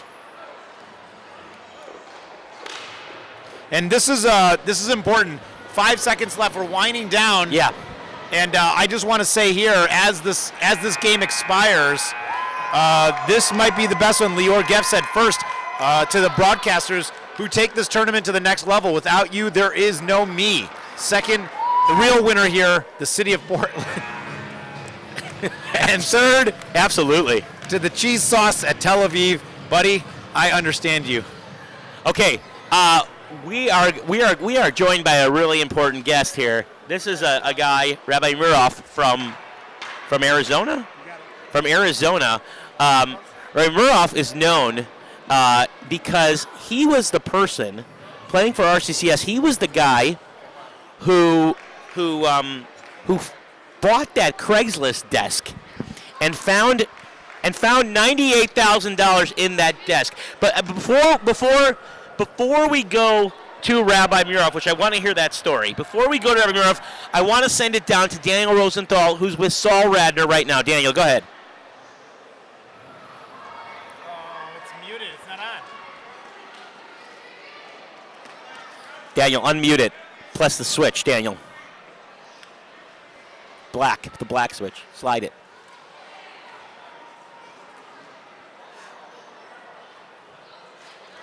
There's a black switch, just slide it. Here with the OG, Saul Radner, as he just brings his team to the championship. How's that make you feel? Feels pretty good. I had confidence in the guys that we'd get this done. I kind of knew we'd get it done from the very beginning. It was a little bit of a tricky road getting there. You know, we had an overtime win against Kagan, and of course now we're going to play them in the championship. That's going to be a tough game. We just played. Obviously, they've had the last hour to relax. And I really wanted to take that CHI game, but hey, I'm very proud of the boys. We battled, we fought, we clawed, and now we're going to the championship, and it's going to feel good lifting that cup when we're done. There you go, and Kagan basically rested all their players, letting Monarch win that one, knowing that they're going to be going to the championship already. So they're well rested. You've obviously just played. What's the expectation going into that game? Bring it, baby. Can't wait. I want to beat them when they're strong. I want to beat them when they're refreshed. I want to beat them when they're healthy. I want to beat them when they're at their best. All right.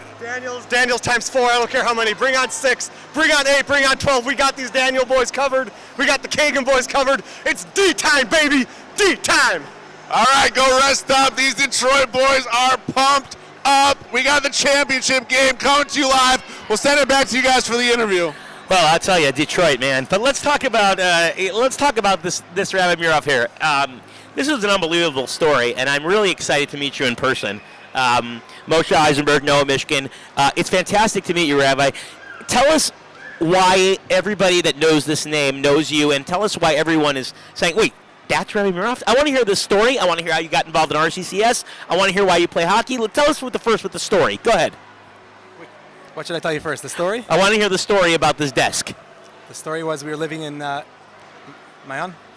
Yeah, you're good. You're good. Living in Connecticut, and I was looking to buy a new office desk, and we bought a desk on Craigslist. And when we brought it home, it didn't fit into my office, and we had to take it apart.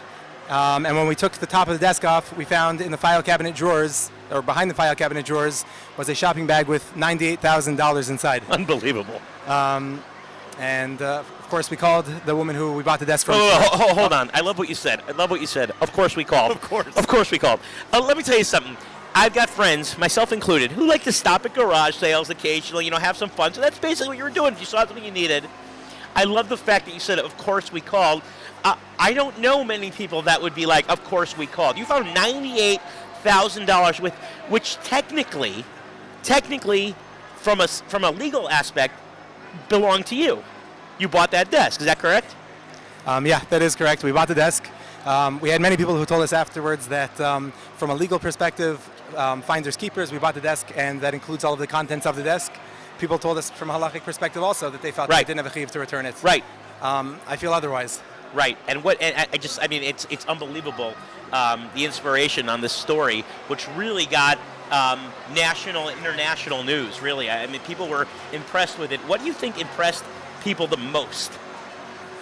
I think a lot of people related to it because it was something that they would have done also. Right.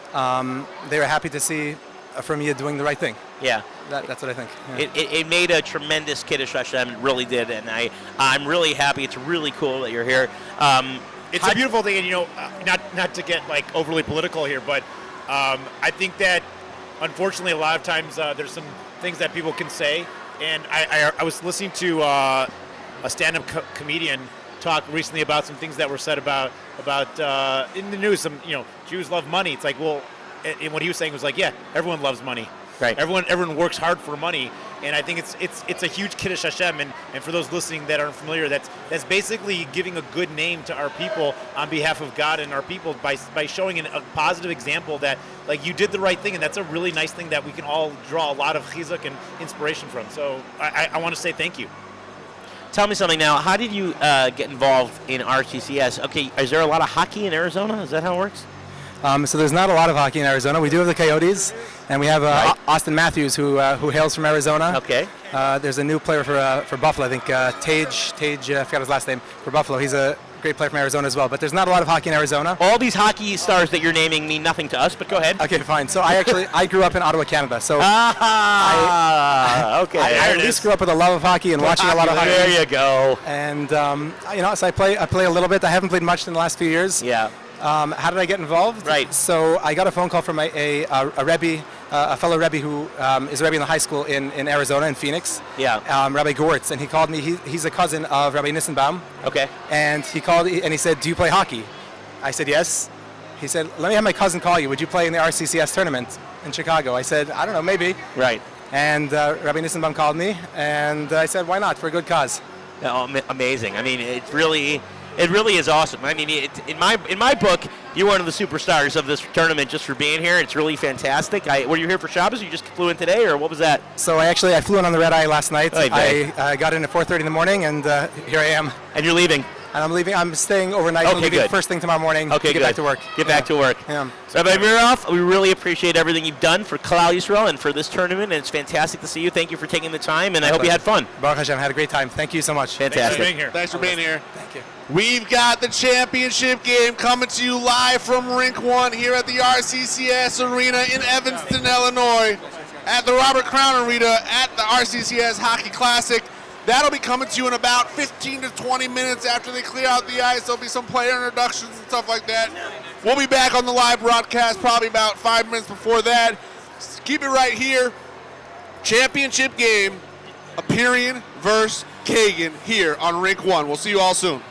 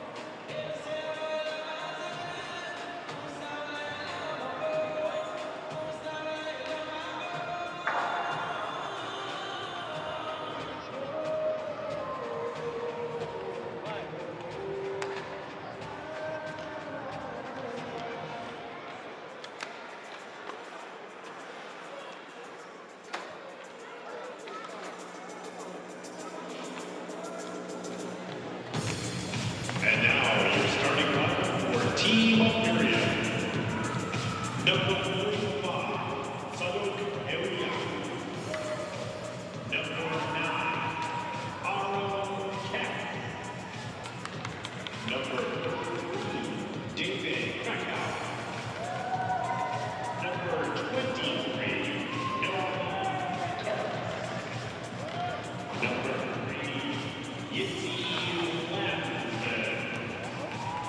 Number 81, Nathan Letterman. Number 12, Abrami Lorcan. Your captain, number 1, Salman Radford. Number 87, Moshe Radford. Number 66, Jonathan Rosenberg. Number 67, Zion Sellers. Team captain, number 5, Ellie Sellers. Number 3, Zvi Holmberg.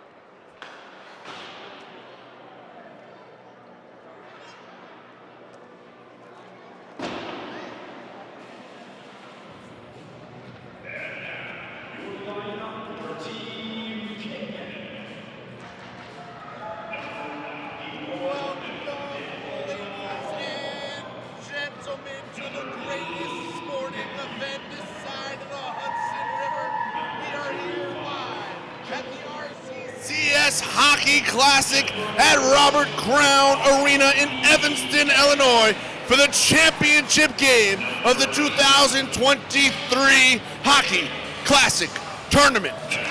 My name's Daniel Rosenthal, and joined with me, as always, is Hall of Fame RCCS member Moshe Eisenberg. Thank you, Daniel.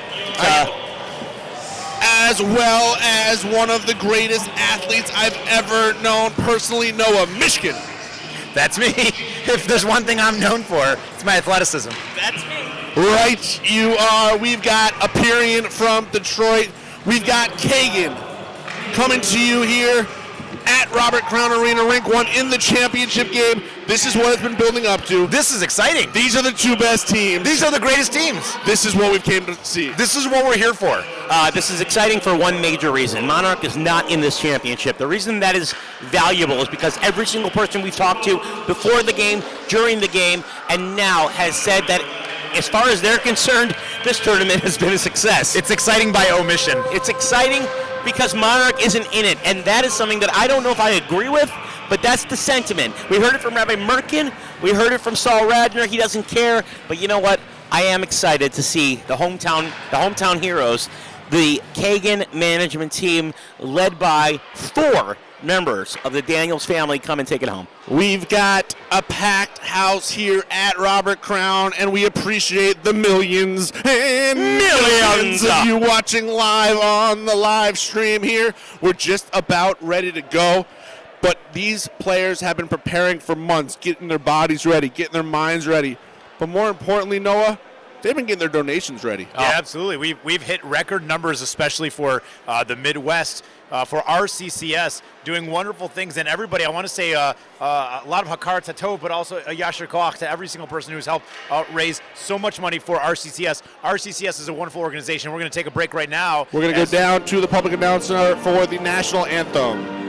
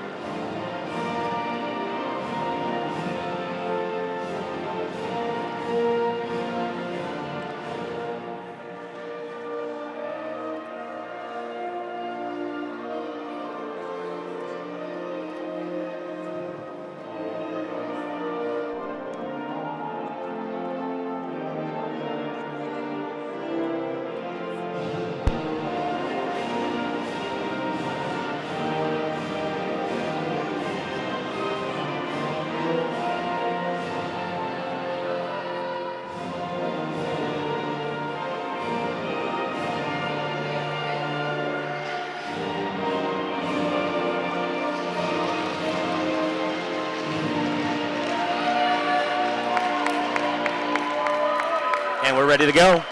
It's the championship game. Aperian from Detroit, Kagan from the Chicago area. We've got an epic battle about to take place. Captain Saul Radner's got his team over by their goal, giving some pregame messages. Moshe, as a former champion of this tournament, what's going on in that huddle? Right now, what's going on in the huddle is very clear. Right now, you got a problem is that they are focused. They're focused on the win. They're focused on taking down the other team. They're talking about the fact that they came together from a different city. They came all the way out here. They raised a lot of money, and they built something, and they want to represent their city. They also want to tell people that we're here, and bragging rights are way bigger than anything else. They're here, and they're here to win. Kagan, led by Captain Shlomo Daniels. I just walked out of the tunnel with him, getting ready to do this game. I'll tell you something, he is pumped up. Yeah. He wants to win this championship for him and his team. Yeah. I mean, Kagan's the same way. Kagan's been in this for a long time. We heard it from Shlomo Daniels. He's only won one, and that was not even in Chicago. For them, it's something personal. It's something that they really want to do, and it's something that they're, more importantly, they are ready to represent the city of Chicago. We've got the captains meeting center ice. I like that Moshe's down there on the ice. I'm not really sure what's happening here, but that looks like Yerochim Strulowitz about to do the puck drop. This is a ceremonial puck drop. Ari Strulowitz being honored at this year's event. Unable to play this year, but getting the honor of dropping the puck in the championship game. Very nice, very nice. He's Puck a drop. Stand-up guy. Puck drop being sponsored by the Crane Mailing Foundation. Happy. Who's that guy and why isn't it us? I don't know. That's weird. Just weird. The fans are ready. We're ready up here in the booth. The players are ready. We've got the championship match. It's the coming championship to you from Robert Crown Arena in Evanston, Illinois. We're about to get underway. Appearing in the light blue jerseys, going left to right on your screens. Kagan in the whites, going right to left. We're about to drop the puck and get underway in this championship game. You can tell that there's really a lot of buzz going on. The crowd's packed. It's packed here. There's a lot of people cheering. Everybody's having a great time. And we're going to hear a lot of oohs and ahs, I'm sure. The ice is ready to go. Perrin comes away with that, winning that faceoff. Kagan out of break here as Glass tries to get over to his teammate unsuccessfully. Now in the center of the ice, cleared out nicely by the Aperian D. What does D stand for? Defense. Oh, is that 2 words? It's hyphenated. D. Got fence. it. And then fence. Understood. Not to be confused with defenestration, which is to throw something out of a window. That's a fun fact. Kagan setting up a play here. Aperian getting back on defense. Ari Daniels sends it into the Aperian zone. Kagan now able to control as Ari Schwartz stands back on defense. Aperian's now got it, looking for a break. Bringing it up the ice. Shot on goal, just wide. David Krakauer with an opportunity. Now off as Moshe Radner, unable to convert. I'm pretty sure that at this point, all the tiredness that they feel is gone. They're running on adrenaline. Might catch up with them by the third period, but at this point, they're running on adrenaline and they're doing themselves just fine. This is the 5th game these guys have played in just under 8 hours here today. They've been playing hockey all day. You'll definitely see some of that here on the ice. But to note, Kagan was able to rest their players the last game, knowing that they were going to make it to the championship. Yeah, Ari Schwartz talked about that last time, how he doesn't really appreciate that strategy, but if it works, it works. Well, Aperian obviously had to win their last one up against GGM. We just watched that here on Rink 1. They definitely exerted a lot of energy there.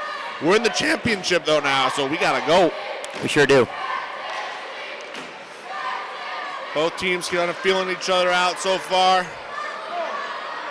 As Ari gets an opportunity, kick save and a beauty.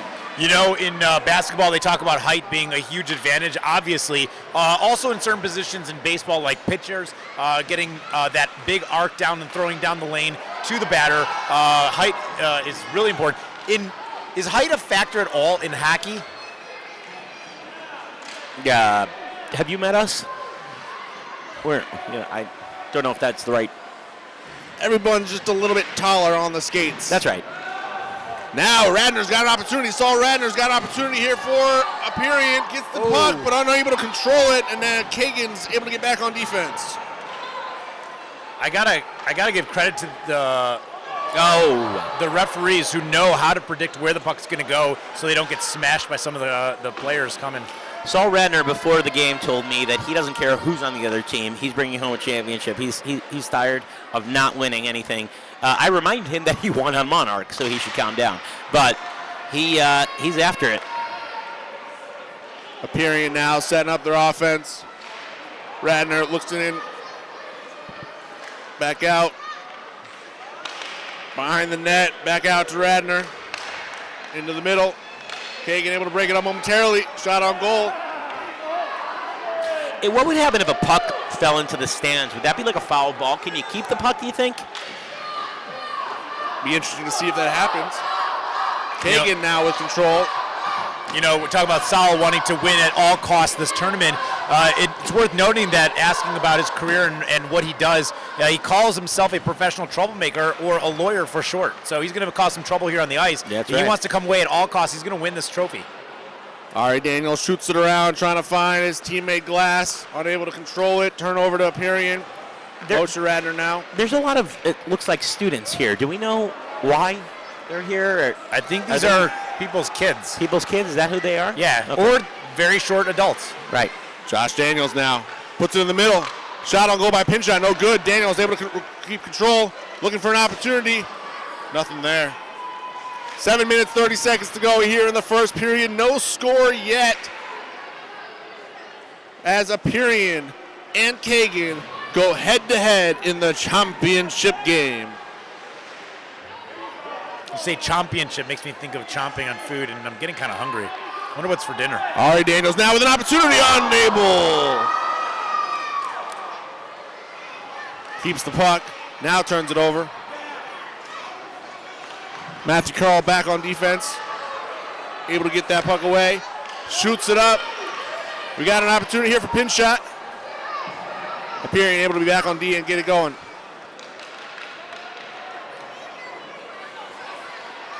Nice moves there.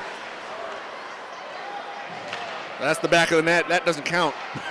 No, it doesn't. I learned that the hard way. Oh, right in the glove. Nice stride there by Avrami Lorkis of Aperion, but unable to do it. 6 minutes, 30 seconds to go here in the first period. We've got running clocks here in the first and second period, even in the championship game. Interesting play, interesting strategy on the running clock. Daniel, are you surprised that with 6 minutes, a little bit over 6 minutes left, we're still at 0-0 in the first period? No, these two teams are fundamentally sound. Yes, they are. They put the fun in fundamentals. Avrami Lorkis also wanted to give a shout out to his twins.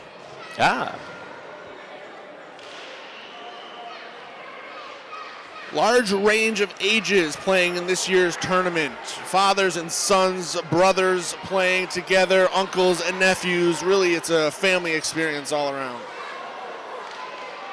And it has been the whole day. In fact, it's been nice to see the hundreds, probably about 300 people that came out from the community to appreciate the RCCS Family Fun Day. A lot of things going on here today. Support of RCCS. There was a suggested donation to thank everyone that gave that. And happy that we raised that much money, over $680,000 last I heard from Rabbi Nissenbaum. Yeah, it's pretty incredible to look at the success of this tournament over the years and how it has grown. Just to give you some of those numbers, by the way, looking at from 2018, I believe was the first year that they did it, they raised a total of $700,000. 2022, $4.3 million. The Chicago Classic, $679,000, almost $680,000 from just this Chicago Classic tournament. Pretty incredible. It really is. It really, really is. And you know what? I can see, I'm not pointing fingers or anything, but I can see that the Florida Classic was, noticeably behind the Chicago Classic. I can't help but wonder if they had the Dream Team, Stream Team down there, would they have raised more money than they did? Just wondering. I think we Unger. know the answer to that. Kagan with control. Over to Daniels. Shoots it up to Pinchot. Let me ask you a question, Moshe. Yep. If I were to ask you, take a wild guess at how many teams have played or are playing in the RCCS tournaments. Not here today. As a total. As a total. For this year. Yeah, for this year. Take a guess. 15. Would you believe it if I said 23? Come on. Coincidentally, happens to be the number on the back of my jersey. Not just for the GOAT himself, right, but also standing for the year. You lie like a rug. 23, really. It says it right there. I'm looking at, go to rccsclassic.org, and you can see it on the right-hand side of the page. Incredible. Now, Incredible. Daniel, let me ask you, how many players do you think? 78. Would you believe it if I said 400? Oh my goodness! Now I got that one. Can't be right. I got one bone to pick. You might be right, Moshe, with it not being right, because I believe it when it says 23. What are the odds that there are exactly 400? Right. Come on. They What for sure an rounded. opportunity there for Kagan. They for sure rounded. As Karkenstein is able to put a shot on goal, but Svi the goalie knocks it away. I'll tell you, these goalies, Svi's, have been really fantastic. Svika the goalie has been amazing on both ends. Is Svi the goalie kind of like Zach the Baker? It's like Zach the Baker, yep. Aperion able to clear it all the way around. Let's see, can that keep going? No. That would it would have. It would have gone pretty far though. It might have. And then would it still be icing if it went all the way around and back? It's icing. I don't know. The other way. That's how it works. A double icing violation? By the way, I figured out why they Checking with call our it. producer Ian, he is saying no, that would not be the case. I figured out why they call it icing, and Ian can confirm. it's when you ice a cake, you put the frosting all the way around the cake, and therefore it's got to be the same thing. Ian's nodding his head. He Checks thinks out. it might be possible. Checks Okay. out. Fantastic. Crowd is getting rowdy. We'll check Wikipedia later and make necessary adjustments as needed. What a save by the Kagan goalkeeper. 2 minutes, 20 seconds to go here in the first period. Still no score. As we're watching the other teams slowly, who are now dressed up in their regular clothes, and slowly come back to the stadium to watch the championship game. Saul Radner with a slap shot. Zuckerman took the brunt of that, saved a potential goal. As we've got some action in the corner as a player is down. He's sitting up though. Radner hustled over to help out his teammate. Yeah, he's fine. And Kurtz is able to get up and skate off under his own power. It's always good to see. You know, Saul.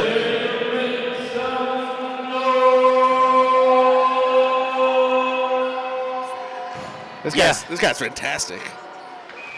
Suki? He's great. It's Suki. He's really something, isn't he?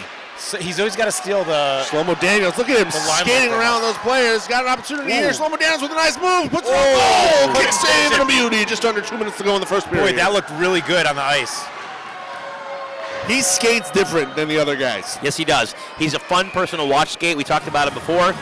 Fun to watch, and really, from the age of 6, if not a little younger, really, he was a powerful skater who his father said was able to read the plays and be able to see where he needs to go. Better him than me.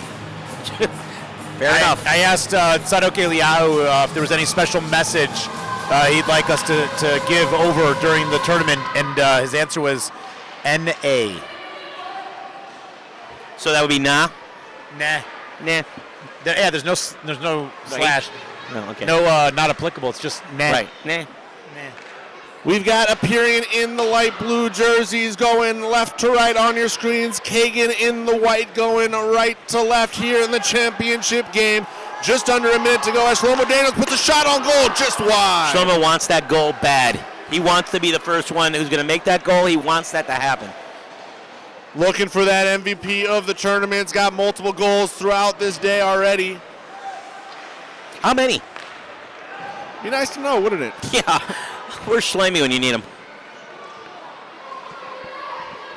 Or was it Shmulik? Shmulik is our drink sponsor. Ah, yes. I mean, getter. He brings the drink. Our drink go-getter. Aperian now. I'll give a shout out to everyone at the RCCS staff who's probably eating dinner. Worth noting during this championship game that Rink won, the one we're in right now. Rink sponsored in memory of Michael Braverman. RCCS Hockey Classic 2023. Play, fight, win. Heal, and win. Isaacson up into the zone. 5 seconds to go in the first period. Ari Daniels with a shot on goal, saved by the goalie, and we're going to the end of the first period. Yeah, I mean, I feel like the energy here was that this gives the end of the game, but it was the end of the first period. It really is palpable here. You see all these guys on the corner banging that glass. It's interesting. I still don't know. Maybe our producer can find out exactly why they're here or who they're going for, but I'm not exactly sure, and we're going to get that information soon. But it is nice to see all of these folks who are really into it. Let's see how many do the YMCA. That's going to be interesting too. I'll bet it's 3 people. We're here at the RCCS Hockey Classic. We've got a packed house here in the Robert Crown Arena. We've got Kagan. We've got Aperian. We've got the championship game on the ice. It's fun. It's fun to see a lot of these folks who have been playing for years to probably finally be in a championship game. And we've got a lot of enthusiasm right now with the YMCA, but I think I'm going to be right. I actually should have gone with 1, not 3, if we're playing by Price is Right rules. That's close to, but not over. I think right now, 1, 2, 3. We got 3 people. 1, now, 2, if 3. If they change it to the YTT, would that have there you changed go. it? Well done, Daniel. Play-by-play with a sense of humor. I'm out. Daniels will have one funny comment per game. And that was it. He hit his quota. It's about time. Aperian wins the faceoff. Lorcas, shot on goal, knocked away. Daniel, what's your trick for seeing who it is down there when they've got the puck? I can barely read a name. Sometimes I can see a number. I don't know what's going on. I'm hoping that the people watching at home have the same vision as you do. Let's hope that the bandwidth is low and that it's a little bit grainy. But I think I've got a good amount of them down. It's more the pronunciation that, a bit of a struggle. Josh Daniels had to go back to the locker room between periods. He's now back out onto the bench. I wonder what was going on there. Well, it looked like there was some serious conversation happening. I'm not really sure what, but whatever it was, they seem to be looking at a line shift or a line change or something's happening. They're shifting up their strategy here, and I think it's going to work. Just underway here in the second period. Aperian in the light blues, Kagan's in the white. No score yet. As Zuckerman gets it over to Daniels, but broken up by Aperian. Man, I love seeing Zuckerman down on the ice. Gives me a sense of confidence and hope that it's going to be an exciting game, which it already is. I remember Robert Crown. Do you guys remember this? Robert Crown, the first tournament we did in Chicago, and it was the old Robert Crown. I love a shovel. And then we went to the Blackhawk Stadium, which was a good stadium where they practiced. That was fun. And then we came back here at the new Robert Crown, and this place is just fantastic. It's accommodating. It's great. It's close in the neighborhood. And you can really tell the people that came out, and it was a good move to come back here. 5 minutes from my house, I have nothing to complain about. That's right. A little bit further from mine, but still pretty good. Carl over to his teammate who was going to the bench, so that didn't work out. Icing's going to be the call.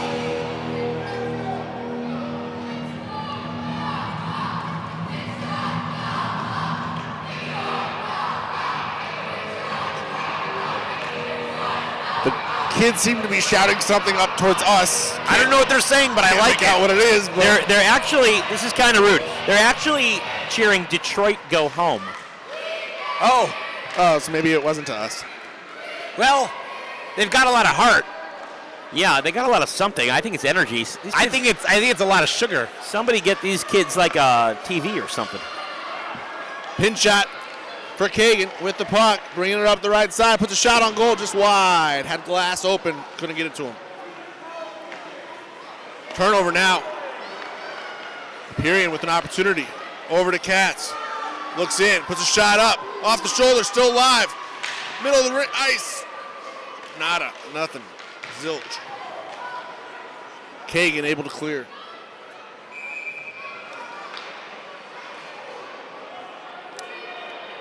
Nine minutes to go here in the second period. Still no score. Moshe. Yes. Does one of these teams need to score?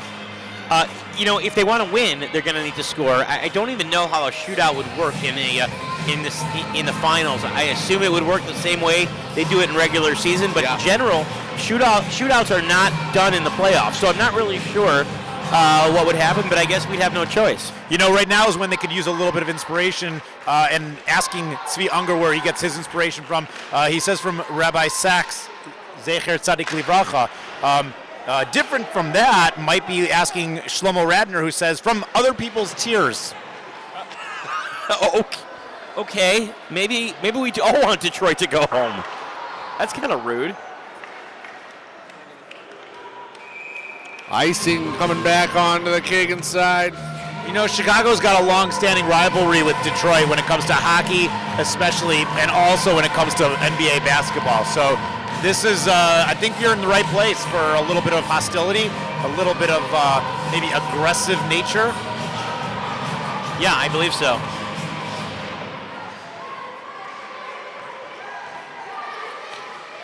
Kozowski with the shot. Nothing. Shlomo Daniels now with the puck. Let's see what happens here. Shlomo makes a move, jumps over his stick, but nice defense there by Aperian. I'm just going to throw this out there. Avrami Lorcas told me he plays drums. Okay, that's on. You're on. You're on, Avrami. Come on. Well, we know what he can do with one stick. Oh, or what he can't do. I mean, it is 0-0.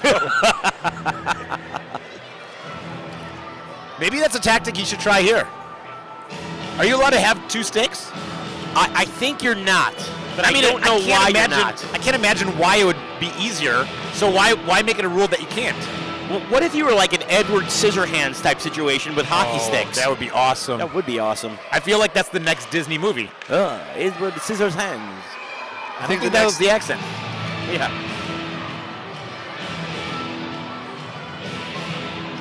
Pinchot had a shot on goal there, gloved by Tzvi the goalie.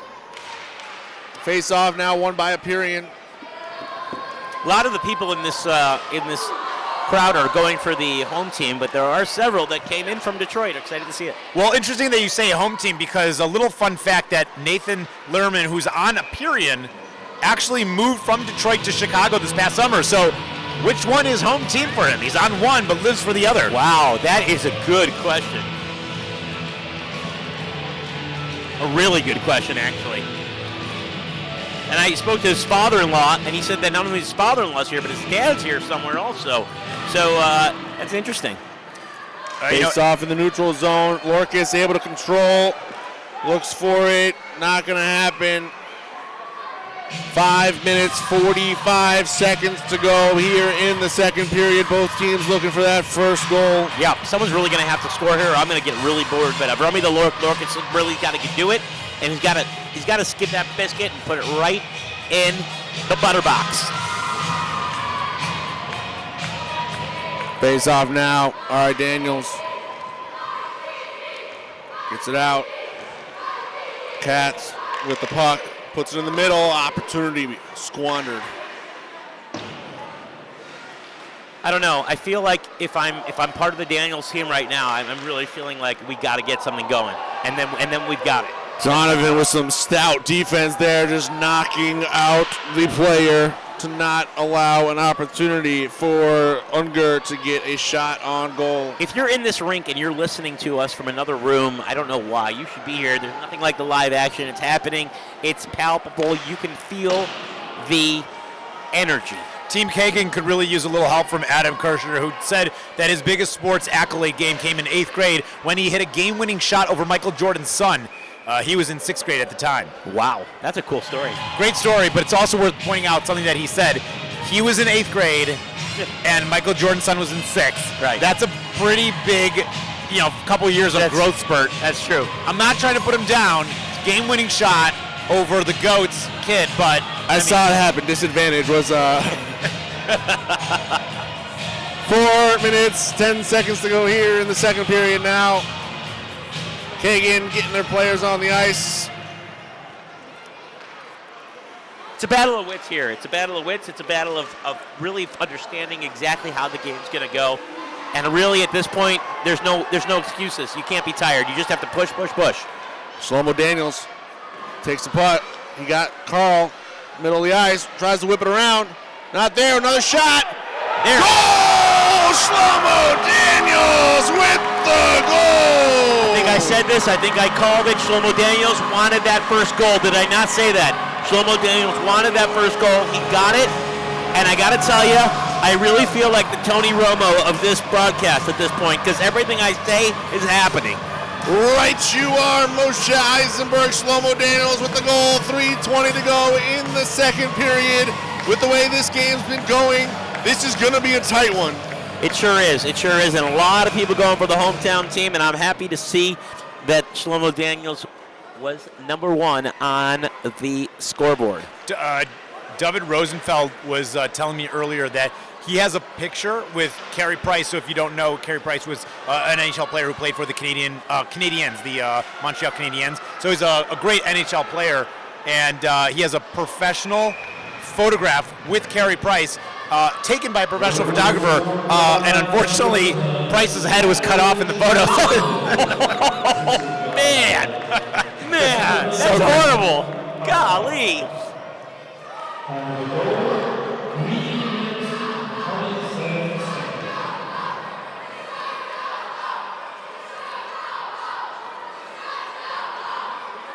As we get continuing action here in the championship game.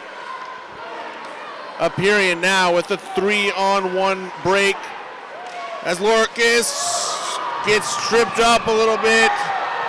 And now we have a call. Is that a goal? It looks like it's a goal. Wow. Aperian ties it up. Wow. A quick goal return for Aperian after Lorcas got stripped up. It looks like Landsman was able to get that puck across. That was Landsman, who we know is no relation to Kenny Landsman. 1-1 with 1:30 to go here in the second period. We've got some action, boys. There seems to be some discussion between the referees on this goal. I wonder if it's going to count or not. Let's see. Let's see.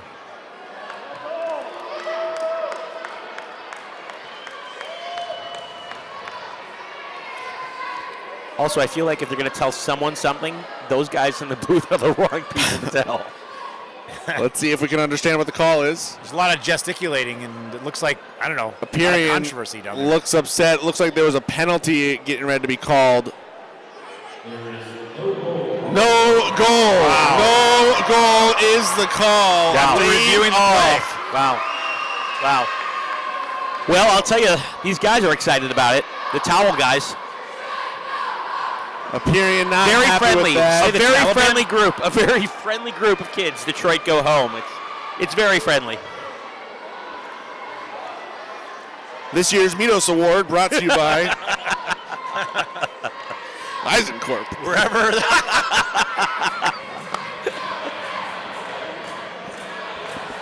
After all that, no goal, 1:26 left in the second period. Face off in the Kagan zone. Daniel, do we know what the reason was for the no goal? Was there some sort of penalty? Ask our producer next to you. Do we know what the reason was for the no goal? We're not sure. We're not sure. Just accept it and move on. And we will. Aperian now coming out fiery. Minute and 15 left. Aperian's got a lot of work to do. Hold on. All of a sudden, Mr. I got the bug decided. There seemed to have been a delayed penalty call. That seemed to be. That's what I said at the time. That's exactly what I said. Right, it has to do with delayed penalty and whether or not there was a confirmed possession before the shot on goal. That's all. Thank you to our rules expert, Yerucham Yocheved. Under a minute to go here. We call him YY for short. Aperian trying to get an answer. Has an opportunity now. Puts it out in the middle. There's a shot on goal, just wide. Wow, I thought that was in. That's called depth perception. It sure is. I don't have any. Radner now controls the puck. Turns it over, though, in his zone. Carl with an opportunity. Fast break here. Puts a shot up and over the goalpost. Clock winding down with 15 seconds left to play in this period. Aperian trying to get the equalizer here before the end of the second period. 4 seconds to go here. Little shot, not much behind that one.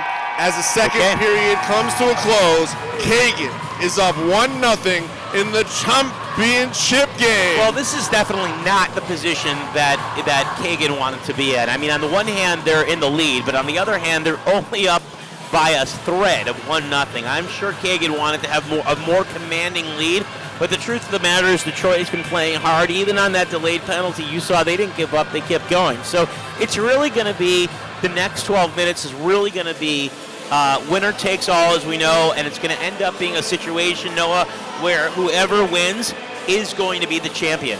That's right, and Aperian's got a little bit of work to do to catch up and even have the go-ahead goal. Talking to Chaim Seligson before, he was saying that something you should all know, Ellie Seligson, number 5 on the Detroit team, is not his uncle. He's not his cousin. Oh, I'm sorry, he is his uncle. He's not his cousin or his brother. Well, then Some subterfuge there for Okay, no problem. Daniel, your thoughts, you've done a lot of these together, your thoughts on these two teams at a 1-0 score going into the third period. You know what? I'm just happy to have all these Jews together, behaving nicely and contributing as one whole community here at the Robert Crown Arena for the RCCS Hockey Classic. We got 2 great games. We got a great match going on. Cheer for your team. That's right. Here we go. Third period underway. You almost said third Aperian. It's been tough, honestly. I don't know. We've been talking for a while. Shlomo Daniels now. Man, he's got some great footwork. It's fancy footwork. Fancy feast. Hey, there you go. Speaking of which, I understand the players' dinner is going to be quite the fancy feast.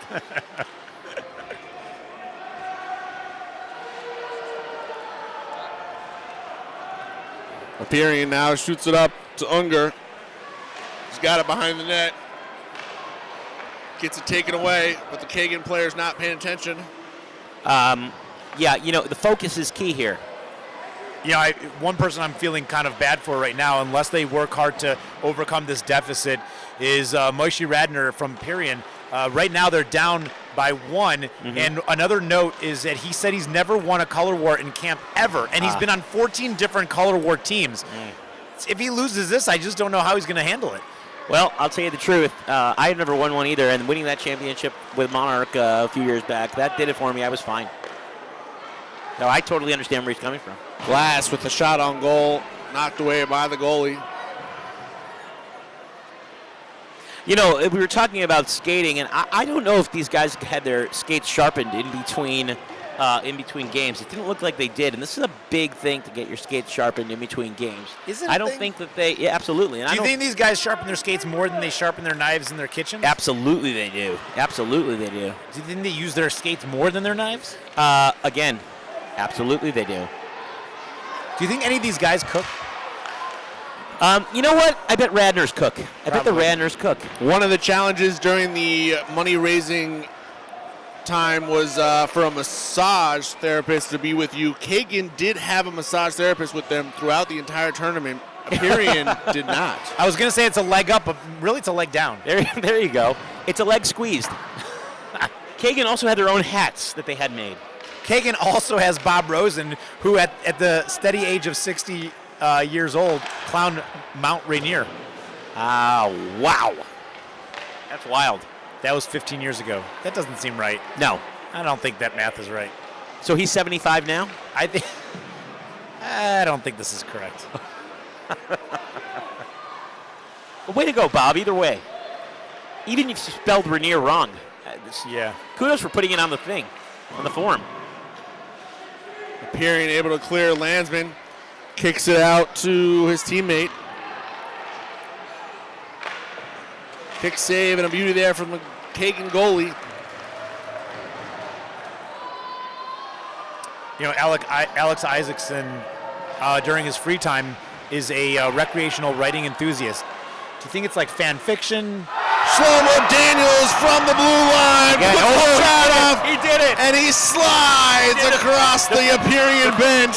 The fish dive. He did the fish dive. Another goal. He did the fish dive, and Ari Strulowitz, who's in the crowd, but I think he's also learning in the side, he is shaking his head in a little disgust that the fish dive is something that, come on, man.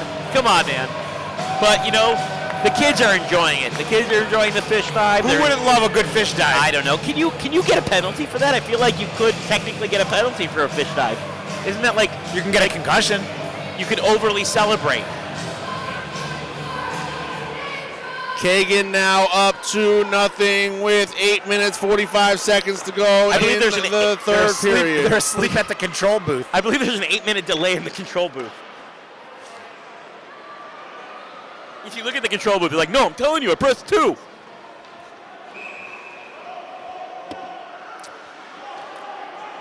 There's a look of disappointment on a couple of people's faces here. I'm not sure why. I mean, this is a Chicago team who is excited to win, who has not won in a long time and possibly ever in Chicago. Well, there's nothing like a long drive home after a loss. You know what? Detroit's going to eat well. They're going to go to Romanian tomorrow and bring a whole bunch of salamis home. They have nothing to complain about. Nothing. Still plenty of time here. We've seen Aperian score goals in previous games. As Kagan comes on the attack. Dumps it off to Isaacson. Shot on goal, kick save.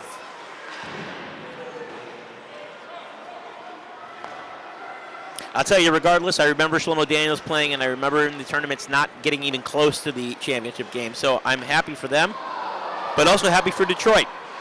They put together a team They came with one goal to get to that championship game and to win it. And they might leave with that indeed. You know, Adam Kirshner's pregame ritual, checking out the penalty box, knowing he's going to be spending a lot of time in there and looking for a couple of snacks in case he gets hungry. Adam Kirshner may be the funniest person in this tournament. I'm serious. If you haven't spent time with the man, spend some time with him. He's hilarious. Have you not been listening to Daniel Rosenthal? Adam Kirshner Right you are. is indeed the funniest person in this tournament. Aperian with the control. Shot wide. When you say shot wide, Daniel, what do you mean by that? Shot goes wide. Again, you're just repeating words. I'm asking for some sort of explanation. It's actually my parenting style. If I just repeat it over, it'll eventually make sense. Okay, fine. That's exactly what I was doing. 6 minutes, 50 seconds to go here in the final frame. Is there such a thing as a shot narrow? Ian, can you confirm? Shot narrow? No such thing. Ian's about to pound me. Shlomo Daniels clears it out. Well, this is a great time to talk a little bit about RCCS. RCCS is a wonderful organization that is supporting so many people, so many families. Let's talk a little bit about RCCS. It's a recognized 501c3 organization providing an array of services to cancer patients and their families, enabling them to secure the best possible medical care. Notably, among the myriad services offered by RCCS is medical referrals and support, as well as health insurance premium and medical subsidies, which provide patients and with broader access to global oncologists and leaders in the cancer treatment field. For more information, please visit www.rccscancer.org and check out the great work that they're doing. And while you're there, don't forget to leave a like, subscribe, follow them, share, and make a donation while you're at it. I got to tell you, there are some things that you love to see and some things that you don't love to see. And I feel like at this point in the game with 6 minutes and 33 seconds left, the game's getting a little more aggressive than I'd like to. I mean, Detroit's fighting for their lives. They're fighting for the championships.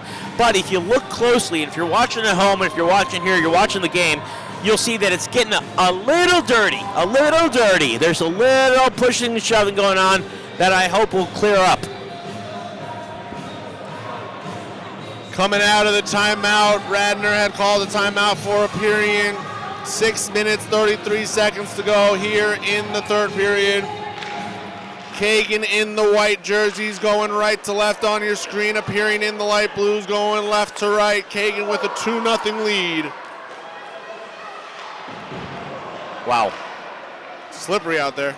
It sure is. We talked about this before. The ice is indeed slippery.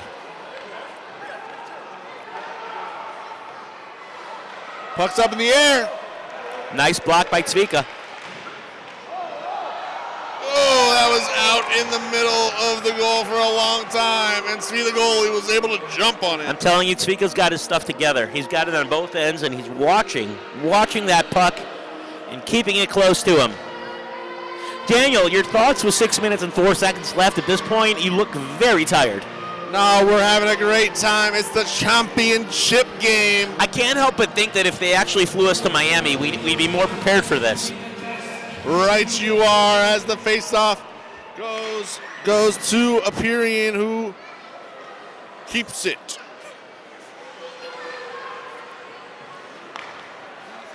At this point, if you are Moshe Shlomo Radnor, you only have one thing on your mind. You can't let up. You're playing hard. You have to get a goal, and you have to get one now. Who are we talking about? This is hockey. Aperian. We'd like this. This is hockey.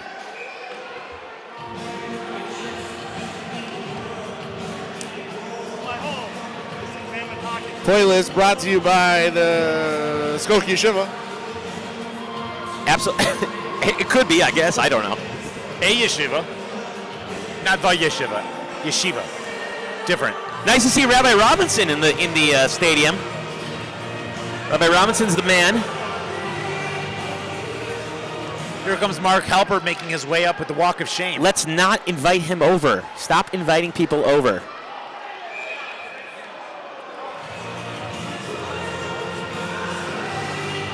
Nice save there by the goalie. Tried to just keep it out of his glove, but ref called a stoppage to force the face-off in the Kagan zone. Nice to see everyone from different parts of the community being here supporting this event, supporting RCCS. Got lots of people, lots of different communities here. Really important that they're here, and it's nice to see them. I want to welcome Avi Lowenstern to the mic. Avi's a big hockey fan enthusiast. Avi, give me your take on how this championship is playing out right now. Even though I just got here, it looks pretty good. Looks like the passing is coming along very nicely. Great. You know, I need to look at more as we go across the game. Even though there's 5:03 left, I'll come back to you guys in about 5 minutes so I can get my take on it. Giddy up. Thanks, Avi. Yeah, there's about 5:01 left in the game, and speaking of 5:01, RCCS is a 501c3. It's a non-profit organization, and you can make a donation to RCCS by going to rccs.org. RCCS Hockey Classic 2023, Play, Fight, Heal. Under 5 minutes to go here now in the third period. This is weird, wild stuff, the way this is played out today. It really is. In the beginning, I would have said that Monarch had a bone to pick, and they were going at it, but I knew that Kagan had something up their sleeve, and I'm happy that they are here. And the fact that they have a 2-0 lead with 4 minutes and 30 seconds left is very, very interesting. Would you believe Josh Daniels, jersey size medium? How about that? Josh Daniels, huh.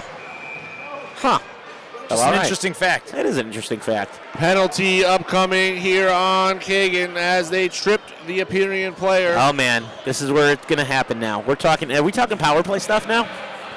I think so. The late penalty is a little bit challenging. Okay. Because you see the ref's hand go up because the foul happened, and then the play goes on for however long it takes to turn the puck over. Yep. And then you kind of have to recall what happened. And there you go. Somebody's in that box. Number 22, I believe. So big opportunity here for Aperian.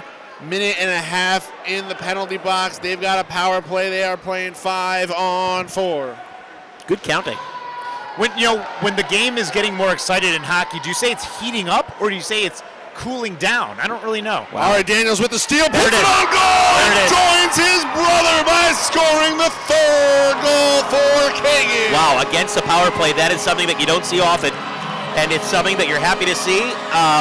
Again, Daniels have it one thing on their mind, a win. Either way, it's something that we just saw. Fair. Kagan with a dominating short-handed goal. Just under 4 minutes to go in the third period. 3-0 now for Kagan. And they're not done yet.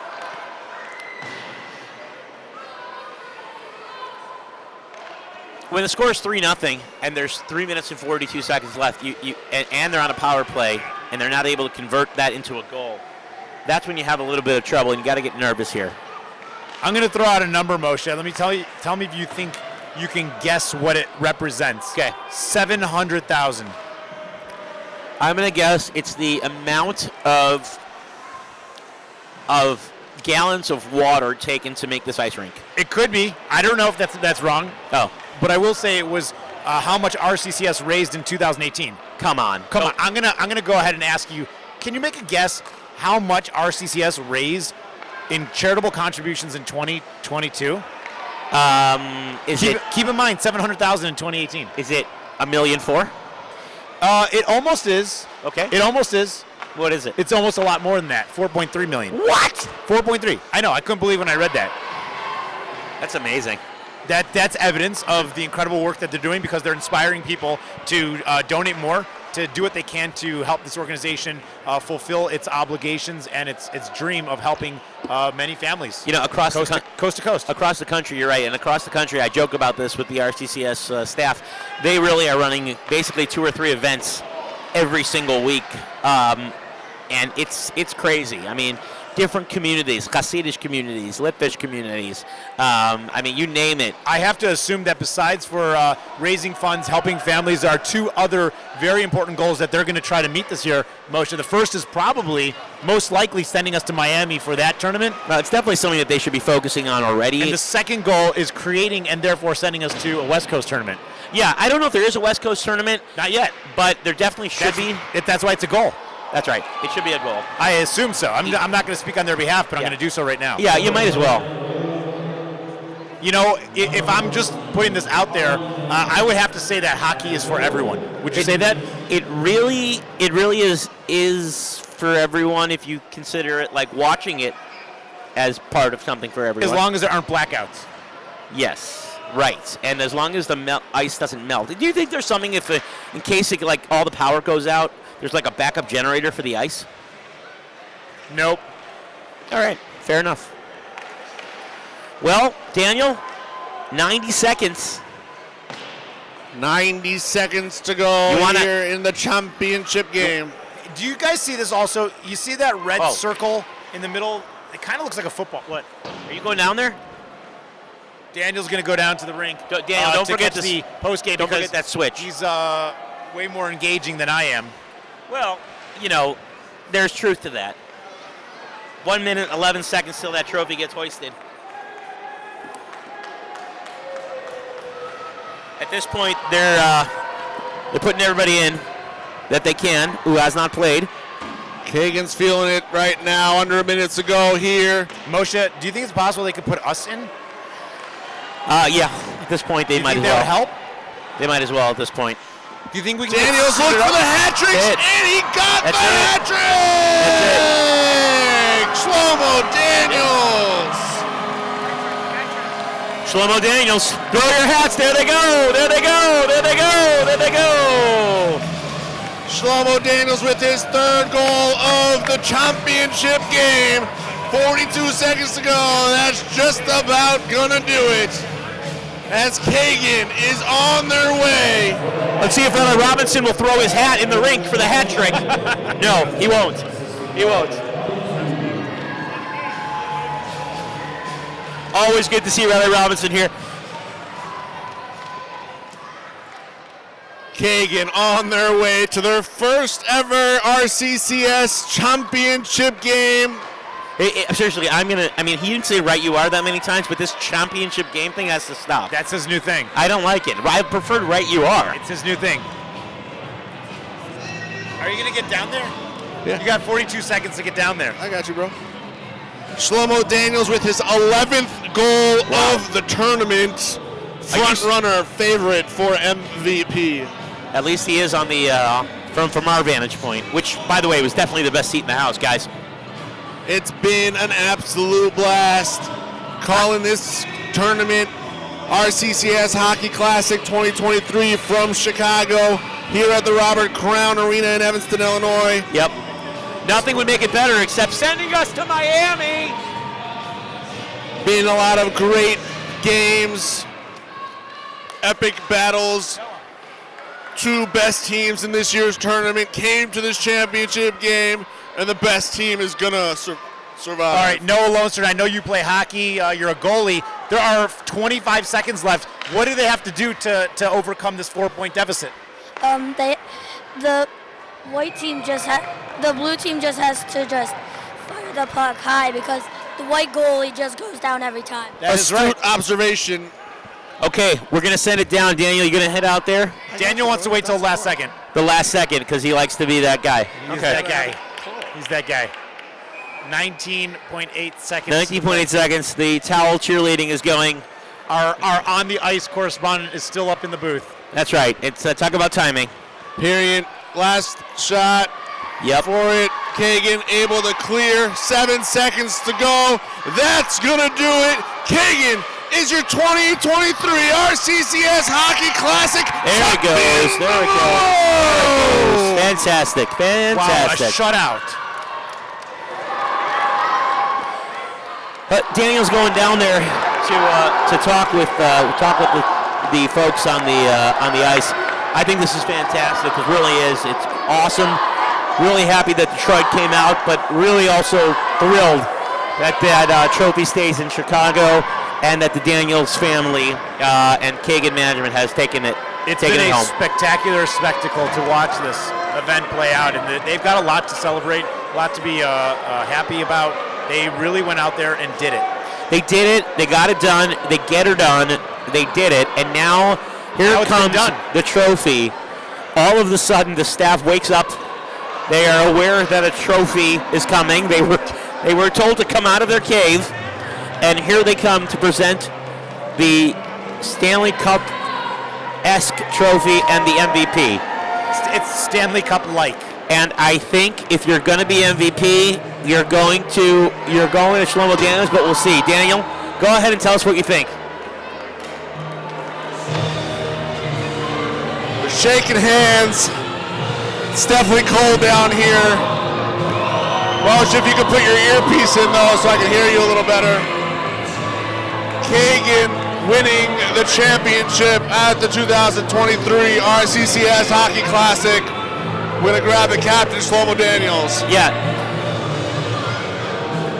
A lot going on here. We're going to see who's going to hoist that trophy first.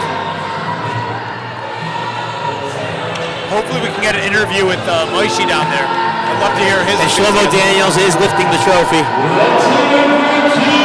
There's a lot of Avodazara happening. This is great. This is the stuff that... He's going to skate around with the trophy here for a minute. Who's holding the trophy right now? Who's that? Hand it off to his teammate. Daniel Carl now with the trophy. Excellent, excellent. This is a tradition that dates back to the 1840s when the trophy was something nobody wanted to touch because it was laced with some sort of chemical, and they would just say, you hold it, no, you hold it. It's called hot potato. I'm here now with Shlomo Daniels, captain of Kagan. Congratulations on winning the championship. How do you feel? Really good, full team effort, awesome to win it. Great day all around. And you were just awarded the MVP trophy of the 2023 RCCS Hockey Classic. What does that mean to you? It's pretty cool. Kids like to see it at home. Gonna really cherish this one. Congratulations, playing with all your brothers, with family members, with friends. Mean a little bit something more? Yeah, it's awesome. Great to see family in the locker room. Everybody dug deep. It was an awesome day. This whole tournament's been a great production, all that. Tell us a little about that. Yeah, these guys put in their blood, sweat, and tears, and I couldn't figure this out, so I just show up, and it's unbelievable. Hats off to them. It's unbelievable every year, and it keeps getting better. Look forward to next year. Great job. Go celebrate with your team. Congratulations. Daniel, it'd be great if you can you try to get Mike Daniels? Can you get Mike Daniels on? It's great to see Bob Rosen, who according to the survey is 75 years old. I'm not sure if that's accurate or not. Mike Daniels. There's Kirshner. Don't see him right now, but you might want to ask. He might be. I wonder if he's wearing the hat. Mike Daniels might be wearing the sweatshirt and the hat. I think he is. Daniel, Mike Daniels is wearing the hoodie. He's wearing the hoodie right in front of you. Yeah, I think that's Mike Daniels. Yeah. They're excited. They deserve it. They've earned it. Well, most of them. There's a bunch of bench warmers.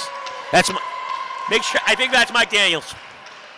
Here with Mike Daniels, father of multiple players on the championship team. What does this mean?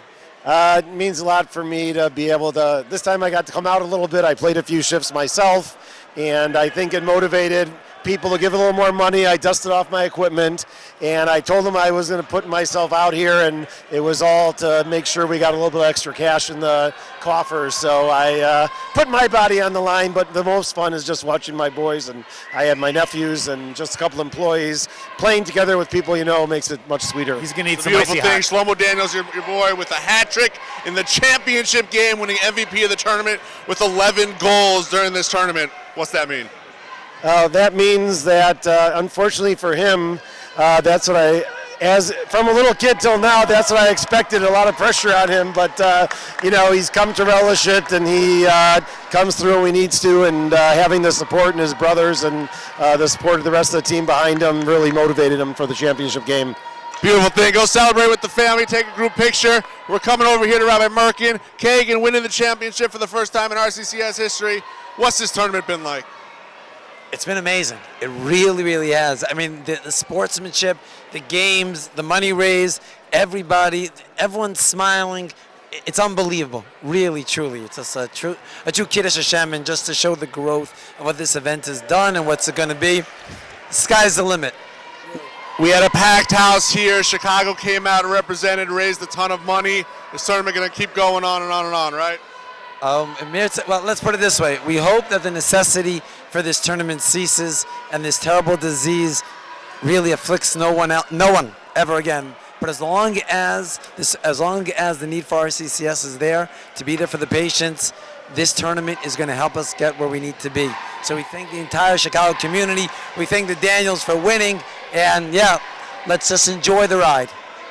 Congratulations to everybody involved with this year's RCCS Hockey Chat Classic. It was a great event. We truly appreciate being part of it on the live stream. Kagan is your 2023 RCCS Hockey Classic Champions of the World. Thanks, Daniel. That was some good. The final word. That was some good stuff, guys. And I have to say, I want to thank everybody and our production team here that put the stuff together, and everyone that was listening to the live stream. It's been fantastic.